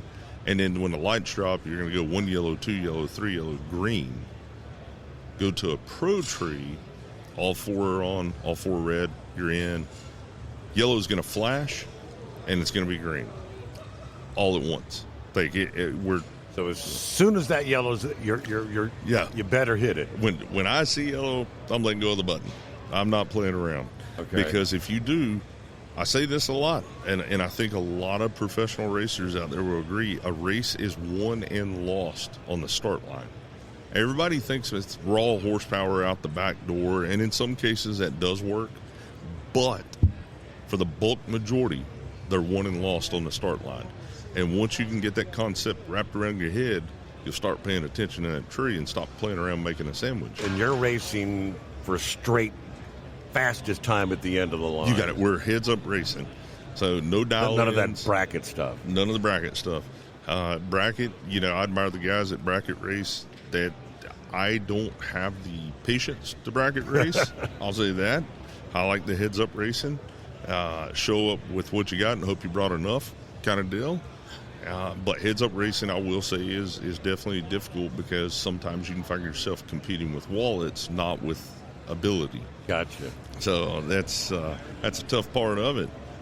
With all that being said, I would like to thank the guys that are part of this program, that are not just my sponsors, but they're my partners in the race program. And for everybody that's out there listening, if you are working on your own personal diesel, I really would suggest take time, look into Hot Shots. Even your trucks you're driving over the road every day, look at Hot Shots and see what type of lubrication, oil, trans fluid, rear gear fluid, any of that stuff that would benefit your vehicle, right? Fast Fuel Systems, they've been on board with us for 8 years. If you have a Class 8 truck, a diesel, you have a pickup diesel, I don't care what size, light duty, medium duty, heavy duty, take a look at what they have to offer as far as fuel filtration goes. It's something that's hugely critical. That the oils, the additives, they work great, but ultimately the beginning of the whole problem is at the fuel pump. What we put into it, if we don't cleanse that, get the air out of it, get the debris out of it, we can't ever even make it to the injection pump to go into the injector, to go into the engine, right? Right. So, huge fan of Hot Shots, Fast, Wagler Competition Products. That's who builds the race engine in the truck. Can't say enough good about them. Guys, if you got a Cummins, if you've got a Duramax, you're looking to hop it up, make some real horsepower, reach out to Wagler, Jeremy Wagler specifically. You can call over there and say Mike Dalton said that you got to talk to Jeremy. He'll love to hear that. Make his day. Kyle Fisher endorses that too. Hey, we got Kyle sitting here with us now. Kyle, have you met Sweet Pea? Sweet Tea. Oh, Sweet Tea. Yeah, Sweet Tea. I thought you said Sweet Pea. I'm sorry. I like Sweet Pea. I think that's a better one. Sweet for Tea's probably more befitting these days. I agree. You know, Sweet Tea, that name, I've had that name for a long time with the guys that I've raced with for a lot of years, and they gave that nickname to me because I like to drink sweet tea in the morning, the middle of the day, night, it don't matter when. But, you know, just finishing up with the guys that are part of the program, because I really can't give enough credit to all the guys that help. RLC Motorsports, that's my shop, but my guys there, they bust their butt to help make sure that truck's ready to go for every race. Ryan Milliken from Hardway Performance, that's who actually does all the tuning on my truck. Mm-hmm. If you guys have a Cummins truck, reach out to Hardway Performance. He has a resolution to your problem, okay? S&S Motorsports, they do our injectors and our fuel pumps. Great guys. Reach out to them if you're needing an injector upgrade or a fuel pump upgrade, and that would be your injection pump, not your lift pump. That's my bulk guys. That's my guys that are in my corner at all times, and I wholeheartedly believe in them because they believe in us, they believe in their product, and they actually put their money where their mouth is. They do the R&D work. They're not just shoving stuff out there on the shelves to say, hey, buy me, right? I can't stress that enough. And Kyle, thank you. He's had nothing but positive things to say about you. Well, he's being nice, though. I got bad things to say about him. That's great. Everybody's got something bad to say. But, you know, the facts of it are, Kyle, I can't thank you enough for, I was telling Steve, I think you and I have been working together for almost 8 years now. And the one thing that I admired most about you is you didn't push anything on me. You talked to me in the beginning. We bounced ideas back and forth. You said, this is what my product is. This is what it can do. Give it a shot. I was telling Steve, you saved the engine in the truck through our oil analysis on something that I would have never have caught. And at the end of the day, it's a $50,000 engine. That's what started that, made me like a believer through and through. And now it's in everything that I own that has an engine. And I will say you single-handedly have really reshaped Hot Shots. And I'll argue that with anybody. Well, you're passionate.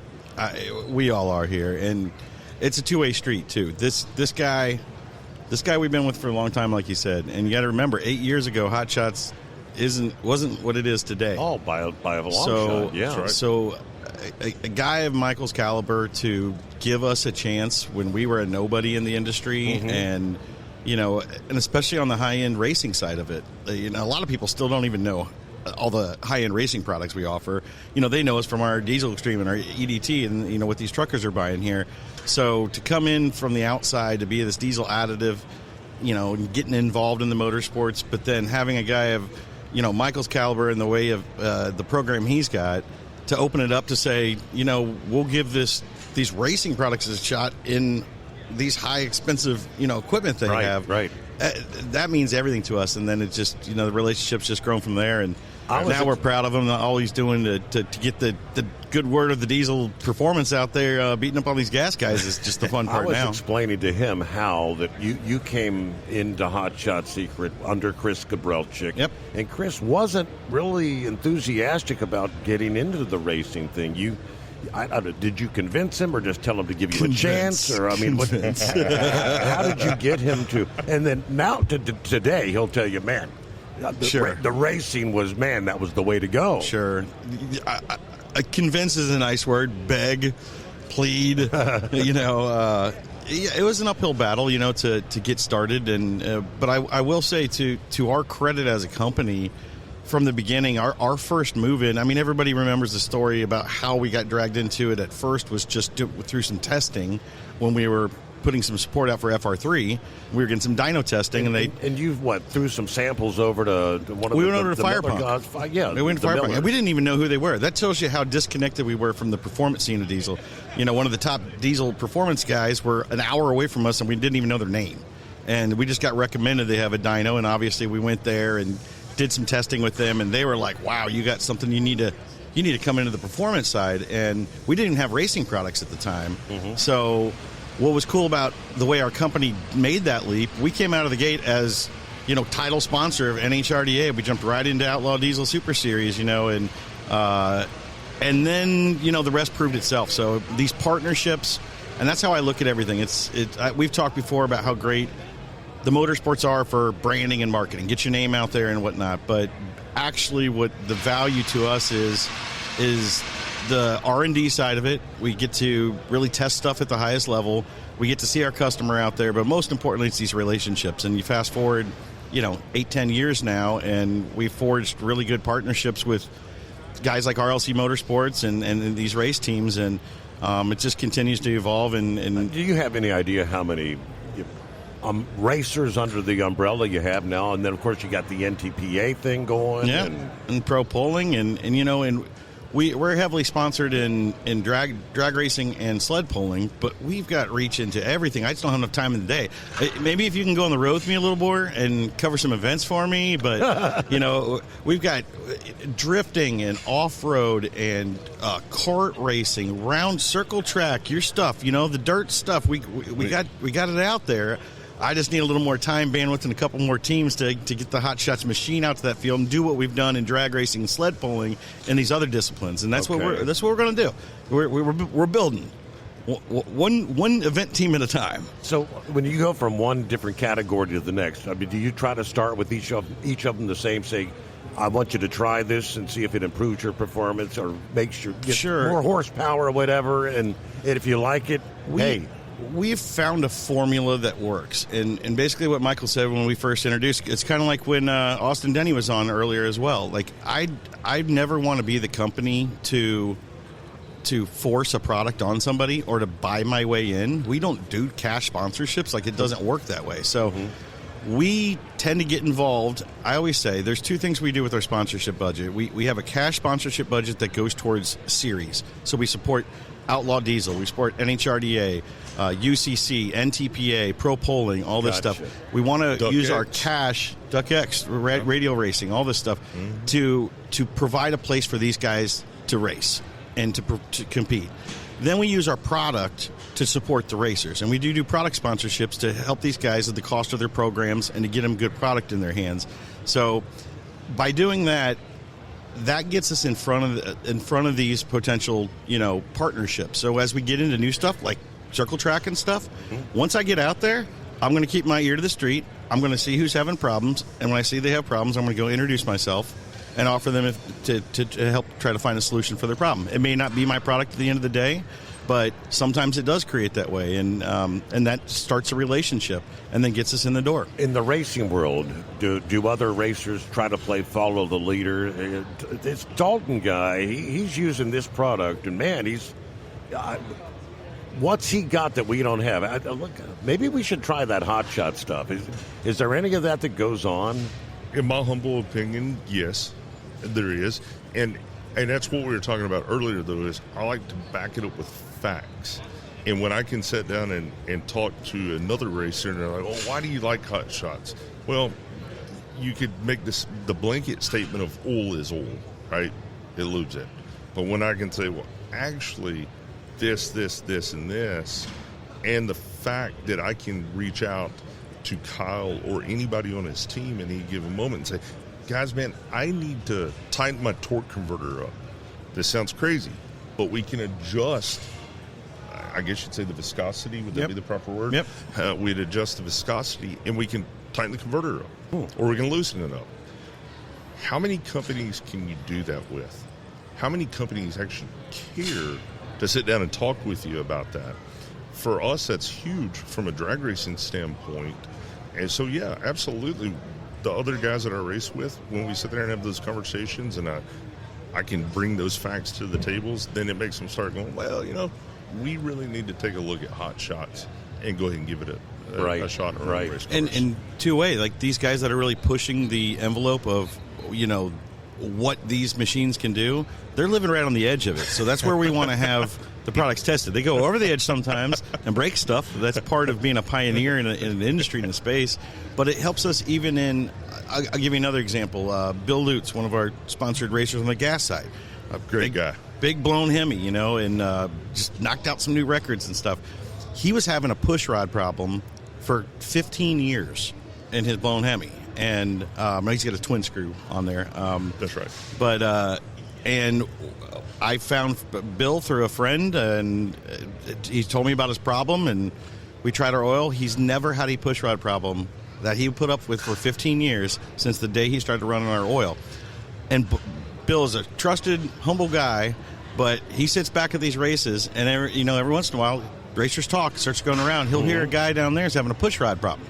He goes, So he'll go down there and just kind of drop a couple of bottles of oil off, say, hey. This might answer your question. I try that. So now we've got this huge following of on the gas side of things that are finding problems there that we're fixing. So I can't be everywhere all the time. So I'm just grateful that we have partners that we work with like this that can kind of speak on behalf of Hot Shots when those situations arise. I've always said I don't want to be a company that is marketing our products, that this is the best. I want people to feel it, use it, see it, and solve their problems. And sometimes somebody who's had a problem solved that can pass it along to another racer is the best way to create new partnerships. And you've talked about the same thing when it comes to the trucking side. You got a fleet. You say, hey, you got 40 trucks.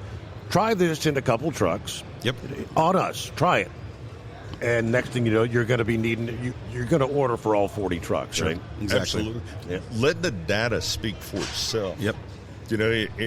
Sometimes it comes across as a sales pitch, but really here's the data. And a trucker today, considering what fuel prices are, every penny counts. Yeah.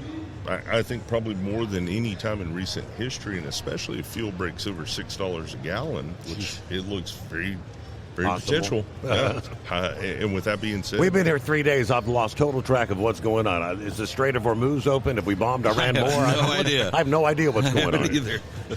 That's a good thing about Matt's. We get out of the world for a little bit and just do some trucking stuff for a few days. That's it. Absolutely. Well, I want to thank Michael. Appreciate all you do for us. Looking for a fun season. It's always fun for you to be one of the guys out there that's carrying a flag for the diesel industry. So I'm just looking to kick up on some gas butt this year. I can't wait. We go back to racing next month, and fingers crossed, we got our program high and tight, and we're ready to go. Are you under like a season series? You race a number of races to see somebody's a champion of the year kind of thing? Yes, sir. So in no time, technically you don't have a championship points run, but we're on the schedule for all the races. Yeah. And what we may end up finding ourselves in is going ahead and get into a class race program here in the next upcoming year. The truck can fit classes.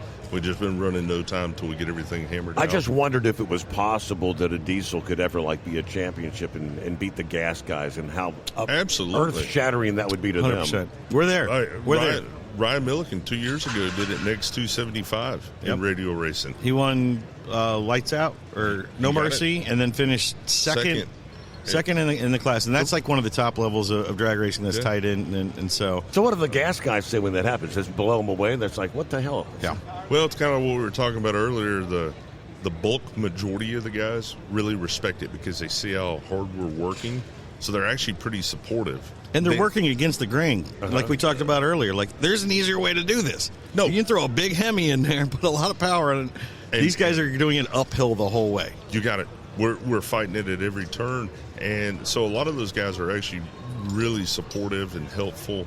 And then you get your couple bad apples that are just jerks.